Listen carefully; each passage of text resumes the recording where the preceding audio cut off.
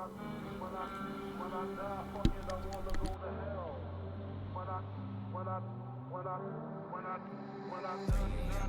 with this pistol on my lap. 6 medications, guess there ain't no fixing madness. Get motherfucker, not gonna let till I relapse. If I die, they might die till they inherit my stacks. Fucking word, tell me what's the word. Only time I speak my hardest when the message come out stirred. People pleasing, always eager to fix some motherfuckers' problems. Me at the bottom, uncomfortable with the horrors. Feel right my teeth off. Almost in pieces, no heartbeats got off. God, I did, you gon' save me. Yo, guys, welcome to a new stream, or welcome back. I was streaming already before, but welcome to the Spooky Monday part for the people on YouTube. Welcome to this video. And guys, I would say we start right into it. I made myself something to eat that we watch at the beginning, something. I would also say Nuke's top 5 because I saw he has a new video and I didn't watch it so far. And then we can go with the Lazy Masquerade or so, because we said today is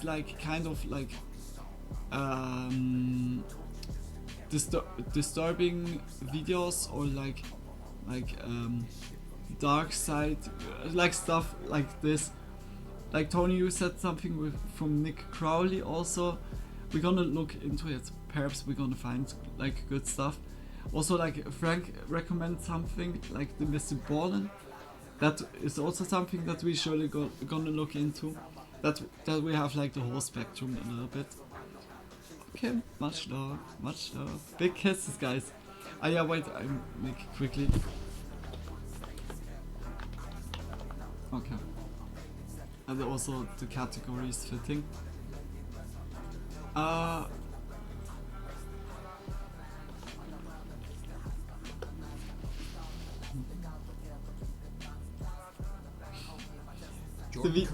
The video name: Top 10 ghost videos so scary you'll have gravy pants. Okay, guys, let's go into it. I need to quickly turn off the music here. So then get ready to shit bricks. Exactly, Tony, and welcome back. Let's go. I would say Nuke's top 5, and after this we're gonna look where the disturbing stuff I found in the internet. 5 most disturbing Reddit threads, something like this.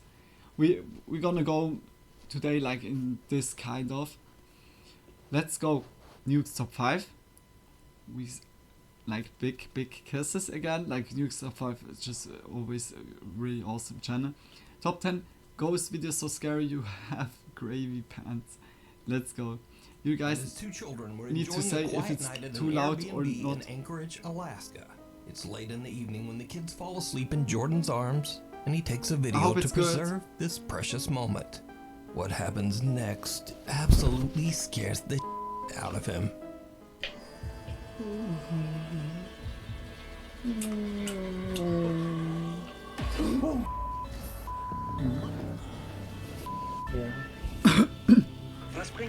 Whoa, what the fuck? And my phone is also instantly. Oh my god, oh my god, look, legit. Sorry guys. Oh my god. What the is that?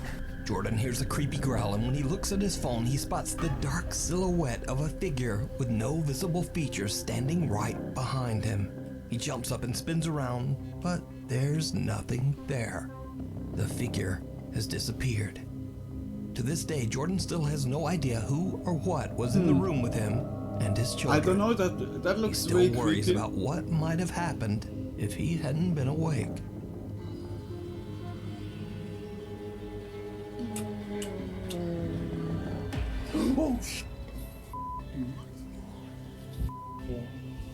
The grip of the grave. Jimena Barón, an Argentine It star looked with really, more than like, 6 million authentic, his Instagram reaction. fans, usually posts glimpses of her daily life as she travels, acts, and sings. I like. But one we day see she his posts a face video in on her slow motion. Instagram story Yeah. that is very out of character. The video is security footage that shows Jimena hanging out at her friend's house in Argentina. Something happens that Jimena says still gives her chills to this day. Hmm?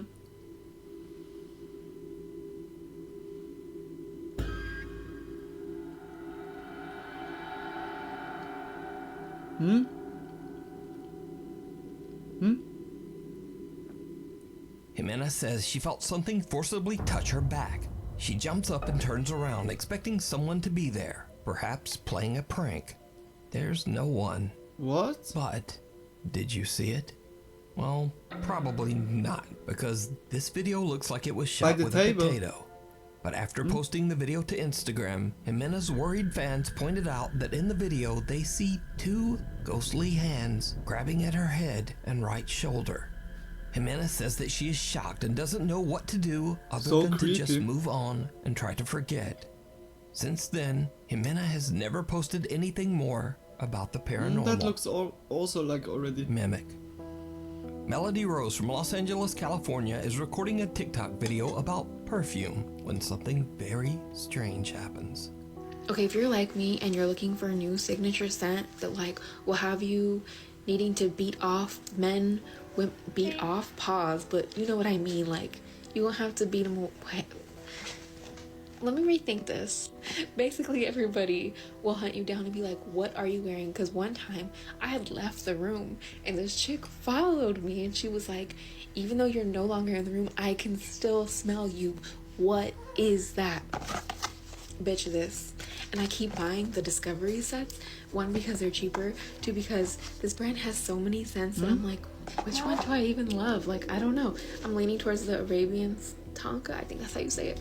An unidentified childlike voice can be heard saying, "Hey," and "Melody." Melody. With beat off, pause, but you know what? I'm like, which one do I even love? Like, I don't know. Now, Melody doesn't hear this voice at all and is completely unaware of what she just captured.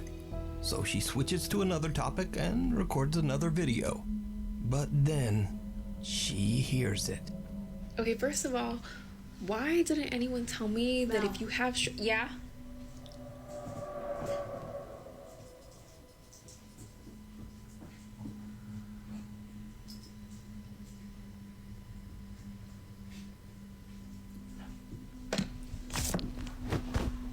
My bad. So I forgot. I didn't think about it. I'm home alone, and I thought someone called me, and I'm home alone. No. Melody. Good playing. But now. Maybe it was my cat, and she sounds like a human sometimes. That is so fake.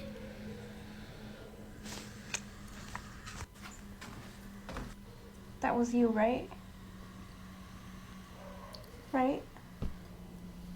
Look, Someone calls out make it Melody's like- name like really loud looking. enough that she actually just turn answers back. the camera off. Okay, first of all, Those why are didn't always the anyone legit tell me ones that when if you you're have astonished yeah? or shocked, like instantly camera off. But then Melody remembers something creepy. She's home alone. She immediately begins to freak out, and the voice calls her name again. Melody. Now, equally strange, a creepy hissing or breathing sound can be heard in the audio of her entire recording. So, after posting the video to TikTok, many viewers believe that Melody is dealing with a mimic, a type of entity that copies the voice of its target and their family in an attempt to take over their life. But others had no believe that it connection might to the simply chat. just be a malfunctioning Amazon Alexa. But Melody says that she has no Alexa devices in her home. Another thing, Is Alexa. everything working? I don't have an Alexa. So is Melody in danger from a supernatural force? Or is it all just an Is elaborate like hoax? everything good? You decide. Does it sound good, guys? Scream Sierra J. Casey, a concerned mother and TikTok user, has been noticing some very strange behavior from her daughter at their Texas home. One day, the toddler comes running out of her bedroom, terrified and refusing Maybe just a little bit to go loud. back. Okay. TikTok user Sierra is worried that something might have happened and checks the footage on her Ring nanny cam. What she discovers shocks her to her core. Is that better?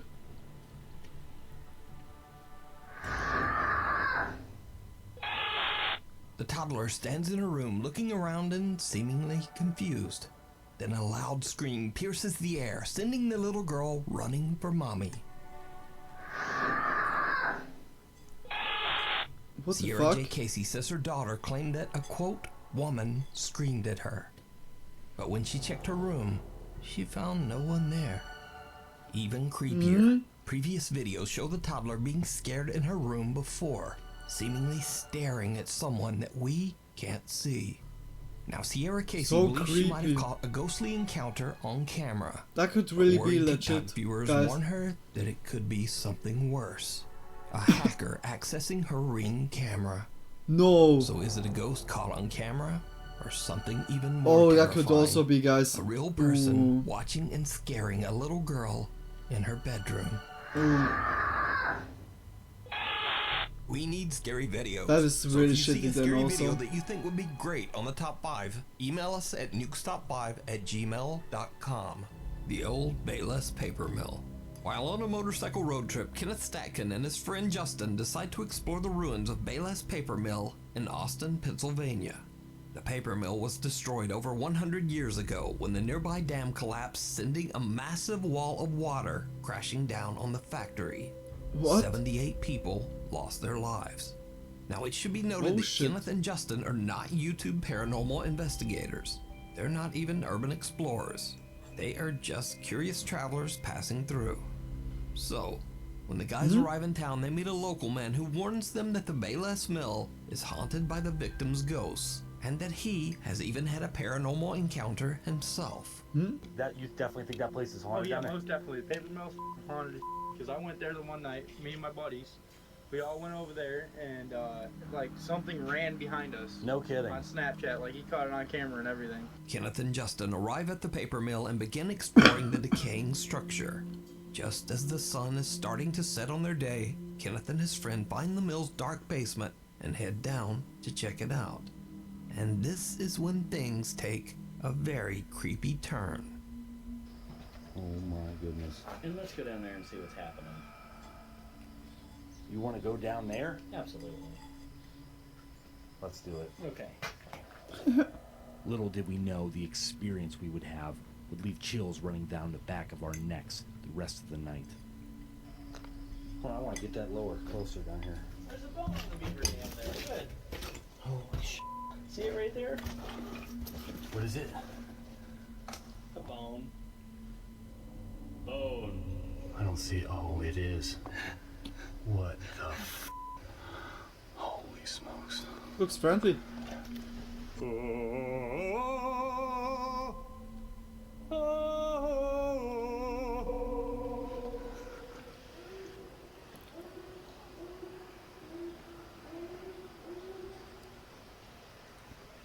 What was that?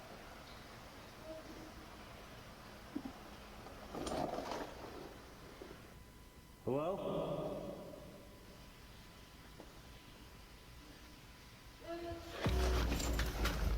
Yep, get the f out of there! Whoa! Yep, no more of that. Did you hear that? Oh yeah. What was I that? have no idea. The two explorers hear very bizarre sounds. Lol, yeah, and then a how he strange voice sang. is heard from the darkness. It sounds Well, that was so very creepy. close by.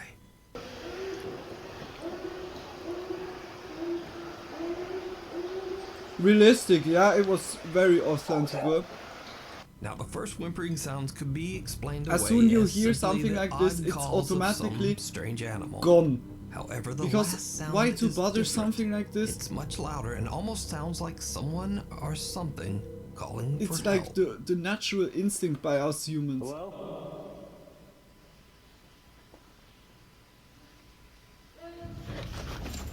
Wow. Yep, get the f out of there! Whoa! So the question is, if this Creepy. was an animal, why would it come closer to the sound of people instead of just We hear it running closer off? the second time, Well, yeah. whatever it is, Kenneth and Justin are freaked out, and they decide to just get out of there. That So sounded considering really Emil's like tragic history, could it be that Kenneth that it was accidentally much captured closer. the ghostly voice of one of the 78 people But who so passed creepy. away when the Austin Dam collapsed? You decide. The Haunted Hill House. The Hill House in Mineral Wells, Texas What is could said to it be? one of the most haunted locations An in animal? the US. The home is Whether owned by it's an Catherine and animal Edward or Estes, it's a who allow human guests to rent that out the got Hill gone House crazy. overnight so that they can have their own supernatural experience. Oh, in by the way, home. I lived the opposite Visitors have reported situation hearing on our voices, group. being Huh? scratched and How bitten, do you mean and the some have even opposite? had things thrown at them. Hmm? The owners say that most guests get so freaked out that they leave early and often don't even make it through the night. So one I night, scared a the group shit out friends of a rent out fox. the Hill House No, just to oh have my a little gosh. spooky fun. Now, none of the group are paranormal How the fox investigators. see? In fact, they're not even really believers in the supernatural at all. But that is about to change. Hmm? One member of the group, Victoria, lays down on a bed and jokingly starts to taunt one of the spirits that is said to haunt the house. Needless to say, it did not go well.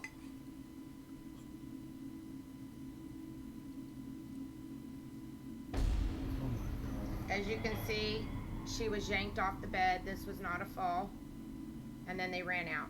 We're going to rewind that and we're going to show you in regular screen.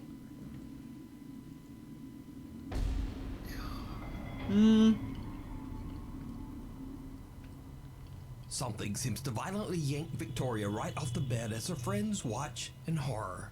It was very Security dark camera and in the he room it catches suddenly the action runs as out Victoria like quickly crazy. gets Oh to my her gosh. feet, and the Yeah, group when you just don't makes a see it run or for so. One of the guys is And so you go, panicked like, that he in this drops his direction. phone and doesn't even stop to pick it up. Now, cut to almost It's 1 like hour instantly later. run It's around 3 in the morning, for and a the guy named animals. Drew wants to test out the supposedly paranormal activity for himself. Hmm? He enters the same room and immediately begins to aggressively taunt the ghost. He says that the spirit is a coward, and that if it really wants to attack someone, why doesn't it attack a man? Same room. Look at the guy in the white hat right here, guys. Follow him. Before I can even finish my sentence, I'm in the air. All right, we're going to pull it back. I ran right through both of them. Did you see he got pushed? So, Drew gets his wish. He is Damn. violently shoved by something, and then he almost knocks down his two friends as he runs from the room. But it Jeez. gets even weirder. That is 'Cause really as Drew and his crazy. friends run out, something seems to yank the door closed behind them. And if you watch closely, you can actually see the doorknob move as if it's being pulled. Now, since these creepy incidents, the Haunted Hill House has gotten national recognition online and through various news outlets. Sean Gigi, a news reporter for local TV station WFAA, goes to the Hill House to interview the owners, Catherine and Edward. But what he doesn't know is that he too is about to have a paranormal experience. All God, caught the by his raviolis own was news so camera. good. What was that? But I could eat In the another middle one. of the interview, we heard something scratching. My microphone didn't pick it up very well, but I'm being completely honest when I tell you I heard it clearly.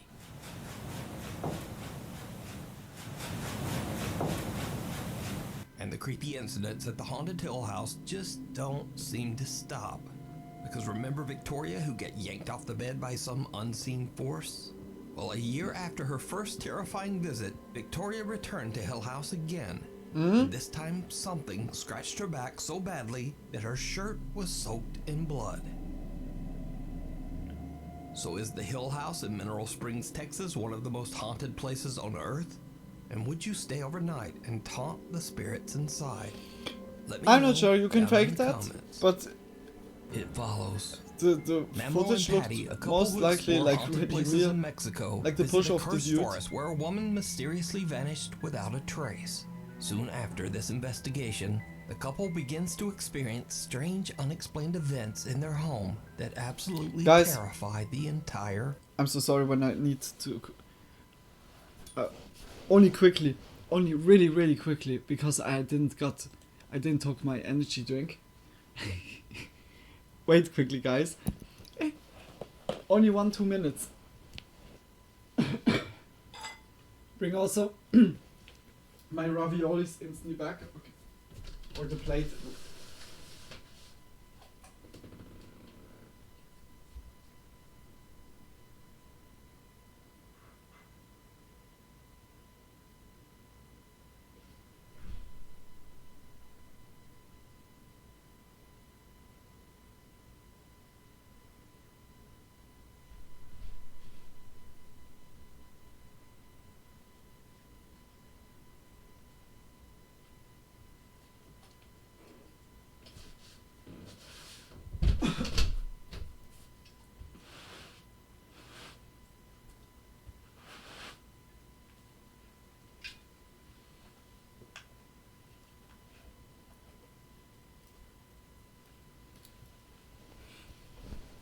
Same as us, you took us by surprise.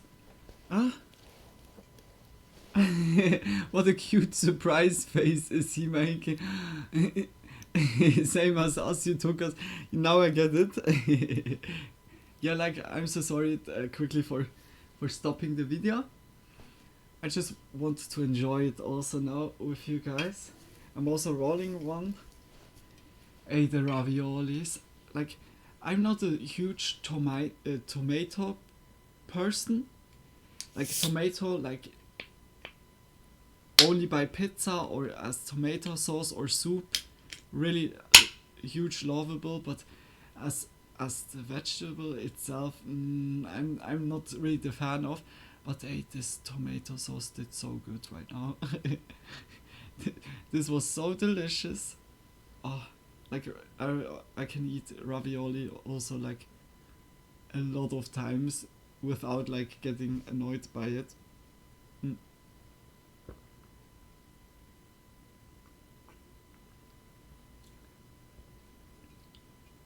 Boah, let's go.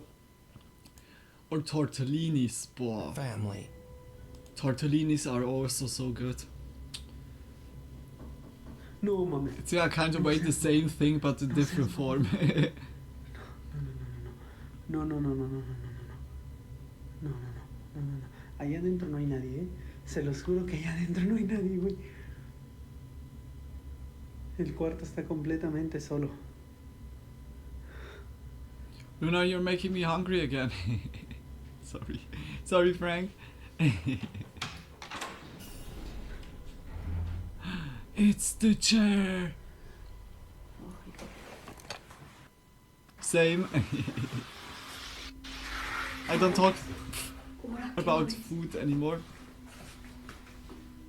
Nom nom nom. Aquí estamos nosotros.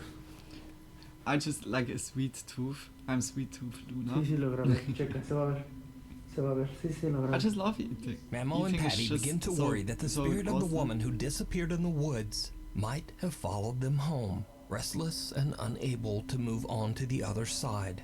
The paranormal activity in the house becomes so intense that it even starts to wake them up at night. Yeah, then seek like ¿Quién eres y qué an exorcist that drives out the bad spirits.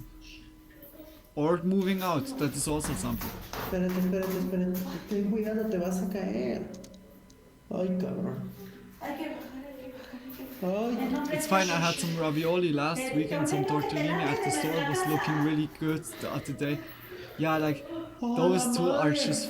Like, pasta in general is not really that alluring for me, but the ravioli and tortellini are the ones. Memo checks and, everywhere, but I don't know how no they're one there. called, like in... Now I should mention that Memo and like Patty stream many spatzli? of their paranormal How is encounters that live on YouTube as they happen. In English? They say that they want to prove that their But experiences also are real gnocchi, and absolutely but terrifying. this is not pasta So, more, cut to it's another like night, more and the family also is like woken on up again by potato sounds basis, coming from but outside their gnocchis bedroom. are so... Memo immediately I really starts love live that. streaming from his phone. Okay, wait. What happens next is downright chilling. How's spatzli called? Espérame aquí. Yo te ordeno en nombre de nuestro Señor Jesucristo Ah, que te spatzle. dejes, que te vayas. It's also No tienes spatzle. cabida en este hogar. Yeah, Tienes cabida those en are also nuestras good. vidas. Boah. En nombre de Jesucristo yo te expulso y te despojo de este lugar.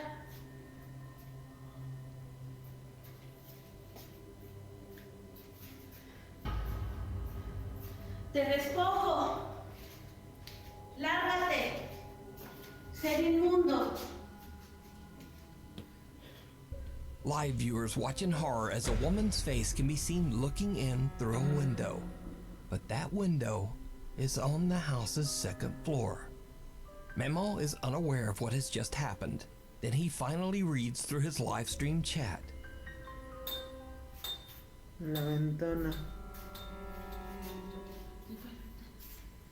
¿En esa? Hijo. En la ventana de las escaleras. Esa. ¿Qué vieron ahí? A good twice baked potato with sour cream cheese and chives. Oh, Sí, ¿qué vieron? ¿Qué oh vieron? that is also good. ¿Qué That había? is also really good. A baked potato is always a good decision. ¿Pero qué? Like No, Swiss no is mames, like la- also like la mo- heavily cheese No, and heavily no manches, no. potato stuff. Sí, no puede, es imposible But also que like haya alguien ahí parado. pasta Les is voy a also demostrar like por qué. common here in like Ay, Dios, me da cosa bajar, hijo. I would say rice is a little bit less, but Miren. potato dishes or so. My mom cooked always like No, a miren, good ahí stuff. está la But my ventana, mom ¿sale? has also like German kitchen more, because my grandparents are from Germany. Chéquense. ¿A dónde está la ventana?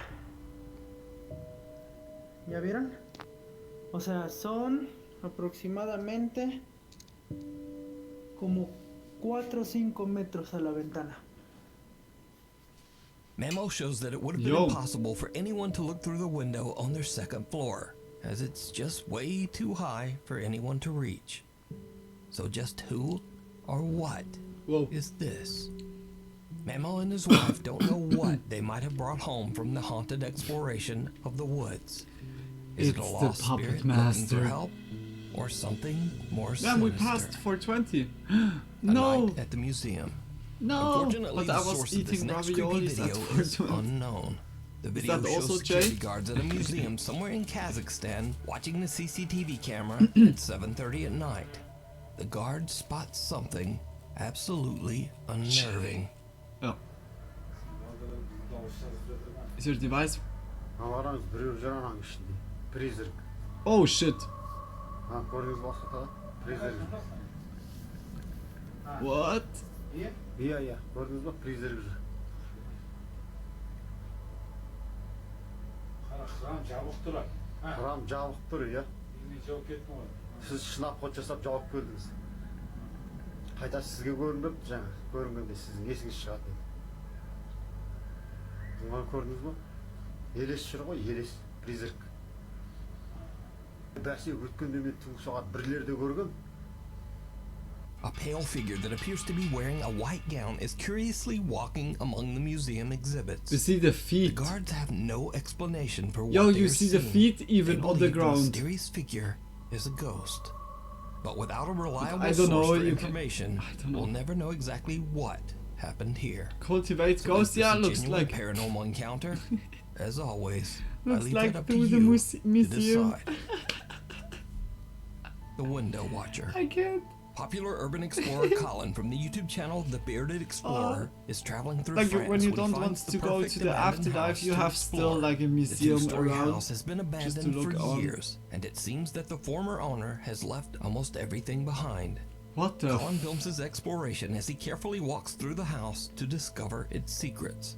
He takes photos and videos for his social media and eventually leaves, satisfied that he has documented everything of note inside the house. But it isn't until he looks back at the footage later that he discovers that he had missed something while filming the outro for his video. Something very spooky. What the fuck was that for a chair?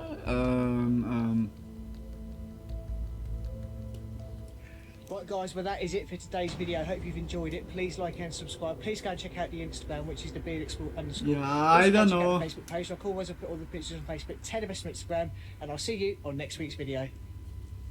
Someone can be seen peeking out the window from behind a curtain. I'm not sure. Now, I have carefully Yeah, now watched that Colin's I'm a entire ghost, Uncut I'm gonna video, be able to and there watch is absolutely masterpieces no without sign paying of a ticket. anyone inside that house. Free From the entry. moment Colin Fuck enters, yes. no sound of movement can be heard. The only noise is from Colin Yeah, as a himself ghost, I would go as he like wanders on around the a world house. trip. Even creepier. Looking This is not the everything only on. strange thing that he captures on video What could go during wrong? this visit. Now I will go After he see all posts the the video movies to I want. YouTube, one of Colin's sharp-eyed viewers Hey, that spots would be the something perfect truly place, like bizarre. in a cinema. So we'll start with this one first because this Hey. one looks like it's got a lot of stuff inside. Okay, you it. need to hope that the cinema stays forever Some there. photographs here, You look. know, yeah, like The ceiling. as a ghost, it's surely like also Carpet sad and mold. to see it, like when you're from a place that is like Bit of really condensation up in lively. the corner again. And you see over time it gets to It's an the abandoned cupboard. place or so. Completely I would filled be with also blue as a string. ghost fucked up and bored out. Wow. And as soon the Absolutely next amazing. would come into this place, I would be like, no, the Look at that, it looks as the if games has something's been climbing opened, in. just Oh, the spooky games. Bags hit my leg. There a moving tap door, on me. there a It looks as if knock, something's been there climbing is in like here and crashing sleeping in here, glass, maybe. and oh, Did you see I it? In the reflection of a cupboard mirror in a bedroom, a pair of feet can be seen standing underneath the window curtain. Oh my almost gosh. as if someone is hiding behind or the a pair of curtain. shoes are But there. when Colin pans the camera back towards the curtains, the mysterious feet are gone. Also, if we look back at the footage from a couple of minutes before, there were no feet there when Colin entered the bedroom. Okay, that's strange. So, did the urban explorer accidentally capture not one, but two paranormal events on camera? Let me know. You can watch this entire exploration and many more over on the YouTube channel, The Bearded Explorer. That looks interesting, that house there. Night Watch. Night Watch. A security guard working at a factory in Mexico is confused when he meets a new employee that no one, not even his boss, has told him about. The next day, he complains to a coworker about the odd conversation he had, only to be told that there is no new employee. When they check the building's security footage, they are shocked.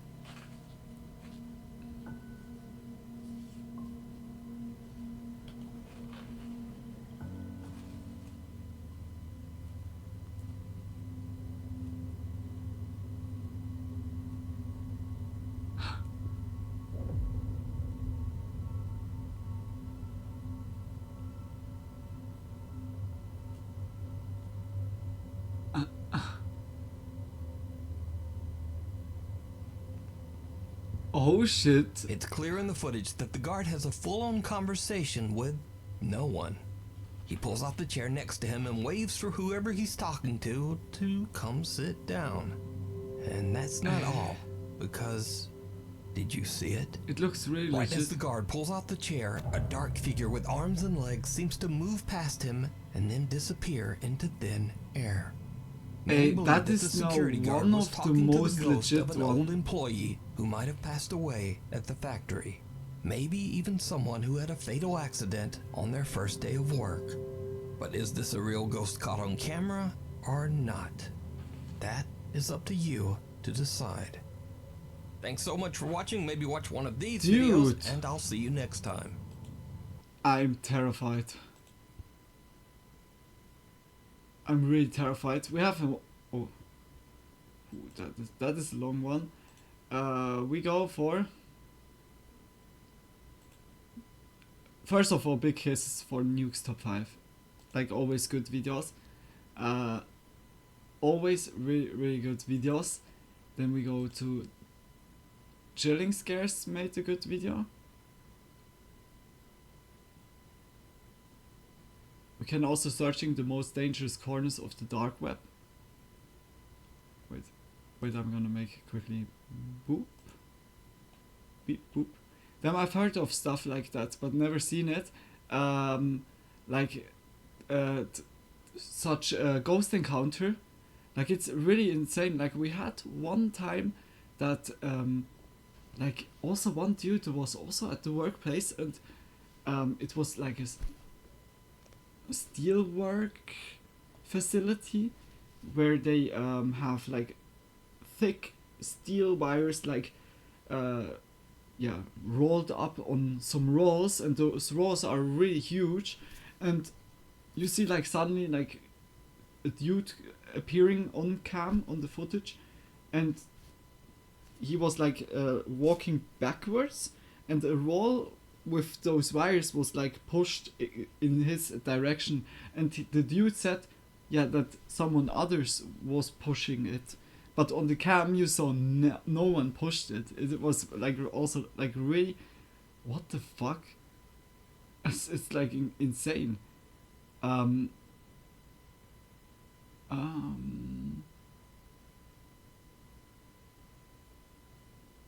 That looks also cool. Okay, wait. It's here.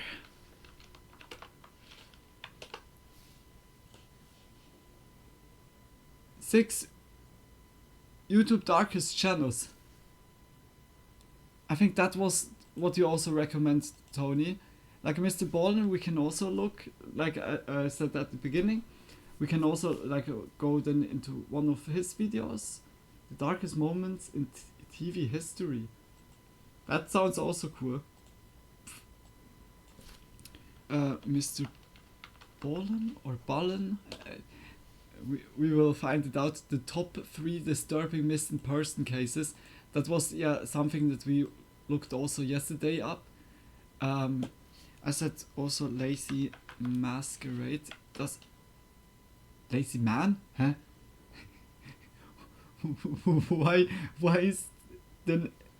Why is Andrew Tate showing like what the fuck? like what? Searching for Annie, the genius who vanished at Yale. Oh, that sounds also interesting. Solve mysteries that will make you question humanity. That is also sounds already interesting. Yeah, let's go. I think then we have already a good handful of stuff. Okay, first of all, chilling scares. I talked about it, but didn't see it.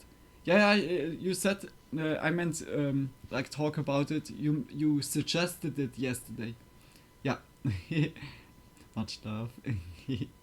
Okay. 6 most disturbing Reddit threads. Let's go. We look into it. If it's too loud or too quiet, always saying it. I'm instantly trying then to fix it. On May 1st, 2015, Let's go. Reddit user Chilling scares, R.Bradbury1920 made a mooches. strange post to the site in which he wrote about his I think it's gonna suspicions be that somebody was disturbing. breaking into his apartment and leaving Yeah. post-it notes in random parts of his home. The entry read, "On the 15th of April, I found a yellow post-it note in a handwriting that wasn't mine Let's on go, my desk, let's reminding go. me of some errands I had to do, but told literally nobody about. While odd, I chalked it up to something I did in my sleep, thinking maybe in my half-awake state I scrawled it so it didn't appear to be my handwriting. I threw it out and thought little of it. On the 19th, I found another post-it note on the back of my desk chair in the same handwriting as the previous note, telling me to make sure I saved my documents. I was freaked out, but there were no other signs of a break-in, so I set up a webcam in my house and aimed it at my desk and used a security camera bit app for it louder. to record after detecting movement.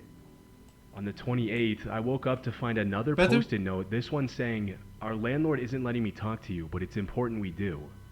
I immediately checked the webcam's folder on my computer and found nothing from the night before, but my computer's recycling bin had been emptied, which I am certain I did not do recently, indicating someone had noticed the webcam and deleted the files.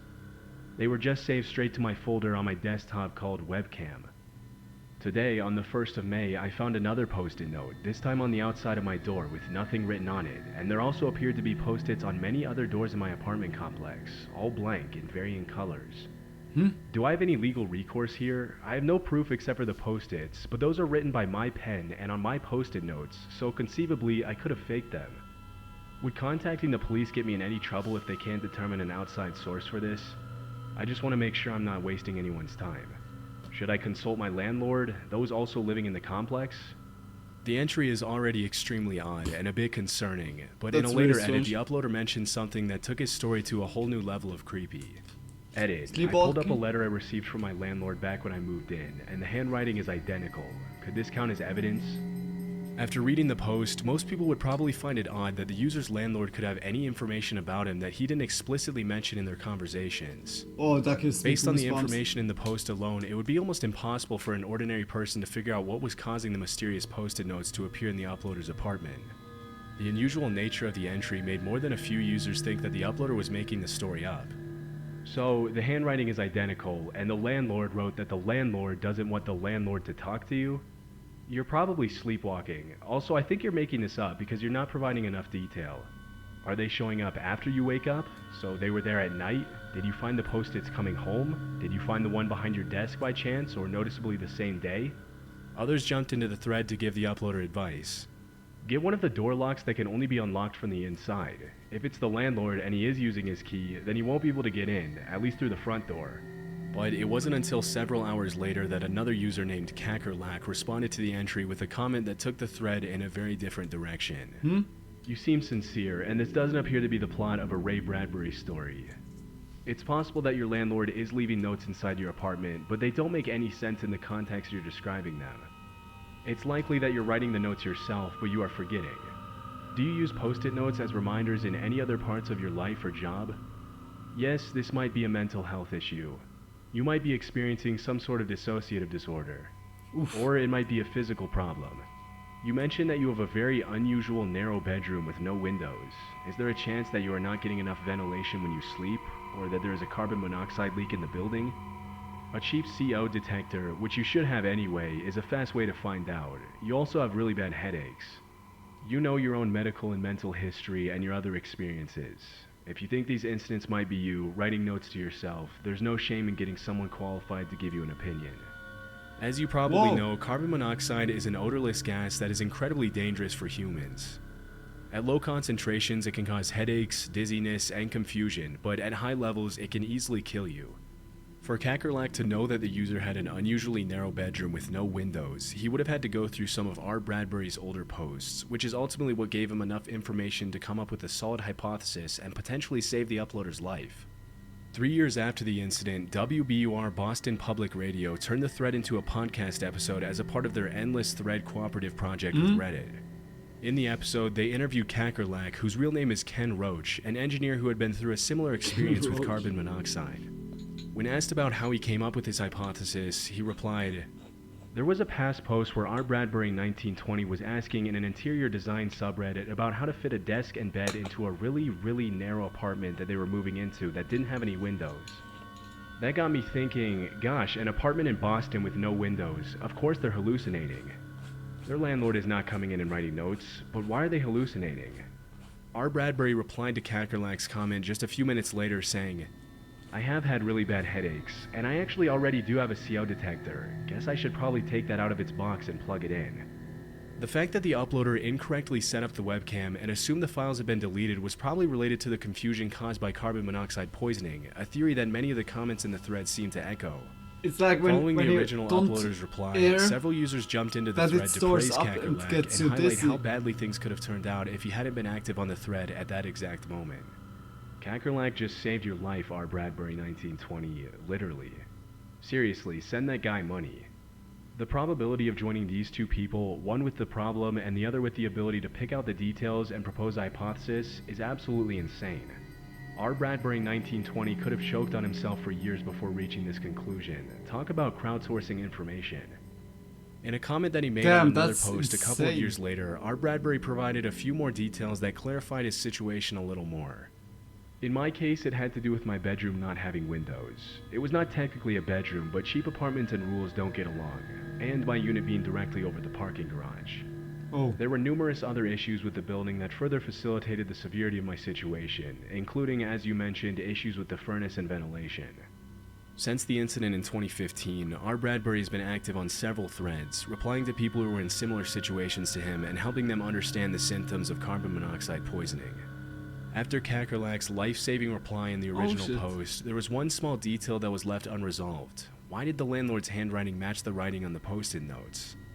Although R. Bradbury never commented on the matter himself, other Redditors in the thread came up with their own theories. Bit late to the thread, but how does that explain the fact that the notes had the landlord's handwriting? Guess I hadn't caught that. Either everything is a lie, his handwriting looks odd when he's tripping on carbon monoxide, or he was just being paranoid. That doesn't explain how the landlord's handwriting looks identical to the post-it notes. Bad handwriting while blacked out mixed with paranoia? I don't know, man, I'm not the OP. Considering the uploader initially thought the post-its were being left there by the landlord, it's highly likely that he imitated the handwriting from the letter in his confused and potentially paranoid state. This is the only loose end of the incident that was left unresolved. But one thing we know for certain is that if Kakerlek hadn't replied to the post as quickly as he did, things could have ended tragically for Art Bradbury, and probably some of his neighbors as well. Damn. Yeah, like guys always air. At around 1 a.m. on October 4th, windows 2010, open, Reddit user Khaled the circulation of Gypsy air, posted a concerning getting fresh entry with air the title, in, "Does and this if mean the it's not FBI is possible, after us?" Me and my friend then, went to the like, mechanic today, finding and we kind found of a this on his car. solution in a way. I'm pretty confident it's a tracking Or device by going- the FBI, but my friend's to roommate outside, thinks it's a bomb. like- Any thoughts? Edit 1. I should also clarify that the FBI had an interest in my friend since his father passed away, as he was a religious leader, and they've made attempts at contacting my friend to spew racist questions. Edit 2. I should have been more clear when clarifying, but religious Muslim leader, and I'm an ENT. But it was my friend's car, and he doesn't use Reddit. My plan was to just put the device on another car or in a lake, but when you come home to two stoned people who are hearing things in the device and convinced it's a bomb, you just gotta be sure. Edit 3. More pictures. Edit 4. People keep repeating some posts, so I'll address the more frequently asked questions here. The device was found near the exhaust, but further in. My friend's father was a Muslim religious leader. It is not an ex-girlfriend that placed the device on his car, nor some random other employer or such. He bought the car a little under a year ago, and it wasn't there for sure then. Last edit. I'm doing another post because the story has many new developments, hopefully within a few hours. A comment that quickly rose to the top read, "It's a Guardian ST820. It's a GPS tracking unit made by the company Cobham. The product line is called Orion. The Redditor who said that the battery and magnetic unit is handmade is wrong. You've got the standard kit. It's sold like that by Cobham.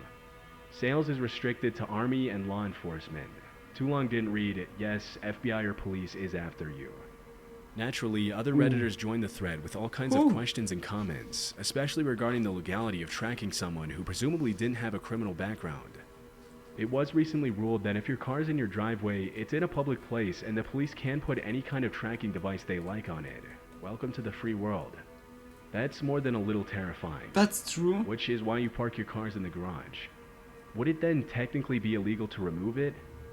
Why is it so big? That looks like a GPS tracker from 1992. Because it was built for performance and durability, and not to make roadkill envious. The large cylinder that looks like a mag light is a battery pack that'll power the thing for weeks. At one point in the discussion, the OP asked, "Are there any lawyers in this field reading this? If yes, please advise." Damn, yeah, that is I pretty am. My advice is alarming. that you get your friend a lawyer fast. On October 7th, 2010, just 2 days after the original entry, the OP posted this update. Update 2, does this mean the FBI is after us? The original post here is the first part of the story. That being said, the follow-up for my friend's story is actually on Wired.com as a story there. The FBI is actually now trying to get in touch with me about some posts. So as not to anger our government agency any more than I already have, I won't be posting a lot about that, but feel free to ask any questions regarding my friend and I. According to the Wired.com article, the FBI sent a half-dozen agents to the uploader's friend's house in Santa Clara, California, less than 48 hours after the original Reddit entry was posted. What? From my research, Khaled the Gypsy's friend, then 20-year-old Yasser Afifi, is the son of the late Aladdin Afifi, former president of the Muslim Community Association in California. Although Aladdin himself moved to Egypt in 2003, his son Yasser returned to California alone in 2008 while his father and brothers stayed in Egypt. Because of the government's perception of his father's work, he had been on a federal watch list for a while and was regularly taken aside at airports for secondary screening. On the day he was visited by the FBI, the agents demanded their tracking device back and made it a point to let Yasser know that they knew pretty much everything about his life, including where he and his girlfriend frequently went out to eat, that he had been laid off from his old job and hired at a new firm, and was planning a business trip to Dubai soon. After interrogating and intimidating him for a while, they brought up the fact that his friend Khaled, the original uploader in the Reddit thread, had recently made a blog post on another site that allegedly had something to do with a mall or a bomb. After an unidentified person called the FBI to let them know Yasser and his friend were threats to national security, the two friends were immediately flagged, even though it was later found out that Khaled's blog post was meant as a casual joke in an online forum. Eventually, the FBI left both of them alone, but the case caught the attention of the American Civil Liberties Union as the tracking device was installed following a recent ruling saying it's legal for law enforcement to secretly place a tracking device on a suspect's car without getting a warrant, even if the car is parked in a private driveway. As soon as the whole mess was cleared up, Yasser and Khaled's case was used to challenge the ruling on tracking devices, which is a battle that continues to this day. The two friends haven't been bothered by the FBI again. Dude, it's really alarming, stuff like this. It's just on like... January 21st, 2016, a Reddit thread titled, "To those who have accidentally killed someone, what went wrong?" was started by a user on the site. Although the entire discussion was later deleted by moderators, I was able to find the original post using a Reddit Wayback Machine. In the days following the upload, the thread received almost 7,000 upvotes and more than 10,000 comments, with people confessing to all kinds of horrible crimes they had accidentally committed in the past. As in any other Reddit discussion, most of the responses were obviously fake. However, a few of them were actually believable. Not sure if it was an accident, but while in college in my first apartment, I came home from work at 3 a.m. Some dude was in the hallway outside my door, and I had a bad feeling about it. I paused and went to get the mail, hoping he would leave. Nope, I came back and he was waiting at my door. I asked him what was up, and he said he was looking for John. My name is not John, and I lived alone. I asked him to move and let me in my door. He told me to F off and get John. I slid between him and the door, opened it, and he pushed his way in. I pushed him out. He took a swing at me. I swung back, hitting him in the eye, which caused him to fall back and hit his head. Out cold, forever. Apparently, John was the guy who lived in the apartment before me. The dead guy spent 5 years in jail because of John ratting him out for drugs. Dead guy came back to get some revenge, got dead instead. Oh no. Most of the comments were similar in nature to this one, but one particular response made by a now deleted account stood out more than any of the others. This still haunts me to this day. As kids, we had a hideout in a dirt cliff/cove. This is the best approximation I can find on Google, only 3 times taller and probably 10 times as wide. There was a neighborhood kid who, in hindsight, was probably mentally handicapped in some way, but to us he was just a weird/creepy kid. This was the 80s, and we weren't exactly raised PC. 3 of us were headed to our base and found creepy kid sitting on top of our guard chair. We yelled at him to get out, and he said something like "make me," and started lobbing dirt clods and sticks down at us. We all ran around the side to make our way up. It gets pretty fuzzy here, but all I remember is he fell. I still remember the sound. When we got back down to check on him, he was in a very awkward position with blood coming out of his mouth. We all just freaked out and ran home, and as far as I know, no one has spoken a word of this to anyone. We didn't go back for over a month, and never said a word of it between us. Holy shit. Again, this was the 80s, so media wasn't like today. Chances are I got a small article in the newspaper B section. Missing mentally disabled child found dead after fall, or something like that. Most of the responses to that confession were pretty unremarkable, but one comment sparked a mystery that remains unsolved to this day. Was it Scott Kleesholt? He went missing in 1988 in St. Charles, Missouri, correct? That would make you around 10 or 11 at the time he went missing. He would have been 9. The fact that the response included such specific information on a particular case raised a red flag for many users of the platform who went to do their own research on the case. According to what I found, Scott Kleesholt was a young boy who grew up in the 80s about 20 minutes from St. Louis, across the Missouri River. He loved playing outside in nature and spent most of his time exploring an area near his home known as the Trails, where the locals went to bike and hike and explore the vast network of underground caves and tunnels. June 8, 1988 was the day of Scott's first grade graduation. His parents had promised him that they would buy him a new pair of shoes and take him out to dinner to celebrate the occasion, and when he got back from school, he went to the trails to play while he waited for them to get ready. To make a very long story short, Scott never came back, and his disappearance was immediately reported by his family. No. Unfortunately, a violent storm broke out that night, followed by a series of flash floods, which complicated the search for the boy.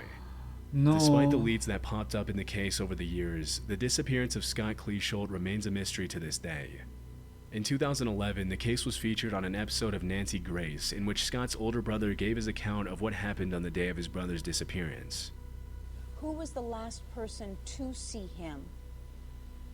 As far as I know, family and friends would have been my older sister Stacy before she had left for work and stuff, and she was there when he had come home. It's always so changed sad to hear. after school and that. So, as far as I know, it was Stacy. And what did Stacy see?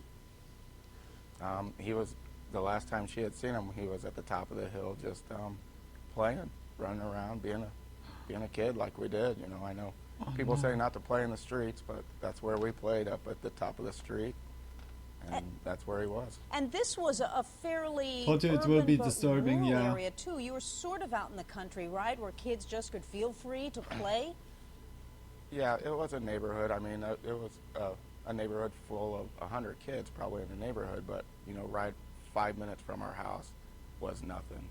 Farmlands and fields and dirt trails and stuff like that. Oh my How gosh. violent was that storm late afternoon? And did you think your brother had just hidden to have cover?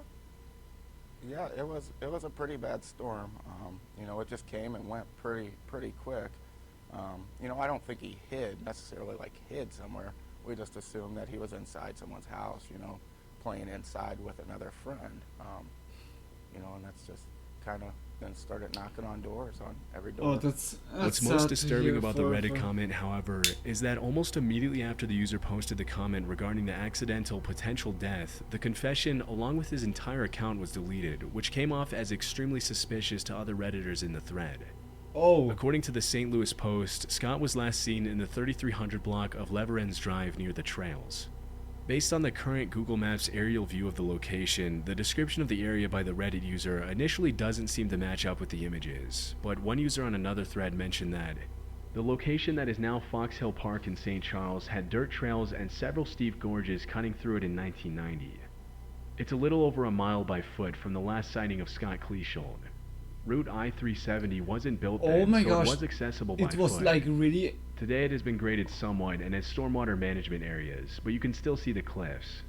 Based on this account, it's not hard to see how the Reddit user's story could match up with what Yeah, actually it happened. matches really Although good. none of this is certain, the similarities between the two accounts, coupled with the fact that the user deleted his account after being called out, made it a very real possibility that he was somehow tied to Scott Cleashold's Yeah, he disappearance. thought then also fuck. Even though the entire thread was and deleted by moderators, everything. the user That was responded like to the really confession and suggested the boy being a described could have been suspicious Scott, behavior. posted an That's update crazy, that same yeah. year in a different thread to make sure the post got the attention it deserved. I'm only posting here as it was removed from r/askreddit, and they didn't seem keen on the idea of reinstating after I removed the potentially identifiable info. And if this has any chance of getting public awareness on these kids or this story and Yo, potentially Spooky bringing Monday, some closure Spooky to the Monday, families of the welcome missing back, ones, and I Red. want people to see it. Welcome home. Since that day in 2016, there have That's been no crazy, further that's relevant so updates to the fucking case, crazy. which means we'll likely never know what happened to Scott, or if the mysterious Redditor had anything to do Hey, with rest it. in peace, Scott. So sad, like such an innocent child. On July 29th, 2019, user Iceman Throwaway 123 posted an entry in the Afraid to Ask subreddit, which ended up getting over 20,000 upvotes and thousands of comments and replies. The title of the entry was 12 Mysterious and Identical Stores Open Up on My Street. I'm gonna slip What into could be bed happening? like usual. It Already read, pretty late. I live yeah. just outside a big Then city make in what yourself resembles a suburban comfortable, main Tony. street. Like many suburban main streets, retail business has been rough, and they've all closed down. After a month of nothingness, suddenly 12, yes a dozen, identical convenience stores pop up. They look the same, they aim for the same floor plan, they sell the same products at the same prices. The names are all tiny variations of each other, like Town Name Mart or Market of Town Name, and all clearly bought their signs from the same place, as the fonts, colors, size, and shapes are all identical. These stores see no business that I've ever witnessed, yet have large staff numbers and are surviving way longer than any of the former stores that closed on this street. When I enter one, they all stare at me while I shop. I don't usually get nervous, but it feels like they're staring threateningly rather Good than night, intently. Tony. They only accept cash unless you Like pay Tony is some surely not $50. going instantly. Most of their products but are Walmart yeah, brand like great Tony, value I'm products also being saying resold for already higher good night prices. to you. Sleep Most well, of the sweet products are dreams when expired you're food products. falling asleep. I bought bread from Thank one you, but without I'm still checking watching because I for was in a bed, rush, slowly and it falling turned out it asleep, was 2 hopefully months without expired. nightmares. Upon I hope returning to also. show them, I found the entire shelf was expired foods. What was even grosser was the dairy cooler, which had ancient milk products. I'm so confused. I feel like I'm in an episode of The Twilight Zone. What's probably happening here? Huh? Update 1. Stayed late at work and didn't end up going yesterday. Sorry for the swarm of people who did remind me with one day. I'm reading through the comments to determine what to do, if anything at all. Sorry for the less than eventful update, but given how many people were saying I was gonna die, I'm just gonna point out that I'm alive and well. Well, in case you At first, other Redditors in the thread were understandably confused at why 12 identical and highly suspicious stores would like, suddenly I don't know pop if up in a that's random weird. That suburban sounds neighborhood in an now unnamed like a town, bait. and several users jumped in to ask for pictures of the location. Can you take pictures, please? Yeah, if it's a criminal organization, this probably isn't the best idea. This is actually the craziest story setup I've heard in a long time. Does every single one have the creepy employees and the expired food? All of the stores have expired food and seem to refresh every several weeks. One I found makes a noticeable effort to keep things fresh, but still has old dairy products. Does the food actually refresh, or does it just rotate through the stores? You said one store usually has fresh food. Is there a chance that they buy it from the distributor and then act like the distributor for the next store, so all 12 stores are always stocked, but they only have to buy it once? This is crazy, but it also makes so much sense.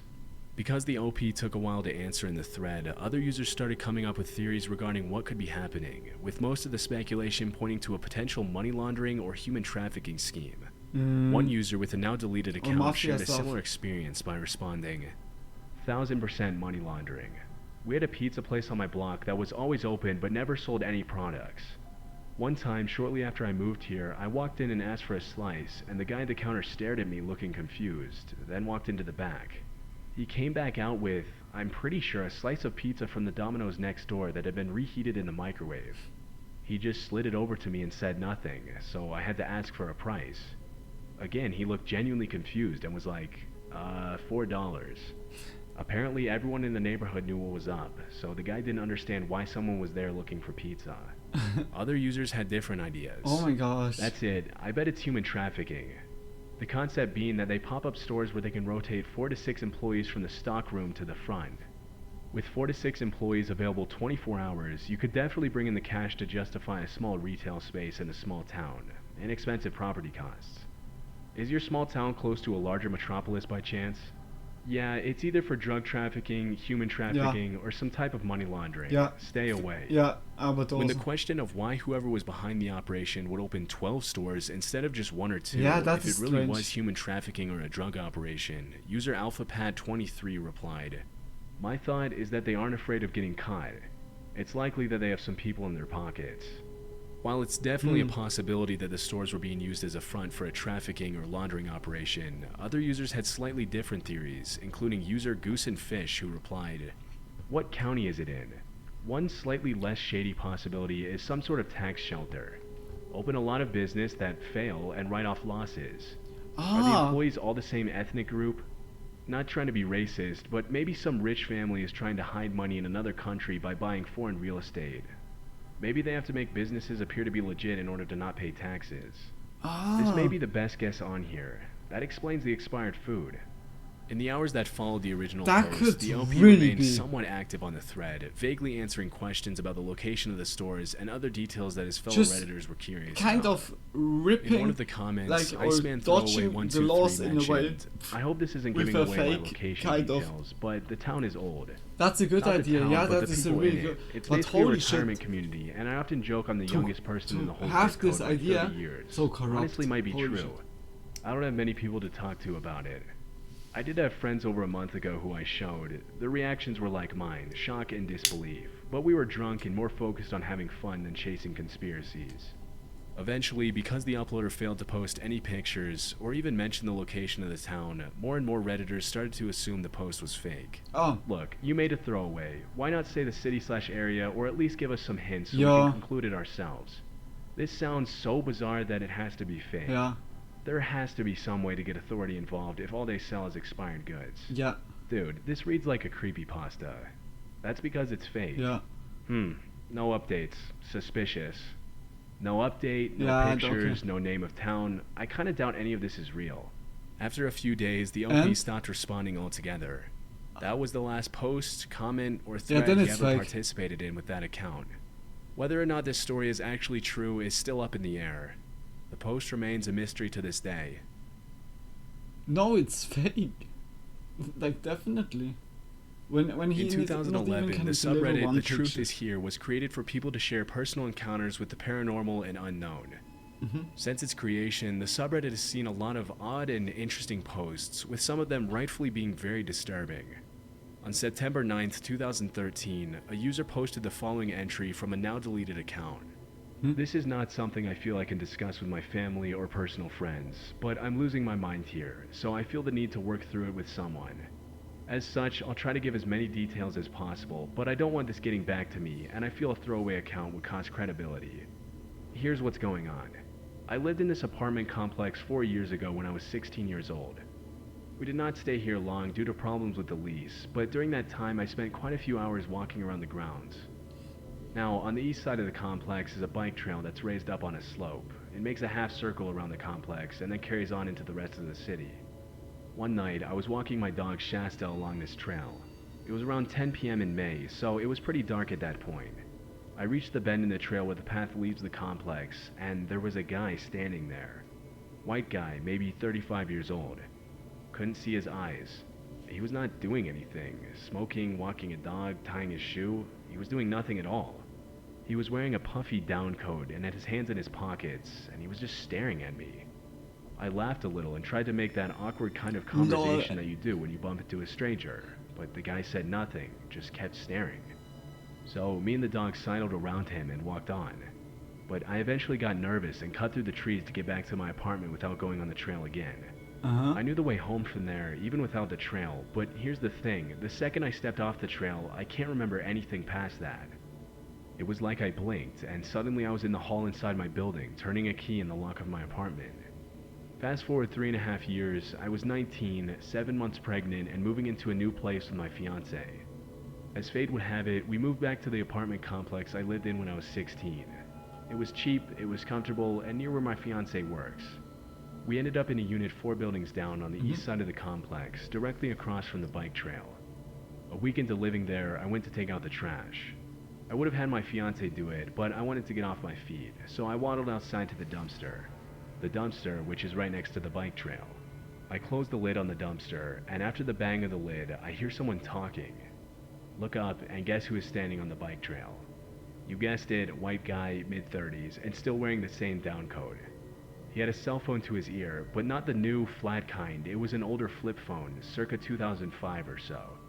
Anyway, he was talking into the phone, and he sounded pissed. He was cussing at someone on the other end, someone named Lauren. But you know how when people have a phone conversation and they tend to duck their heads down and not look at other people? Yeah, he wasn't doing that. He was looking right at me. After a second of this, I started backing up, and he started walking toward me. After a second, he was off the grass hill and onto the parking lot, and he took the phone from his ear. He then started snapping it into pieces, tearing out the antenna, breaking the screen off, and angrily throwing them all onto the parking lot ground, still looking at me. I turned around and ran back into the building as fast as I could, and I don't remember what happened next. The fuck? Next thing I knew, I was on a bed in the maternity ward. There was a fetal monitor strapped around me, and I had a saline IV in my arm. My fiance was there. After a bit of confusion, we worked out this. I came in from taking out the trash, and I was calm. I didn't say anything about the guy with the cell phone. I watched an episode of Battlestar Galactica with my fiance and started throwing up a bit, which was normal for my pregnant self. But I spiked a pretty nasty fever later, so there we were at 5 a.m. in the hospital making sure I was okay. All this time, apparently, I was perfectly alert, and on the way to the hospital, I apparently talked about our plans for the upcoming Christmas. I was discharged an hour later. They said I had the flu. They gave me Tamiflu and told me to sleep it off and stay indoors.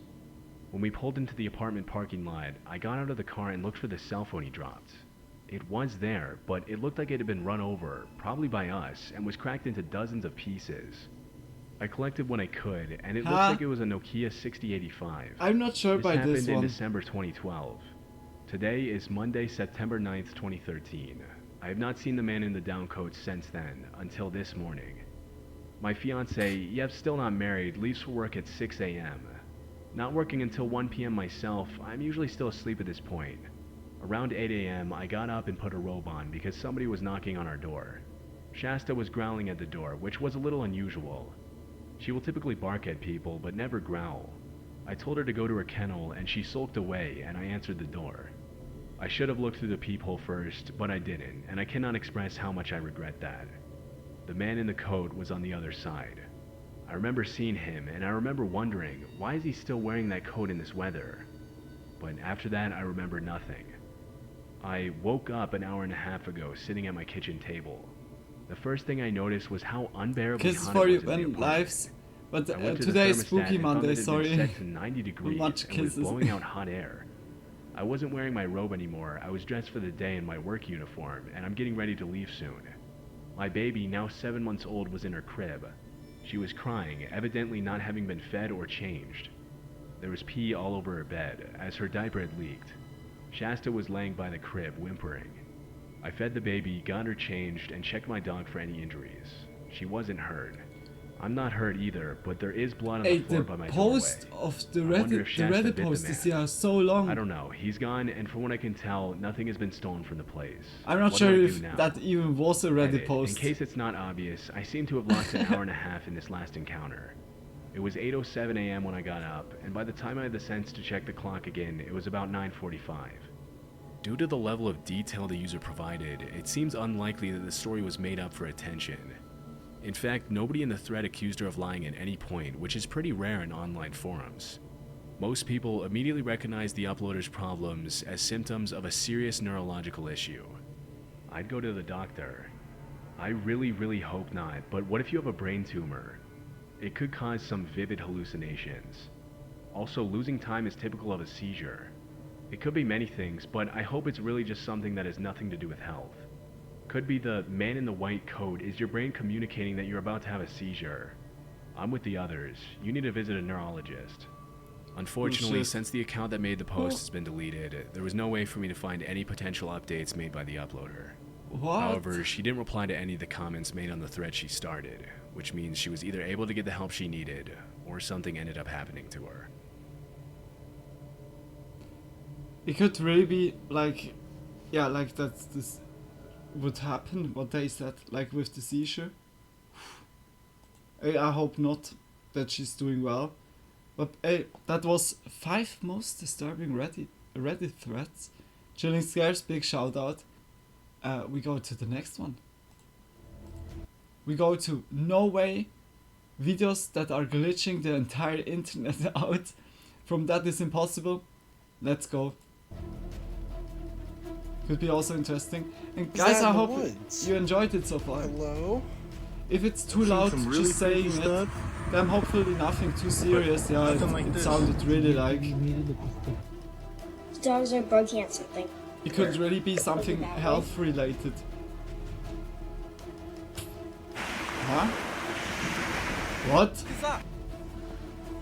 What was that? En esta ocasión estoy justamente aquí subiendo para mostrarles esto. Miren, es un... We're on an adventure to check on the fence line. Alright, y'all see this moon right here? And then I'm gonna go this side. Look at this. It should be less Hi, heavy. I'm James LaFleur, and you're watching the Impossible channel. Welcome aboard. Don't forget to leave a like and subscribe to the channel with notifications on for more videos like this. Today, we're going to be taking a look at mind-blowing phenomena that viewers are struggling to explain. From an underground entrance with mysterious sounds coming from within to the Appalachian Mountains mystery, unexplained glitches in the Matrix, and paranormal activity, you're definitely in for a treat. Are you guys ready? Ooh. Well, let's Okay, go. sorry. Creepy! Impossible channel. Let's go. Lol. Stretching along Sorry. the western edge Sorry of if I South scared America you guys. and bordered by the vast Pacific Ocean on one side and the majestic Andes Like Mountains on instantly. the other, you'll find Chile. A land of breathtaking beauty and diverse landscapes that range from the arid Atacama Desert, one of the driest places on Earth, Oh, I to the really lush love, like, forests and landscapes volcanoes like of the this. Lake Looks so District to beautiful. the rugged wilderness of And Patagonia. Chile is yeah, like also like a lot It's of definitely mountain. one of those places that you want to visit at least once or twice Wow. in your lifetime. But the thing is, it's not just a beautiful place. It's one of those places where mysterious and unexplained phenomena happen quite often. And for some mysterious reason, there's been a rise in mysterious sightings in Chile. No, esa guay es como un ovni. Ay, guatón que está It's the UFO snake. Que alguien me diga que esas weas no son meteoritos porque me muero, weón. Está lloviendo y está... No sé qué es. Like guys, I was finding Hola, ¿qué the tal? Bienvenidos a un nuevo newspaper video. En of esta a ocasión Swiss estoy justamente news, aquí subiendo para demostrarles esto. Miren, es un... On October 2022, brand, I don't know an how to internet say account that. by the name of Guaro Episcola From was staying in Viña del 1500, Mar in Chile. where they Now, Viña del Mar is a draw coastal it city with, about like, they 130 draw, kilometers they had from via cameras Santiago. or so, And it was they very late draw, at like, night, also, like, while enjoying the glowing apartment view, circles that and so Guaro in the sky. Episcola Like, saw everyone saw something it strange at in the this time. sky, And something it's a that wasn't newspaper supposed to from, be there. from Basel And back this then. is what they caught on I can camera. show it to you guys. Like, I was finding it, and that was really like, I was really like, what the fuck? It looks really strange what they visualized there. Alien serpents, lizard. That sounds crazy. Yeah, I need to show you guys. I shall find the picture again.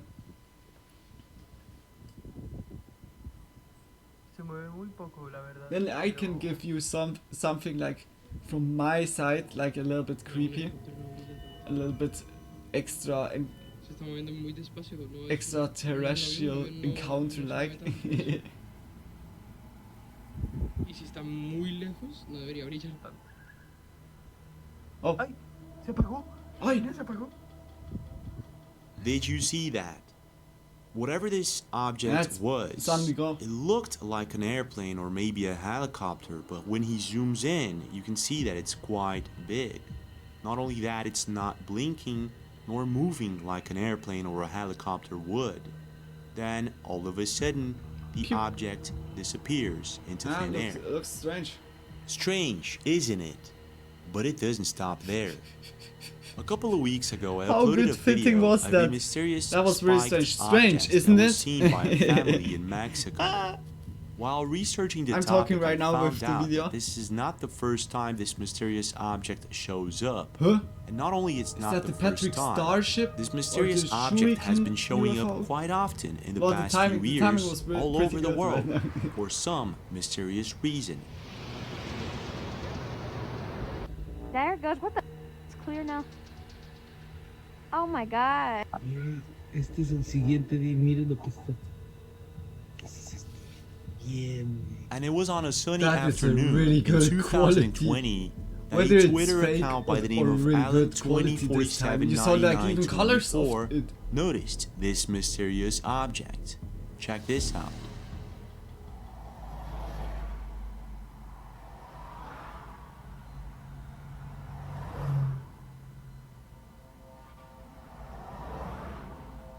What looks like a massive spiked object can be seen apparently landing behind some trees in Texcoco Highway in Tizayuca, Mexico. Look, when everything is here After landing being right posted, now, what is the then video happening? amassed millions of views and thousands of Are comments. they and just people positioned? all over the world Wait a were minute, wait a intrigued minute. by it. It Some doesn't make sense. Like, I think our planet is right now, like, completely in a state where, like, it's better to leave. Or so, like, everywhere is war in a way, or so, or like many places, and it looks bad because of climate change, and yeah, like, why it's now the time that so many aliens land here? They're just like coming quickly sightseeing. Oh, look at that! That will not be like.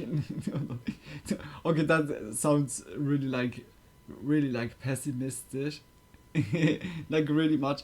Now, like perhaps the special mission here. I don't know. Like paper trail Internet that users they left have comments open. saying that this is possibly a balloon, But and maybe still, it like, is. why they should Others land here now? stated that this is possibly an angel according to ancient drawings and scripts. Oh. Whatever this is, it's very similar to what this family saw in Mexico in 2024. could be a balloon or maybe a drone, right? Well, maybe not. It looks so On special. August 2021, a group of people captured something very similar hovering just above the neighborhood of Ecatepec in Mexico. This is what they saw.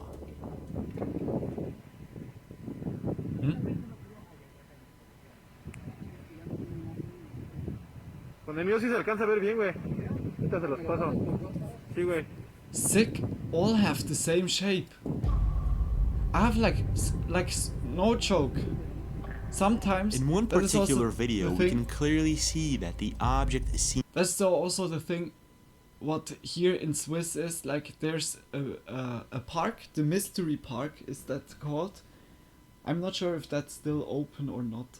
I'm not sure, but it was like from a dude, Eric, from Daniken, I think, and this dude was like also like a lot of theorizing like with aliens, like said like old cultures of our world, like Incas, Mayas, Egyptians, all like really old yeah civilizations had somehow like also like saw that and was like misinterpret it like in many ways, like I don't know, like angel or so, like perhaps angel is just like the way the people said it like back then, like it's like kind of really like it's strange that it's so similar in a way.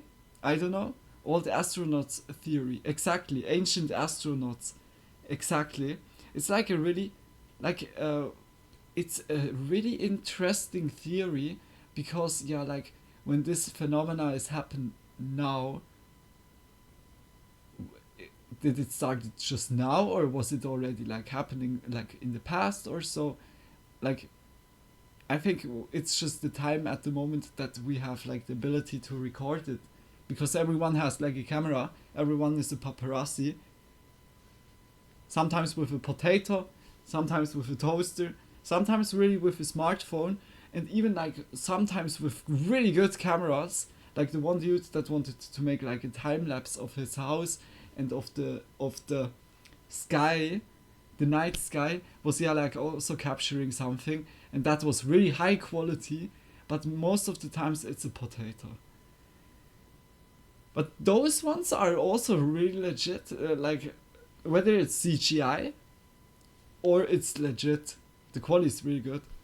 You see like even like some pattern on it, and it's always the potato. I think always like by the potato camera I think about Gladys, like by Portal 2. You win over Gladys at first, and then Gladys gets to a potato, and exactly that's like the camera, exactly like this. I'm gonna always... Nah, Gladys would have better quality. The camera would have much better quality than that. Sorry, that is such a Portal 2 joke. But yeah, like for real, Seems I to have be like also metallic the and feeling has this some weird shape. ancient astronaut theory could not be that far away. Like just misinterpret like certain stuff. Like the people back then had yeah not the technology that we have today, and they needed to explain certain things with the stuff they already knew. I don't know, like it doesn't look like a balloon. It's nor a drone. Really, like it's so a fortress. What is it? It's a fortress Pokemon. In one particular video Definitely. posted by Jared Hausman in Gladys is Colorado always Springs, better in we can quality see a very than a similar potato camera. object once again. There goes.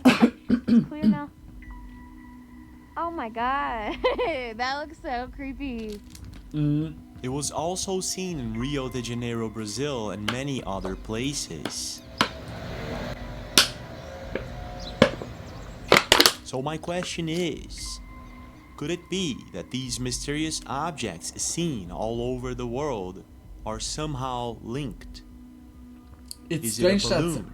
Is like it a lot maybe of a people drone? see it. Or is it That something sounds- else it- entirely? it looks really What's legit. your take? And it's in a way kind of like also Now, I worrying. don't know about you, but when I was younger, Because I used to look friendly up at the stars and wonder enemy if we were alone in this universe. observing. I mean, there were so But many just stars. It would be just impossible break. for us to be the only Quickly intelligent stop life on form. the Earth before they go to Then I grew up and started Neptune, I don't researching know. the Egyptians, Surprise number the tried Mayans, to the shoot one of Incas, those down. the Yeah. pyramids, and I quickly learned That is about like the the thing hollow that I'm earth always theory. thinking. As soon A we theory see that aliens, like there's suggests one that there are dude hidden with worlds an and AK possibly or so that is like not deep with me within today. our planet. Like Crazy, right? Well, I don't maybe know how not they so would much. react. They would I'm going to vaporize. show I you think, guys possible like video one of those evidence that persons. surfaced recently that suggests that maybe this is not so far-fetched. But before doing so, let me explain how this theory became so popular. In the 1700s, a man by the name of Edmund Halley, famous for his work on comets, proposed that the Earth might consist of a shell of 500 miles thick, with two inner concentric shells and an inner core, But how would each that be shell possible? separated by an atmosphere. Halley's proposal Wouldn't was that not based on his implode attempts to because of explain gravity? anomalous compass readings by suggesting the existence of a magnetic atmosphere inside Earth. Then, in the 1800s, John Cleve Sims Jr., an American Army officer, published a circular in which he proposed that the Earth consists of a hollow shell with openings at the poles. Sims dedicated most of his life trying to find these entrances in the North and South Pole. Then, in the 19th century, a man by the name of Alexander St. Ives wrote a book about a mysterious city that was supposedly located in the inner core of the Earth. Fast forward to 2016, and Ed Gardnero and his team at Arizona State University found out by using seismic tomography that there is a huge blob inside the Earth's core. This actually suggests that there's something massive inside our Earth, but we just don't know what. Strange, isn't it? But here's where things get even stranger. Around 2020, the Euphrates River began to dry up. And around 2022, a video surfaced of what's supposed to be a cave that was found in the dried up Euphrates River. In one of the videos, you can actually hear what sounds like a ghostly creature howling inside the cave. That is linked with the hollow Earth. What?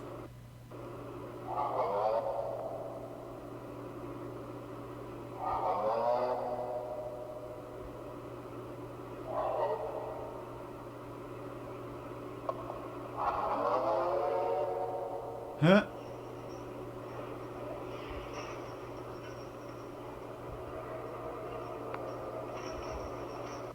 Sounds like chains.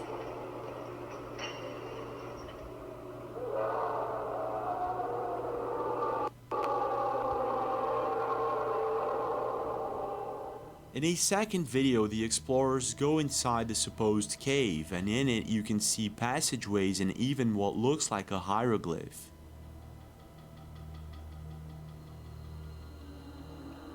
What the fuck? Whatever it is that's going on here, it's very hard to affirm that this is the real deal. It could be fake, but if it isn't, then it raises some serious questions. But it looks like But it doesn't stop it's there. like A couple of days ago, a a building. video surfaced the internet of what's supposed to be a mysterious passageway that was found in But it China doesn't need to be while like construction workers were that- digging at a site. But what has and that this to do is with what the happened. hollow Earth?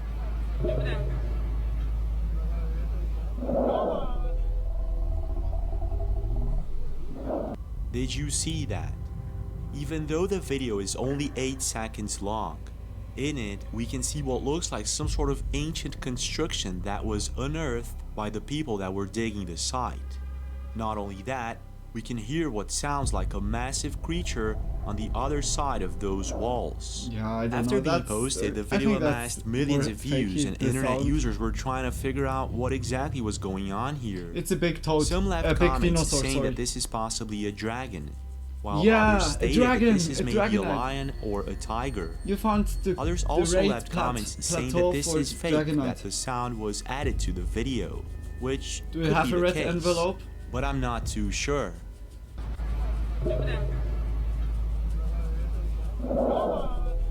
Nah, I don't know. Like, the Hollow Earth Is looks it possible for me that like this is a some little sort bit of entrance unlogical. to an underground hidden world? Cave system, A big world cave that John system, Sims alright, Jr. that and could many be, other but the Hollow researchers Earth dedicated makes, their like, entire lives also with the physics, searching for it. in a way, What's not your really take? that logical. Do you think that maybe these are just yeah, added sounds or fakery? Or do you think that this is maybe the real deal? Like, and there's something absolutely, else the magma going is, on like, that what makes the continental plates, moving. Or why would they move? Just for fun? Have you ever dude, heard I of the wanna go now Appalachian there. Mountains? Whee! It's one Like, of the what- oldest and most visually stunning mountain ranges in the world. Like, it's offering kind a of a unique blend movement of underneath. forests, We are, like, cascading on, waterfalls, and towering like, peaks floating that attract plateaus, tourists continental from plateaus all over the world. that are moving But on, behind its beauty lies like, a on creepy liquid, and in mysterious a way. Like, backstory. magma is, in a way, like, It seems that liquid there's something stone. strange going on in the Really hot Appalachian liquid. Mountains. I'll be And right people back who getting live broccoli. there Ooh, are fuck constantly yes. talking See you in a about bit. mysterious phenomena and creepy tales of like, I don't unknown know, like, it creatures that can't be, lurk like, in the woods. outer crust, like Earth that? outer crust, magma, Is that in the woods? and then hollowed. The magma would drip. Hello? It's physic, like from the physics, it wouldn't make sense. Hello? In a way. Some people believe And now, that because like, the surely, Appalachian like, mountain the range magma was is, formed like, about 300 I million see, years like, ago, the only there are certain arguments things about that it that we people simply would do don't is, like, understand. And the it was on magma a is, sunny like, a afternoon conspiracy after from the enjoying a government or barbecue so, that a but family hell no. noticed their dog also, like, staring at the proof from woods and science, barking. from, And like, this is what they caught also on camera. volcanoes and everything. Observation, science, tests. Dogs are looking at something. Where? Over that way. But no offense. If someone is believing it, no offense. Like, for me, it's not reasonable, in a way. Oh yeah, right there, look.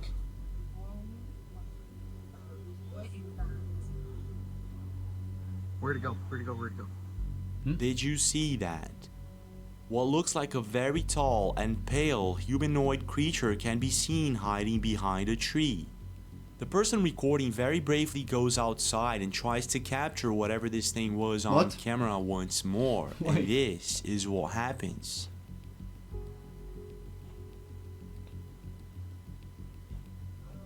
Staring contest.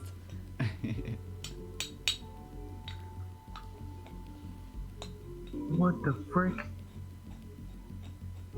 After being posted, many internet users left comments saying that this could be Bigfoot or maybe a person using a ghillie suit, which could be the case. But even so, it doesn't explain Makes what it it was doing creepier. hiding behind the trees in this person's backyard. Yeah. Not only that, in a specific part of the video, it looks like it's some sort of pale humanoid creature, but I could be wrong. Creepy, isn't it? But when it comes to strange things going on in the Appalachian Mountains, it doesn't stop there. Morgan Lambert has been living with her husband in the Appalachian Mountains for a while now, and since they moved there, they've been seeing and hearing strange I think things. that is one of the creepiest things that I have ever caught on camera and that I have ever experienced in my life. That sounds almost identical to my voice. On January 13th, there was a storm with very strong winds at her dad's farm. The next day, Morgan and her husband decide to go check her dad's fence to see if things were okay. And along the way, something really creepy happens. Morgan's husband starts reacting to a voice that's shouting in the distance. The only problem is, the voice sounds exactly like Morgan's. Pay very close attention. We're on an adventure to check on the fence line to make sure no trees fell on it because we had like 50-mile-an-hour winds. We're gonna check it instead of my dad. Oh God, I'm freezing. Pretty. Oh God. I'm a spell. What'd you say? I said, oh God. What? Sure.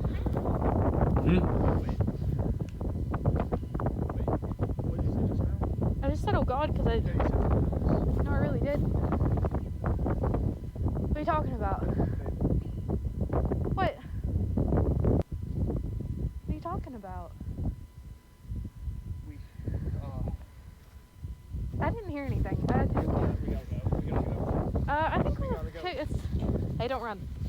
It's okay. We're good. We're good. I don't hear. Go. Okay. It's okay. It's okay. It's okay. It's okay. Are you messing with me right now? Hey, I don't really hear anything. What do you hear? You don't hear that right now. I don't hear anything. Did you hear that? If you listen closely, we can clearly hear a voice mimicking Morgan's, shouting from the distance things like, "Hey, and where are you going?" Unfortunately, I was unable to understand every word, but her boyfriend did, and he was basically talking back to this thing until both of them noticed that something was off. Confused, they both got out of there as fast as possible, not knowing exactly what they were dealing with. But it could be also fake. After being posted, the video amassed millions of views, and thousands of people were trying to figure out what was going on. Some people believe that this is possibly a skinwalker. Others think this could be a demon or a ghost.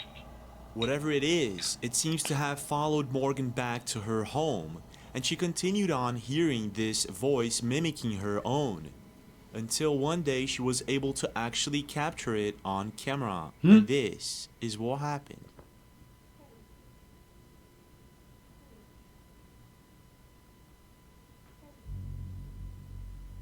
Creepy, isn't it? What's even creepier is that some people state to have already experienced something like this. While researching the topic, I found out that it's quite common for skinwalkers to mimic other people's voices. Dude.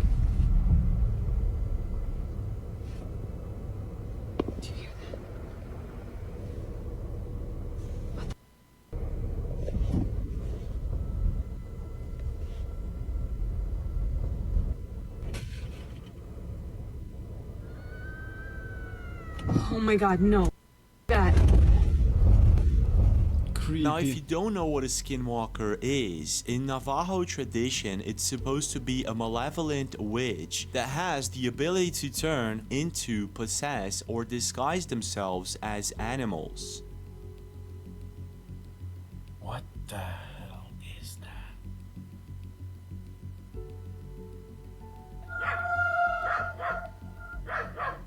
Penny. The music. Skinwalkers are feared and their practices are considered taboo within Navajo culture. So in other words, you don't want to come face to face with one. But apparently, they try to mimic other people's voices to lure them into the woods. And this is exactly what happened with an internet account by the name of Yo What's Up My Guy 403. Playing some Call of Duty. We did say my by my nickname Lolo. Making a battle. In this Beyblade video, round. a group of girls were waiting for their father to pick them up just next to a bridge. This is when all of a sudden they start hearing what sounds like their father shouting at them from deep within the woods. That was like a Trying really to good make one. sense of things, So they far. immediately get their cameras and begin to record. And this is what happens. Oh. Sorry. We end up on a YouTube channel. Is it like, where is this car? Yeah, what is he talking about bridge? I don't know, maybe he's all like, oh yeah. Yeah. I literally don't know how to justify this. Well, I don't want to head towards someone that's not your father. Yeah. I didn't think about that. We did say my by my nickname Lolo. Yell again. Dad! Where? What, is he down there? Why do you want us to walk to the bridge? Where is he? Where are you?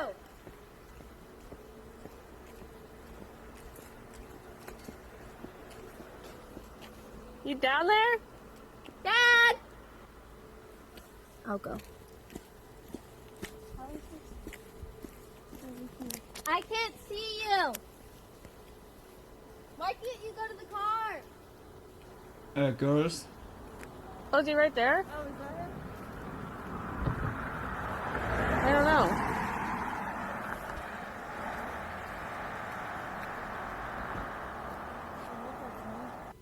At this point, they spot what looks like their father across the bridge, and they realize that whatever it was that they were talking to wasn't their father at all. It was something else entirely.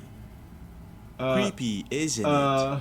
But I want to know your thoughts. What do you really think is going on here, and have you ever heard anything similar yourself?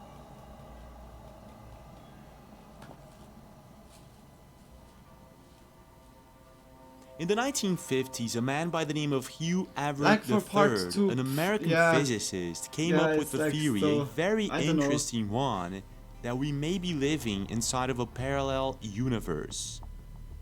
Everett first introduced the concept of many worlds interpretation of quantum mechanics, where he suggests that all possible outcomes of quantum measurements are physically realized in some world or some universe. Everett's theory implies that for every quantum event that could occur, the universe splits, creating a near infinite number of parallel universes where every possible outcome happens. Yeah, like everything what you now, even though this is just a theory, it could help explain why sometimes reality appears to glitch. That is the thing. Like you can imagine that horses have like wings somewhere, and I don't know. Perhaps in some parallel universe there was like evolution doing like some strange things, and the horses had like wings at the end. But by us not. We had the cart with normal horses, or for us normal horses. That's just a strange thing. Or like in other parallel universe, many coffee people have is been like noticing completely strange like things illegal. going on. Because things that sometimes have absolutely no explanation. Like most of the times these things are being coined as a glitch in the Matrix. It would be terrifying, and we have luck that it's here just legal.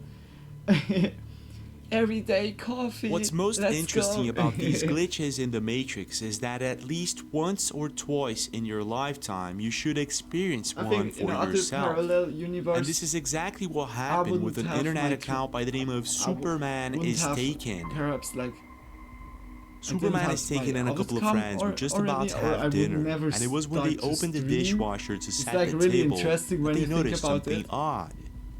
This is what they caught on camera. Riddle me this. This cup broke in the dishwasher. This is the shard we found. Exhibit A. And the way that it is... No, put it in. It's rounded, so it's supposed to go like that, with the lip of the cup on top. And that's the way that it would fit, but that's the inverted part. How do you make it fit in the cup? It doesn't fit. We're going viral, baby. The question is, does broken glass invert in the dishwasher? Thank you, and someone else. At first, I thought that the girls were trying to piece the glass cup together in a wrong way, which would maybe explain the situation. But then I noticed that when she's trying to piece it together, the glass lid is on the correct side, which means that something strange happened and the piece of glass somehow inverted its side. Like the parallel universe After being theory is posted, like many internet users were leaving really comments trying to figure interesting. out what was going on. Some suggest that the piece of glass inverted due to excessive heat inside the dishwasher. Others believe this could be a legit glitch in the Matrix. Now, I'm pretty sure that there's a logical explanation. However, what really bugs me is that when she's trying to piece the glass cup together, the broken piece of glass she's holding in her hand seems to be longer than the gap that remained in the glass cup. And it's also like much it's as more if both pieces do not fit in any way. Do you see it? Strange, right?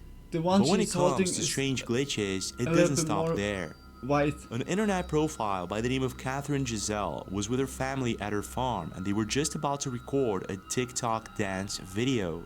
This is when all of a sudden, something really strange happened, and they were able to capture it all on camera. Check this out. TikTok account got deleted. Did you see that? No. If we slow-mo and rewind the video, you can clearly see that the boy in blue simply appears out of nowhere. It's as if he teleported into the TikTok dance in the last minute. Now at first, I was pretty sure that there was a logical explanation to it, but then I started noticing their shadows. The boy in blue doesn't seem to be casting any shadow up until the moment where he climbs the fence. That's when you see it. So it's as if he really teleported in the last minute. Yeah, nah, he was Strange, so fast. isn't it? It's when it optical comes to illusion. glitches, It's it gets optical stranger. For the past Me couple too. of months, many people Big all over kisses the for you, world have Tony. been noticing what sometimes looks I like really love two sometimes moons to talk in the about sky. stuff like this. It's like so interesting. And this is exactly what Two Yannick Baby lunas. caught on camera 3 on a lunas. Friday night. Check this out. Alright, y'all. Also, Y'all see time this doesn't moon exist. right here? Now Y'all I see would this say moon time right here? exists, but It's a moon this right is there. like And then I'ma go this side. splitting us And then it's a from moon what right happened here. before and what happened Look at this. will happen. Yeah. Y'all can't tell me I'm tripping. In Like Yannick everything is at the Baby's same video, time, you can clearly see what looks like two or everything moons in happens the sky. But I simultaneously, guess that what's even but the time creepier is the amount of splitting it up. comments of people It's saying like- that they it's- saw something similar. It's kind of movement of our While researching the dimension. topic, I came across more videos that might Time suggest makes- that this makes is not a life, trick of light or or it something makes like that that. steady go forward, of course. Notó que había dos lunas, como lo podemos apreciar en este video. Se tratará de una falla en la Matrix, una It's ilusión, non-existable, o but tal it's vez la like segunda luna the engine es of our game. For some mysterious reason, many people all over the world seem to be seeing something similar. But how is it possible? Could Reflection? this be a legit glitch in the Matrix? No. Or is it something else entirely? Reflecting. I want to know your thoughts. Do you It think that could this be could be a legit reflecting. glitch in the Like there it Matrix? looks Or is there cloudy. something else going on here? And the light is shining through and reflecting on the other side. I'm In not the sure. early 20th century, one of the most notable attempts to scientifically investigate the existence of ghosts was conducted by Harry Price, a British researcher. Price's most famous investigation took place in Essex, England. At the time, he used several different techniques to document and try to prove the existence of ghosts.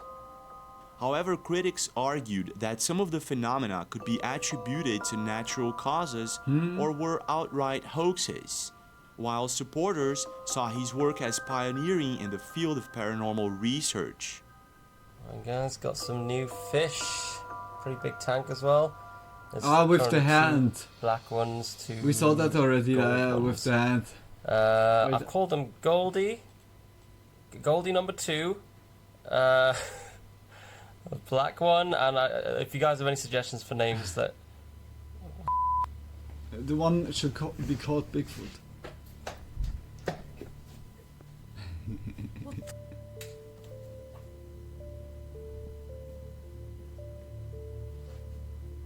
Was that After not the Harry cut? Price, there were several different paranormal investigators trying to prove the existence of ghosts. And even though different and more technological techniques were always used, it's been always difficult to document and prove the existence of a spiritual realm.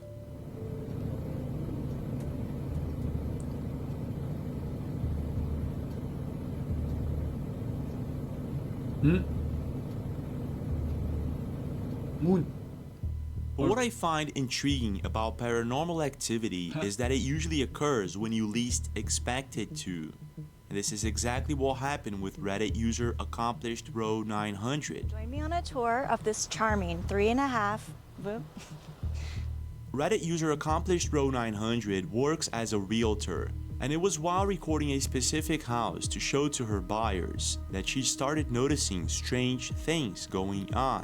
Of this vintage 1963 bungalow. She describes how certain doors kept locking and unlocking by themselves and how she sometimes also heard voices inside the house. And it was on one certain evening while recording a video tour for one of her buyers that something chilling happened. This is what she caught on camera. Wow, it's 10 p.m. and my day was fully booked with showings of this beautiful vintage 1962.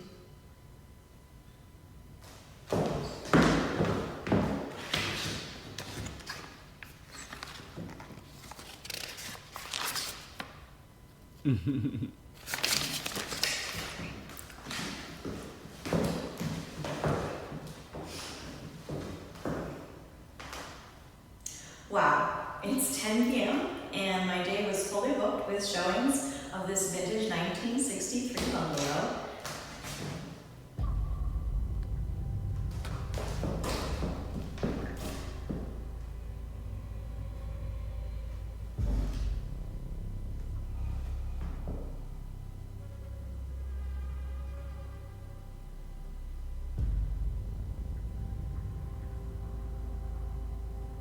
Oh. Hey, that seems like a really legit one, how she reacts.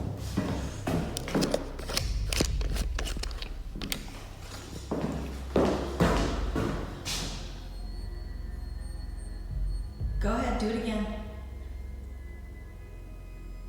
You're on camera.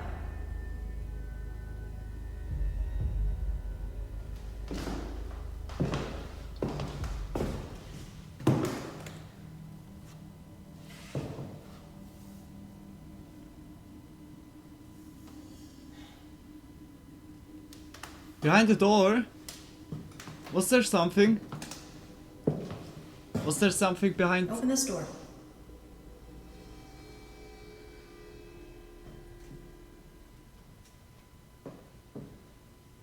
Boom. Go ahead, open this door. Open this door like you did the other one.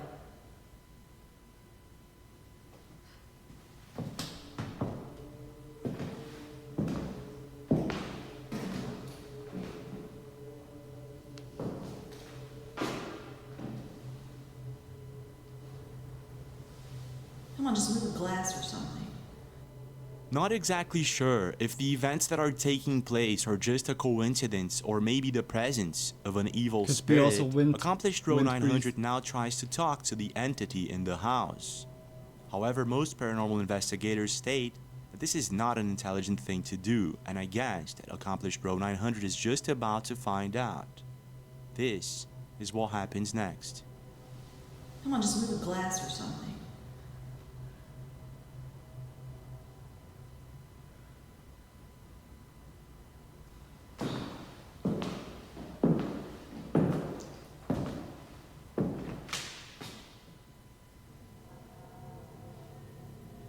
Go ahead, do it again.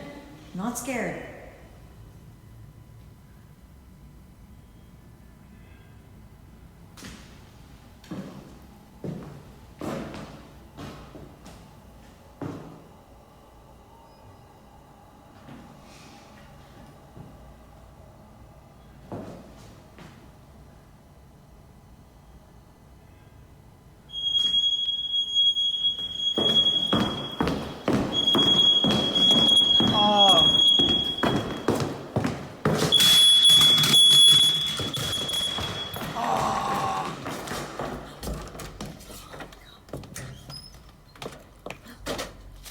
Now completely scared, she gets the heck out of there as fast as possible, and I can completely understand why. Creepy, isn't it? But it gets But like even for real, creepier. I would like be really At the interested time, in Accomplished some Row 900 ghost didn't notice stories. anything strange. Like But after some uploading the of video to times the internet, you many find people started a pointing out connection, like that what one of the happens or paintings so. in the wall If it's like a becomes really darker just moments before the door unlocks by itself. I would be If like we slow-mo so and interested rewind the in stuff video, like this you when- can when clearly it's see real. the painting change. Whatever is Like, when going I would on see, here, like, this could be one when of we the would go best to a video lost place and evidence it of would the be, like, existence of definite ghosts. crazy stuff But I want to happening. know your thoughts. It's like also then Do you think that interesting to maybe find this out. is just a coincidence, or is there something far more sinister going on here? Was there... Well, this is it for now, but we do have more videos. Don't forget to check them out. And don't forget to leave a like and subscribe to the channel with notifications on for more. Like, for real, that is impossible. Much love. That was a really good video. Like, a lot of good clips had in this one. Really awesome.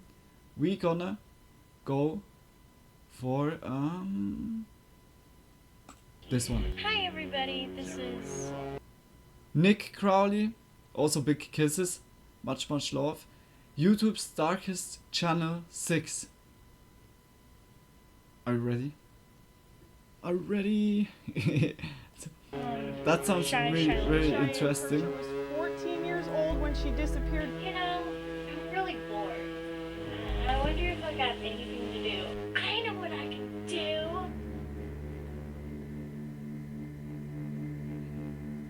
October 2011. Flyers are placed around the small town of East Dubuque, Illinois, asking residents for their help in finding a missing 14-year-old girl. Sounds like an interesting one. A lot of good time in coming back. Member of the community I hope everything went well. Troubled home life. It was perhaps unsurprising when her family woke to find the girl had vanished, leaving behind just a single note stating, "Mom and Dad, you haven't done nothing wrong, but by the time you get this letter, I will be gone. Don't worry about me. I will always love you. You won't find me because I don't want to be found. So at last I say goodbye. Love, Shy." Huh? The handwriting was hers, and most importantly, forensic analysts determined that it was not written under any sort of duress, leaving Cheyenne's case rather probably gonna cut. be heavy. She was a runaway, and had left, at least partially, I of think her that own was the volition. video you recommended, Tony. But why exactly did she leave, and where exactly had she gone? Questions that only grew more pressing as the days turned to weeks, and then months. And before the town knew it, Cheyenne Kircher had been missing for an entire year. What? And aside from one single note, left in the time period prior to her disappearance, Cheyenne had managed to leave essentially no trail behind. That is, in the physical world at least. Hi everybody, this is the new profile of Shy Shiloh. Despite being described as a fairly socially awkward kid, Cheyenne had found comfort in the world of social media. She frequently posted to her Facebook page and her multiple YouTube channels, which even today sit practically unheard of, with her very first channel hosting just 4 subscribers. But by discovering these accounts, investigators in turn were able to catch a glimpse into what life was like for Cheyenne in the years and months leading to her disappearance, with this trail eventually guiding them to one video in particular. A video that exposed a grim secret within the case that stood before them. Whether they knew it or not, when they first found these YouTube channels, they had simultaneously stumbled across the smoking gun and Cheyenne Kircher's disappearance, and inadvertently, one of the darkest channels across all of YouTube. Dad, look around. I don't want you getting caught in the camera. Cheyenne was 14 when she disappeared in October 2011. Where this horrifying accident happened around 3:30. I came to a realization of something. I ran over there. I'm bleeding profusely here at the moment. Starts already really heavy. Before we get too far into this, I want to thank today's sponsor, PDS Debt, for helping to make this content financially viable, and ironically, for helping to keep me out of debt. With the holiday season now over, those holiday bills have likely already hit, leaving many of us starting this new year off with even more debt than before. Big kisses. Fees. For action. Gonna support Nick Crowley, that he makes like more videos of this. But big kisses, I'm gonna skip it because yeah, we're watching right now its reaction stuff. But much love.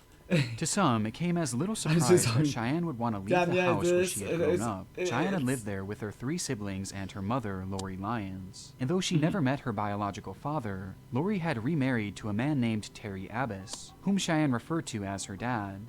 But making things a bit more confusing was the fact that Terry wasn't the only adult man that happened to be living with them, since Lori also had her boyfriend, Steve Staver, living with the family as well. This isn't inherently a major issue, but it was something that was criticized by locals who knew of their domestic situation, and likely by Cheyenne's classmates as well. But on the topic of said living arrangements, this was far from the most glaring red flag, with that coming in the form of the house itself. When investigators visited the home to interview Cheyenne's family, they were greeted with what one described as the worst smells he had ever experienced. All throughout the house were heaps of trash, dirty laundry, filth, and that unbearable stench. The living conditions were horrendous. Between this, the strange household dynamic, and that note left behind, this seemed to be as straightforward as a runaway case could get. Though it wasn't quite that simple. When police were searching around the home, they realized that Cheyenne had left behind her cell phone, which she was supposedly glued to at all times. But even stranger, she left her jacket, as well as her shoes, which seemed bizarre considering that winter was quickly approaching, and temperatures were hovering around yeah, that freezing would be at this so point. strange. So like, the idea of leaving the house without either of these items yeah, made little shoes sense at are all, like something hinting to that's law always... enforcement that there may be more to the story than what meets the eye, prompting them to begin poking around her history on social media. What did she do? And what happened to her?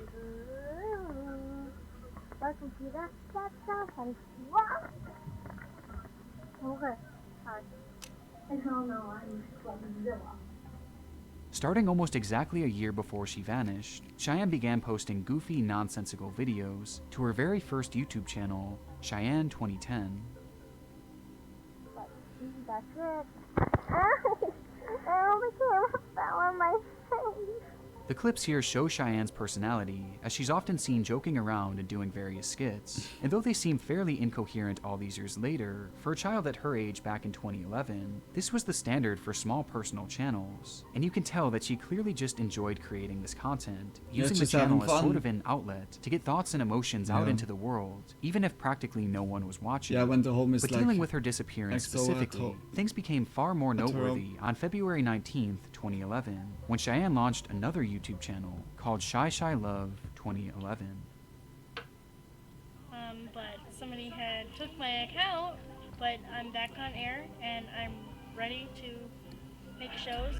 The channel was essentially a continuation of her previous account, but eventually she would introduce a new style of content, one that featured her family members as stars of the show. On numerous occasions, we see her younger siblings and her older brother joining in on the fun, with the group all seeming to have a great dynamic together, acting exactly the way you would expect of siblings their age. But by far her most frequent guest was one who rarely, if ever, appeared willingly, like and kids instead having would be fun, caught in the background, working at his desk or coming in and out of the room where Cheyenne was filming, with that being Terry Abbas, her stepfather. That's my brother Riley. That's that creepy guy that lives downstairs. Oh, I mean, my stepdad, Terry. Due to the crowded living conditions of her home, Cheyenne never really had her own environment to film in, so she made do with Terry sitting in the background, even throwing some jokes his way as the two would frequently bicker about him being caught on the camera. There's been a lot of things changing over the news. Dad, look around, please. I don't want you getting caught in the camera. Johnny, why don't you be quiet? I am. Okay, whatever. Okay. But this never really went past anything other than standard family hostilities. In fact, Cheyenne seemed to love the man that she called Dad, posting about him on numerous occasions across her Facebook page. And as investigators followed the trail across her channel, it seemed that the content on her YouTube page was leading them straight towards a dead end. Until they found the video. Uh-oh. What comes now? That creepy guy that lives downstairs. Oh my gosh. You know, I'm really bored. I wonder if I got anything to do. A livestream was posted to Cheyenne's channel that spanned just 3 minutes and 35 seconds, with the clip beginning exactly how you'd expect from Cheyenne, before her video is interrupted. I know what I can do!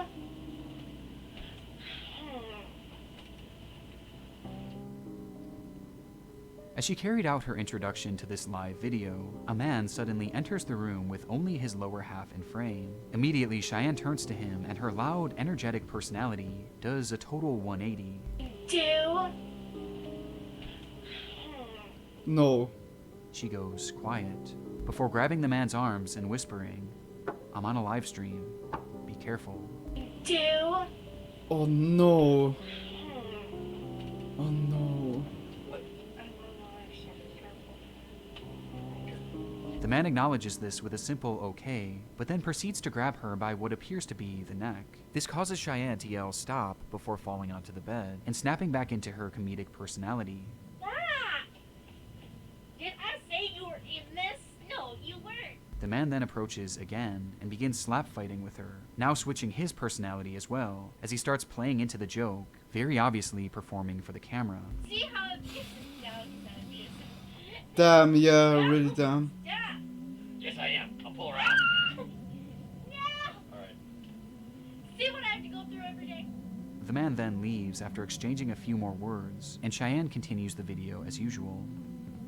Man! Oh no, oh no, and Cheyenne is surely like... Tell me, what should I do? This would be the last video Cheyenne Kircher would ever upload to YouTube. No. And months later, she would vanish, never to be seen again. No. Oh, I'm so The video sorry insinuates for her. so much. The closeness of the man, the secrecy of it, the way he approached her, and the sudden change in energy from And also Cheyenne. the dude's It all comment, spoke the so creepy guy loudly that to lives what was happening downstairs. and what had been happening to Cheyenne at the hands of her own stepfather, Terry Abbas. As you will see. Hi, Dad. Dad, look around, please. I don't want you getting caught in the camera. That's that creepy guy that lives downstairs. Oh, I mean, my stepdad, Terry. Cheyenne's That home is life already- truly was that was a troubled, even more so than little detectives sign. could have ever That was- imagined, oh my as they began gosh. uncovering stories where Terry had supposedly been spying on Cheyenne in the bathroom, with these accounts eventually growing more and more heinous, as it was eventually alleged that Terry had begun, with this moment captured on Cheyenne's livestream, likely being the attempted start of another attack. Yeah, Only this yeah, time, Cheyenne was saved definitely. by the When camera, it's already if only looking for like a this moment. and you hear her whisper. So with this, investigators Oh called my- Terry in to speak with him as to what really led to Cheyenne I going hope missing, he's locked. already knowing at this point that he had likely been for years now. And as Terry sat down for his interrogation, it would not take long for the truth to reveal itself. Well, you got your man.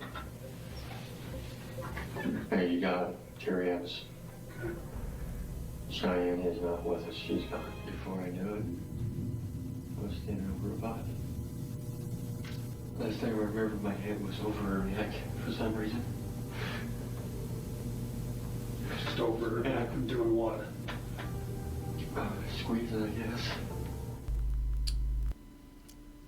As Cheyenne Oh my began to grow gosh. older, Terry knew that the things he had been doing to her were at a greater risk than ever of being exposed to the world, and Terry didn't trust her to keep that secret, so he had to take care of things himself. One night, he would go into the woods behind the family's home and begin digging, carving out a large hole multiple feet below the surface, the perfect size for a body. The next morning, he would then lure Cheyenne outside of the house under the guise of playing a game, and once they were sufficiently away from the home and covered by thick brush, he wrapped his hands around her neck and began to squeeze, Oh ending my her gosh. life right then and there before proceeding to bury her body why? in that pre-dug grave. But if this was the case, then how do you explain the note? Well, to show just how premeditated this all was, Oh my about a gosh. month before she had vanished, Cheyenne was told by Terry that they were going to pull a prank on her mother. One where she would pretend to run away, leaving behind only a note. That is so But rather than going through evil. with the prank, Terry decided to instead keep that note for a later date, thus giving him Oh. the perfect decoy to take any suspicion off him once That he is carried through so with the murder. fucking evil. Terry Abbas was eventually sentenced to life in prison, where Oh he my- will rot away for the rest of his days. Let's. The context At of it all least makes the videos life- across her channel life that long in much more prison. unsettling, with the worst Oh being my that final gosh. upload. But what's Oh my perhaps gosh, most that's so- disturbing is so that this was just evil. one brief moment in what was likely Like- a constant stream of abuse. Putting everyone out of absolutely the heartbreaking to direction, think of all that that is Cheyenne so had to endure evil. when the cameras weren't rolling. But luckily she made YouTube videos in a way that was still like caught up, or else it would never be like, that would be like a missing person case. June just- 3rd, 2009. 15-year-old Roman Prozik Jr. Oh fires my up his gosh. remote-controlled helicopter Like, rest- at a small rest Brooklyn, in New York peace, park, Cheyenne. while his That's, friend stands like, by really closely with a heartbreaking. camera trained at the device. For many, RC flying is viewed as nothing more than a recreational activity, but for Roman, this was more than just a hobby. It was his life, and his passion and practice gave him the ability to perform tricks that, to an outside observer, seem utterly impossible.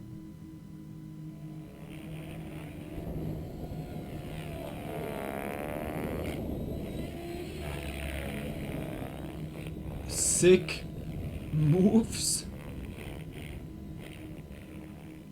When Roman's helicopter was in the air, it was as if gravity itself failed to exist, performing stunts that seemed to defy physics, turning the craft sideways, zigzagging it backwards, even upside down in a completely unnatural manner, before stopping it on a dime with expert precision. On YouTube, you can find traces of his work all over, with many videos being posted by various amazed observers, along with clips posted to his own 2 YouTube channels, with this initial upload being his first introduction to YouTube. Through his videos and various public showings, Roman was already becoming known as one of the most compelling pilots in the entire community. And despite his youth, this actually isn't as surprising as it may seem. Flying was in his blood. His father, Roman Prozik Sr., was a passionate RC pilot himself, even founding and leading a New York City-based club for fellow RC enthusiasts. Ridiculous. Over the years, he would teach his son all there was to know about this unique sport, with the two often traveling and competing in various events across the country, and flying recreationally together nearly every single weekend, documenting many of these outings across the Roman Prozik Jr. channel. But while it's easy to appreciate the talent involved with flying in such a manner, there was an element at play with these tricks that is easy to overlook, especially by simply watching the videos. He would throw up with that being before the he made element the second attempt. Unlike most RC helicopters that you would expect to see in stores that are mainly geared towards children, the device that Roman was flying is much bigger, with the craft measuring in at nearly 3 feet long, featuring blades of a similar size that were made entirely out of carbon fiber. These devices were large and, most importantly, powerful, as it's estimated that this specific craft Roman was using could reach speeds of up to 60 miles per hour, when he said already like the blades of over 250 miles per Don't hour, say me. rotating 4,000 times in just a single minute. No. This craft was not a toy, with pilots online likening it to a flying lawnmower. And with that context, it does make these videos a bit more nerve-wracking, as Roman can be seen flying dangerously close to himself and others on numerous occasions. But of all the various stunts he'd perform, there was one that was by far that was a the really most good daring. point, like when he said like For the trick, Roman the would flip his rotor helicopter blades. upside down, managing to keep it in the air all the while, before shooting it upwards as high as it could go, and when it was just nearly out of sight, he would then cut the power, causing the craft to free fall to the ground below, only for Roman to fire it back up and catch the device right before it crash landed. Throughout his channel, I could only find a few examples of him performing that trick, likely due to its high level of danger not only for this expensive machine, but also for himself and the others around him. Though on the 6th of September 2003, Roman decided that it was time to give it another try. That day, Roman had been visiting the Calvert Vaux Park, his favorite flying spot in the entire city, where he would fire up his helicopter and begin his usual run of tricks. Beside him was his father and 4 close friends who looked on as Roman executed yet another flawless run, and riding that momentum, he was ready to tackle his toughest stunt. Only there was a slight problem. Wind.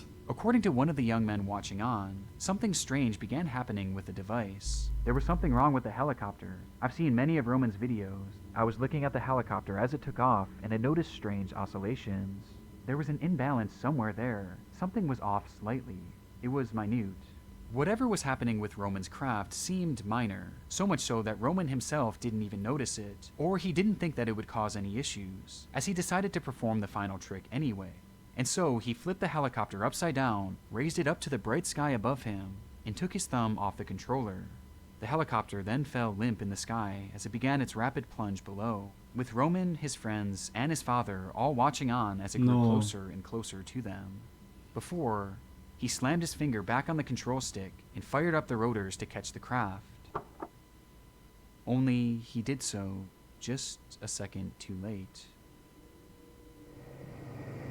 Well, Christine, we are at Calvert Vaux Park, where this horrifying accident happened around 3:30 this afternoon. And it's where Roman Prozik and his friends came on a regular basis. But today, Prozik's flight, it took a horrible turn. Roman Prozik was out in this field on a picture-perfect Thursday, flying his model chopper when it came crashing down, the blades slashing his throat and killing him. The guy was flying the helicopter and we're not controlling. It decapitated him. Officials say Prozik was out here with 4 friends. They all witnessed the horrifying crash. It's not fully understood what exactly happened, if it truly was some sort of mechanical issue, the wind speed, holy shit, or if it yeah, was simply mistimed just by the Roman. speed But and despite the that helicopter it's like turning out on of and its blades metal. nearly instantly reaching their full speed, the craft was not able to stop in time to avoid a crash landing. And although the weather was clear and sunny that day, Well, a strong damn, breeze had that pushed is the craft pretty towards Roman as it shitty fell, situation. meaning that instead of crashing on the grass in front of him, the RC helicopter instead would crash directly into him. The blade first struck Roman's face, impacting with such a strong force that it nearly cut his head clean in half, before the blade would then strike his neck, partially decapitating him. All the while, his friends and father watched on in horror. Oh my Within a gosh. split second, Roman Perozic Jr. was dead, Oh killed my- by the very sport he loved so dearly. Hey, like when he said already rotor blades, I was like When Roman instantly posted his seeing first that video to fuck YouTube, not. there was no way of knowing where It's his like passion really would take Murphy's him law. and what it would all lead Like to. everything that and at can this time, it's evident just how happen dark this channel has will become happen. due to the backstory surrounding it. Or But there's also everything another bad perspective here that to happens consider, as through the darkness, can there's happen. actually something quite beautiful about his channel. Like Murphy's as law thanks is, yeah, to really it, his like an incredible work engineer has been law. forever immortalized. And despite Roman's death, it's like his always passion for like piloting when- RC when you do helicopters and his by extraordinary draftsman, skill it's will always live like on and continue to good leave to people have as amazed for years to come. lowest risk as possible, because yeah, like if something bad can happen, it will happen one time, but you need to lower that It started rate, with a simple that video. it's like a shiny How's it going, Pokemon, guys? kind of. This Today, video is I'm gonna very be morbid, talking yeah, about holy moly. fitness as a whole and the challenges Boy, it like brings. video is really Posted by interesting, Austin but Harris, also like an 18-year-old hard college to student living in swallow. Juniper, Florida. Fitness Challenges and Overcome was the inaugural upload to his YouTube channel called A Frost.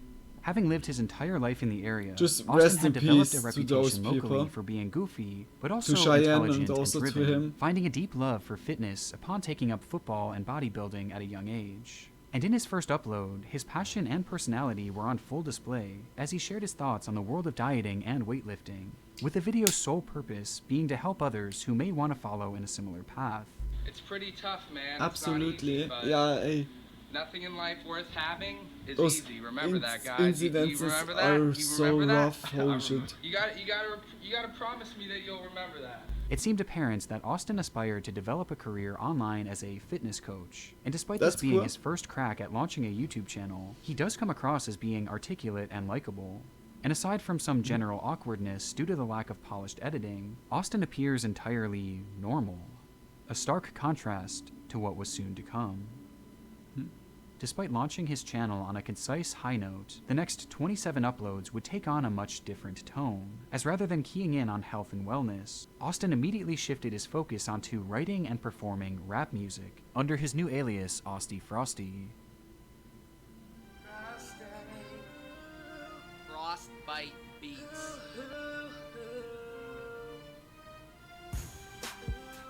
I roofie Bill Cosby. Cosby Show. Get him to show me his P.E.P.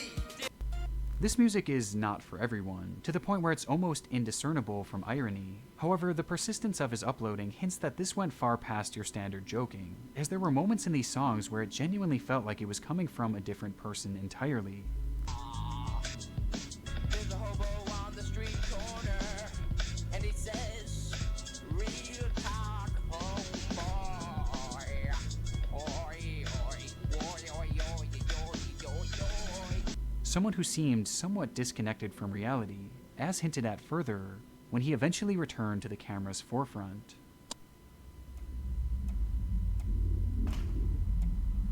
What's up, guys? Today I'm going to talk about the ketogenic diet. After his run of consecutive music uploads, Austin began appearing on camera yet again, where his once articulate and well put together self began moving and speaking more sporadically. And other low-starch vegetables like spinach. With my baby. Drinking? With my baby, yeah. Get hoes, get money, get bitch, get suits, fly planes, run train. I'm a man. Even his editing began to change, with unusual clips being interjected for no discernible reason. Ketosis helps your body get into this caloric deficit. Cutting carbohydrates may sound difficult.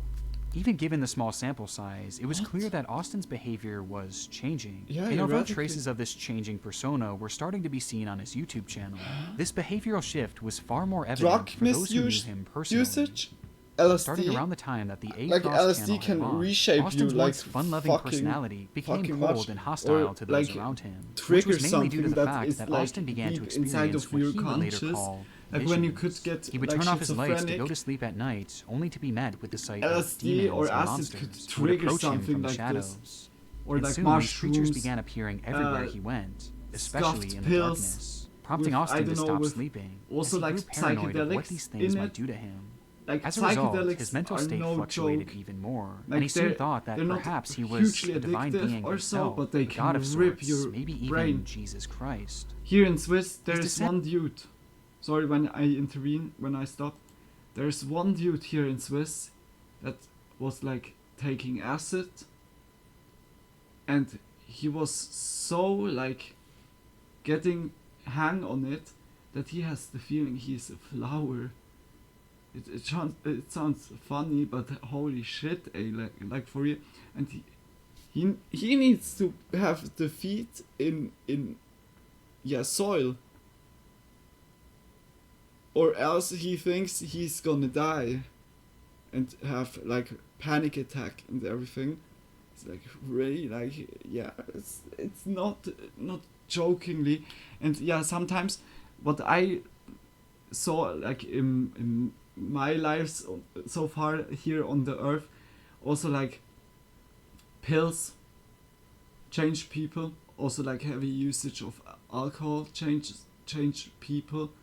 It's like really like misusage of drugs that can like have a huge impact on your characteristics. It's like also by cocaine, like the same thing.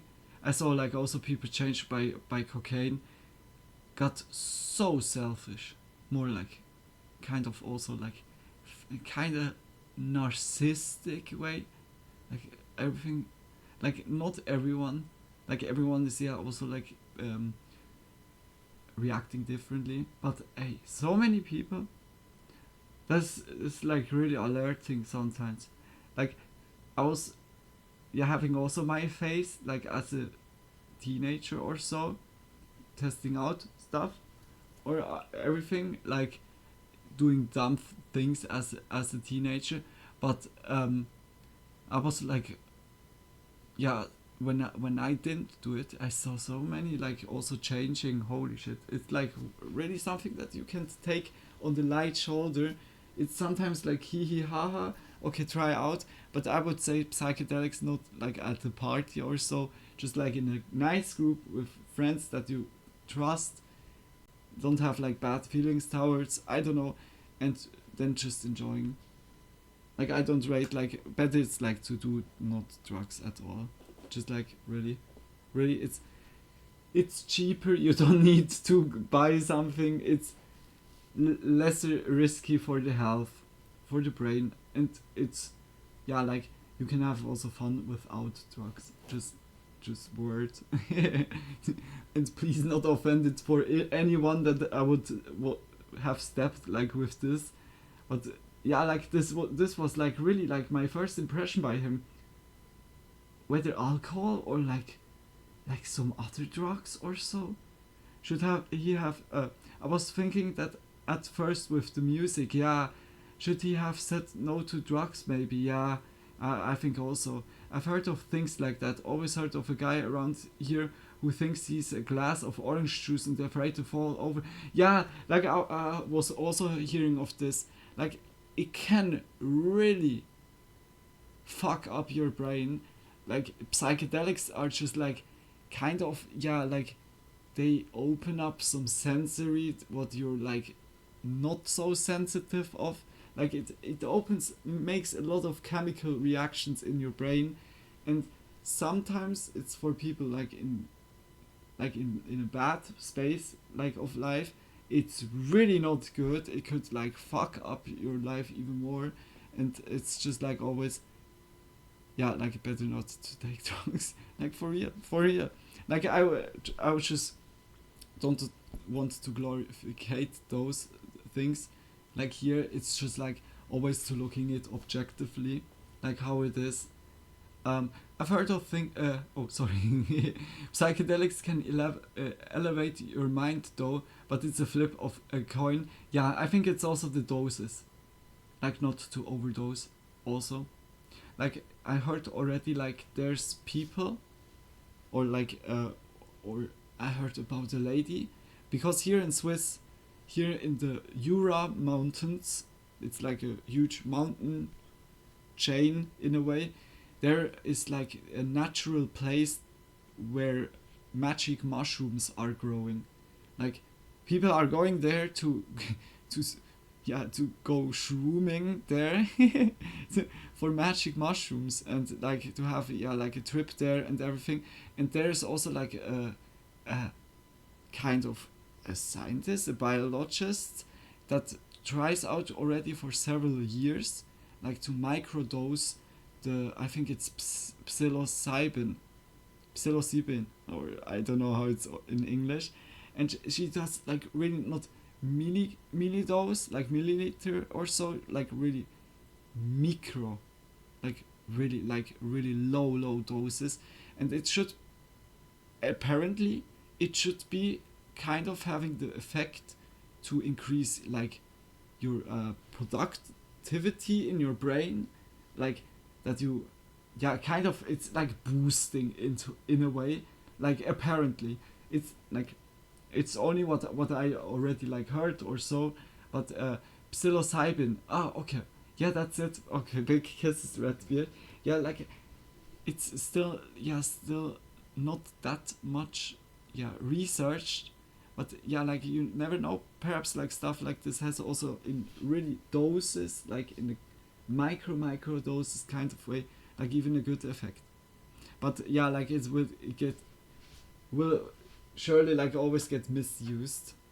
I think it's the way of us humans. We always try to find somewhere in a way a kick, whether it's like drugs or just like, I don't know, going on a roller coaster, skydiving, going cave diving. It's like all the things, or like even going out to the abandoned places. I think we human, we crave for the kick.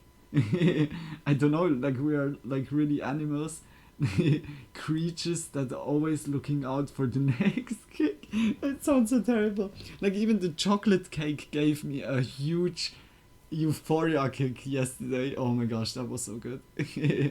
So, like for real, it's just like, I think it just in his case, it's, I don't know, like whether it's drugs or it could be a mental health issue. Like you never know, like schizophrenia. To be schizophrenic could always happen. Like from another day to other, it can always happen. Lol. Chocolate cake forever, guys. Chocolate cake forever. You're never gonna stop me. The event was jarring and extremely concerning. Guys, much love. At the rate he was going, sorry for stopping the video. That something was bound to snap, until a breakthrough. I came to a realization of something. I no longer want to follow Arnold or any other bodybuilder. I want to follow myself, you know? I want to actually... Narcissistic. In his video entitled "What I'm About in Bodybuilding," we see a side of Austin that hadn't come through since perhaps really his very narcissistic first upload, as he sits down in front of the camera and just lets loose, speaking candidly about his fitness journey and the path that he was on. I just know that they're not me, you know? The ego goes I more. know what's right for me. I don't need drugs. I know that they can change me. But the thing is, that's not being healthy, you know? Being healthy is what's natural, you know? He spoke of wanting to do things his way and how he was striving to be the most healthy version of himself, both physically and mentally. It's almost shocking how calm Austin seems here, just based on his prior uploads. But despite appearing like a positive sign on the surface that Austin was perhaps finally getting the help he needed, there was still an air of uncertainty to it all. And there was really no way to know at the time whether his So demeanor in this eerie. video was a sign of better Peace out. 4 days until the incident. Oh no. or worse things to come.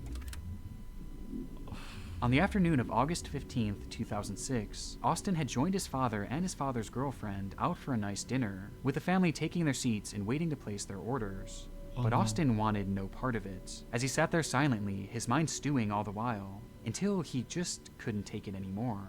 For some reason, it was all just too much, and he stood up and left the establishment without saying more than a few words. Outside, he began to walk, then jog, and then run, sprinting in the direction of his mother's house, who lived nearby. He barged into the then empty home and felt the overwhelming urge to chug the nearest liquid he saw, but it wasn't alcohol or anything close. No, it was vegetable oil, as he guzzled down nearly a full bottle of it, before leaving the home and heading back towards the restaurant, this time confronting his father, yelling and even attempting to hit him, for no apparent reason whatsoever. Once more, he just couldn't take it, and he fled the restaurant again, as his mind felt as if it was crumbling with each passing second, until he got outside and was met by the sight of something utterly horrific. What? It looked like some sort of creature, standing there just staring at him. He screamed at the top of his lungs and began sprinting away into the dark night. He ran as fast as he could, desperately calling for help, desperately looking for help, until he saw a bright light in the distance. Salvation, he thought, as he sprinted towards it and then directly into the light. That's so fucked up already. Vegetable oil? He chucked down a whole body. And medical. Don't open that. Don't open that. Fire rescue, what's the address? Young man, a woman, across the street. Okay, are they outside or in a house? It's in a garage. Shortly after Austin began hallucinating, a 911 call was made to police in the area, alerting them of an attack in progress. A middle-aged woman was being brutally beaten in her garage as her screams echoed throughout the empty street. Oh shit. Police would arrive within minutes, where they shine their light in that Just same imagine garage, you're in only your to be garage met and with a the grisly creepy discovery. dude just appeared. Inside, a woman lay motionless, her body hardly recognizable due to the assault that she had endured, while next to her were two men. One was lying limp, his body hacked into pieces scattered about, and the other was wrapped around him, with his face buried in the man's abdomen. Officers approached, guns drawn, where they would finally catch a glimpse of the second man's face. It was Austin Harif, whose body was completely covered in blood, and his mouth filled entirely with flesh, spitting out chunks of the man's torso towards the officers before going back in for more, this time attacking his face. In that moment, Austin was quite literally eating this man, and eating him alive, as despite being cut into pieces and partially eaten, the man continued to scream, which made shooting Austin impossible without the risk of killing him too. The police yelled at him to stop, but nothing. They tased him, but nothing. They kicked him, they beat him. Wait a minute. Holy shit. I heard like from that, like stuff like this, that it ringed instantly like my bells. Like this bath salt stuff. I heard like about, like now I'm coming like dropping in, like with this bath sauce. Wait, is this the guy on baths? Exactly, like I saw like a compilation of like really many incidents that people reacted really strange, like because of bath salts. They bought it like from like a gas station or so and just smoked that or took that, and they suddenly started really to get hot. And you saw, yeah, like also on the last video before like 4 hours, he was like not having gloves on and everything. And also like all the people like with those incidents, when they got tasered, no reaction. Like everything is like so simple. Oh my gosh, that is so fucking creepy.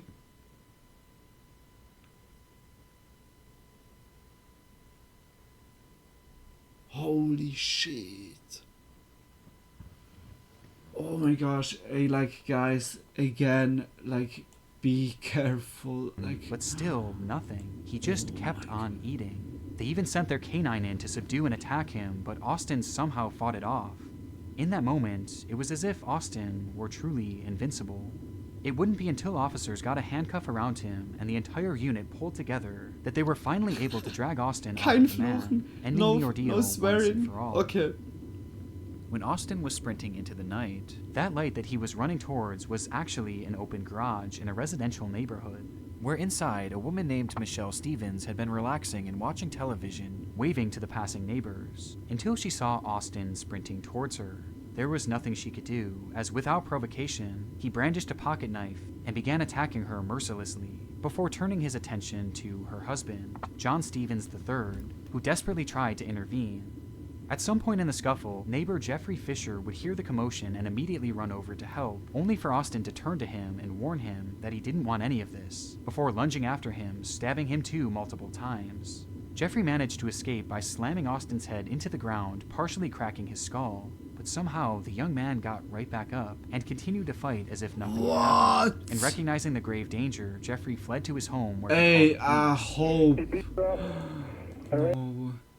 Hey, when there's something like this existing, then believe me that whether some army is using that also like as a support stuff, because also, oh my god, oh, it looks so bad. Oh. Yeah, I remember when bath salts became a thing because people got scared of actually bath salts for your tub, not realizing it was a new drug that was like super meth or something. Yeah, I don't know on which basis it is. I think it is kind of spices like some herbs, but also like some other stuff in it. Like it's a kind of chemical, as I was like getting out of those videos I saw, and it's like, this is really fucked up. When that makes like in the brain, in a way, like the center, the area that, yeah, processes like pain, and it numbs that completely. That the people just keep doing. It's like it feels really zombie-like. It's like really alarming. Over there, I'm bleeding profusely here at the moment. Okay. I don't know what happened. Holy shit. I never would have thought by this dude that he gets so out of hand. Bro. Get that. In the neck, in the head. Three puncture wounds. Who would arrive soon after and eventually restrain Austin, but not before he had ended the lives of Michelle and John Stevens, both of whom were eventually pronounced dead on the scene. How's it going, guys? Today, I'm going to be talking about...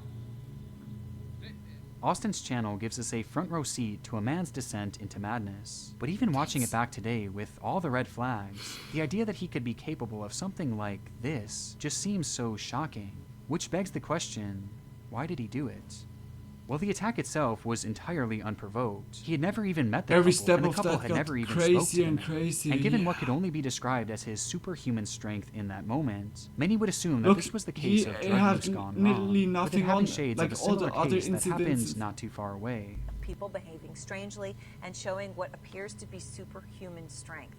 Over the weekend, Rudy Eugene attacked a 65-year-old homeless man, chewing off most of his face. But contrary to this belief, it was determined that during the attack, Austin was not under the influence of any hard drugs, and instead only had tiny trace amounts of alcohol and THC in his system, but not nearly enough to cause the violence that transpired that day. Was perhaps Rather, like... experts claim that this was the case of an acute psychotic episode, with court documents shedding more light on Austin's mental health during that moment, where he would account his visions of these creatures and all the other delusions he had been experiencing. And even though he was never given proper help for what was eventually determined to be his schizophrenia, his parents clearly recognized that he could be a danger to himself and to others, with his mother even calling the police after he had ran away from the restaurant that night. Police Department Lunch Recorded. Is this Chrissy? Yes, I don't know how to do this. My son, he's kind of taken off, and I'm concerned about his own safety. But the only problem was... it was just a bit too late. What happens now? No. Due to the results of Austin's drug test, it was determined that he was not of sound mind when the crime was committed, and that he would not have been able to consciously control himself, leading to the court's decision that he would not serve any jail time, and rather he was placed in a mental health facility, Incredible. where he'll remain Yeah. until he's deemed safe to assimilate back into society. Look his empty view.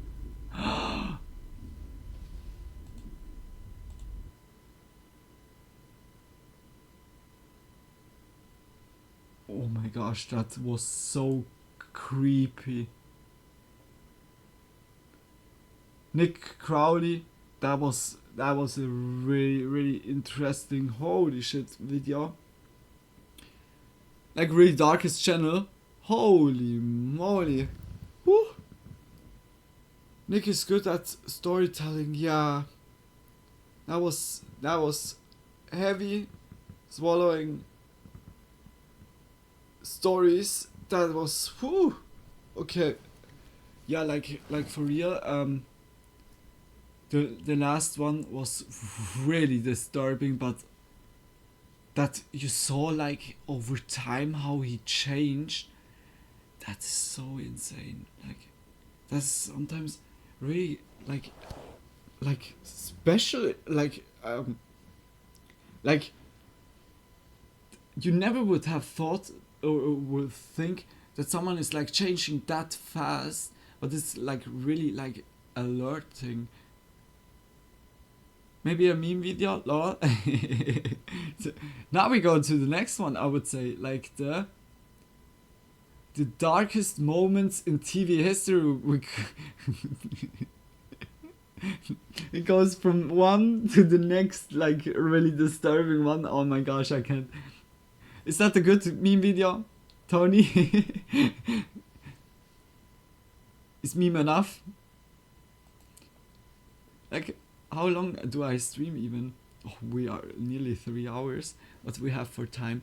Oh, the gas station is open. Lol, don't. Okay, good. Okay, let's go. The darkest moments in TV history. Nick Crowley, Lego. Look, Tony, it has only 4 stories. But then we can like surely like look a little bit some meme videos. I think it's also like slowly time. But Nick Crowley, that was such a banger before, and let's go. Away for Bradford. There's only Ellis with him at the moment though, and he's played it straight to Let's Redford. go. And an offside flag this time against John Thomas. Saturday, May 11th, 1985. A soccer match is underway in Bradford, West Yorkshire, England, between the visiting team Lincoln City and the home team Bradford City, a group riding the high of having just won their divisional championship in the week prior. This was the season finale. Well, I'm for the gonna club. roll One last match for the team and the fans to cap off what was otherwise a historic run. However, it wasn't just the season It's that good this from game would the mark the volume. end of. At the time, Bradford City played their matches at a site called Valley Parade No way, Stadium, I can't. with the facilities growing Did a you saw reputation it? around the league as being incredibly outdated, and to many, downright neglected. The awnings that stretched over the fans were made of old rotted wood, while underneath the stands were heaps Yeah, of the old volume is trash good. Okay, that would pile big up all throughout the kisses. season Big and kisses, rarely, if okay. ever, be cleaned. The whole place was a mess, and the city knew it too, which eventually led to their decision to just rebuild the stadium completely, with plans being set to tear the whole thing down soon after the game would end. But as it turns out, fate wasn't willing to wait quite that long.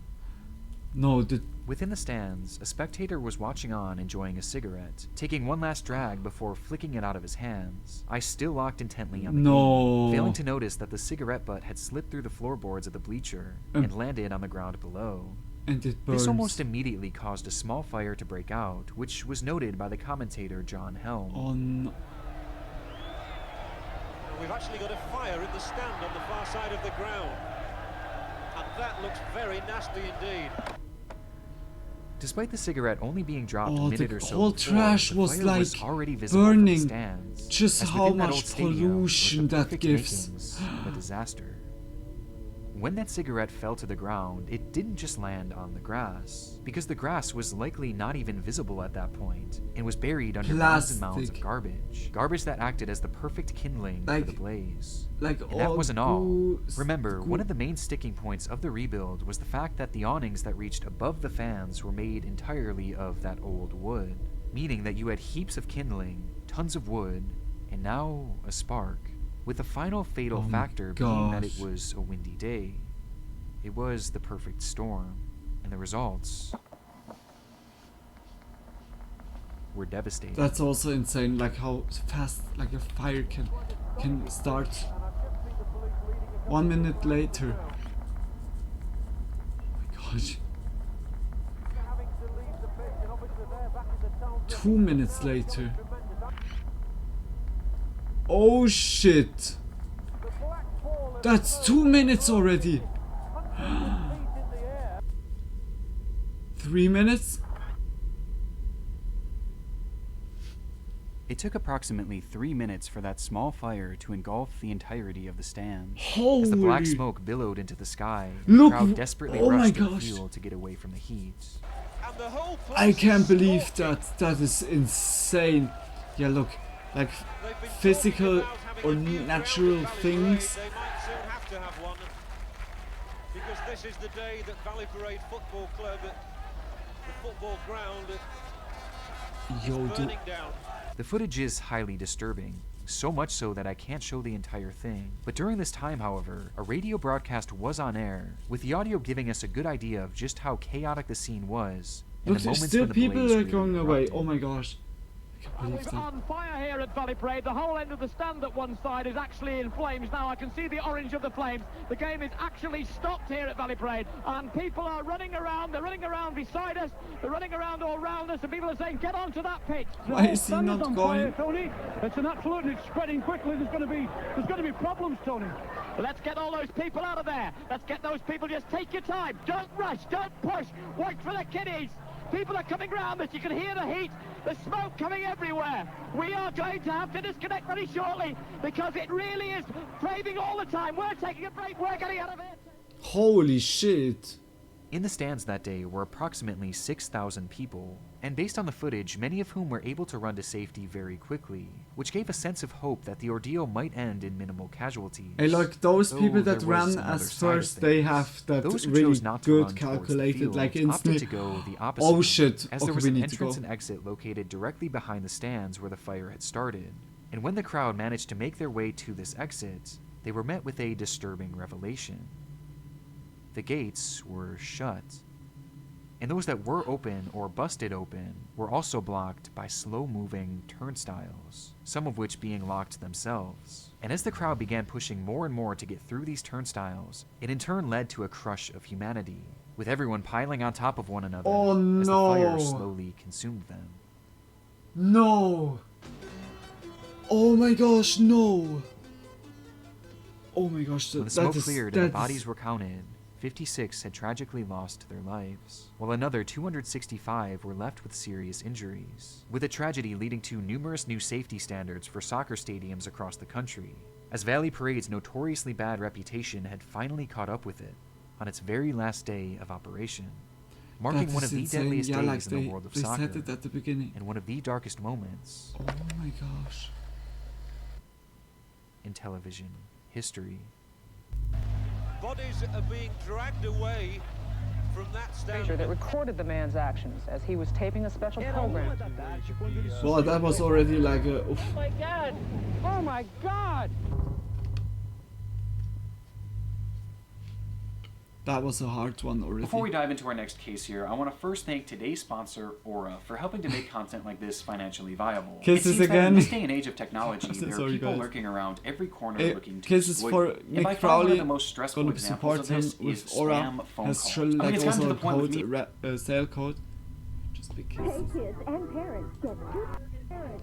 You remember when That was insane. Like, fire is also some nature force that is like... The world of television is no stranger to death-defying stunts. From the very shouldn't beginning get of broadcasting, lightly viewers have been captivated by on the the sight light of people shoulder. risking their lives to pull off these seemingly impossible spectacles.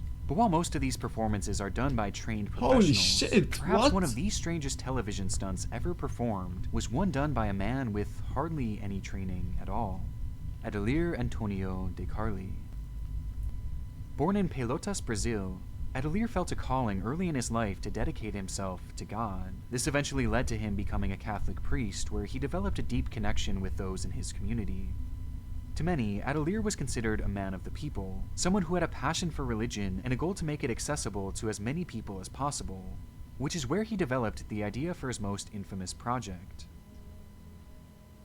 Near his home in Brazil was a popular port city named Paranagua, which saw the import and export of a vast array of goods, making it a central hub for truckers to drive to and from on a regular basis. But Adelir began to realize that for these truckers, the vast majority of their lives were lived on the road, and this rarely, if ever, allowed them to practice their religion. This revelation inspired Adelir to start putting together plans to build a chapel at a trucker's rest stop right in Paranagua, which would allow for drivers to stop and worship while on the road. In theory, this seemed like a great idea, and one that the community could easily rally behind, though there was just one issue: the money.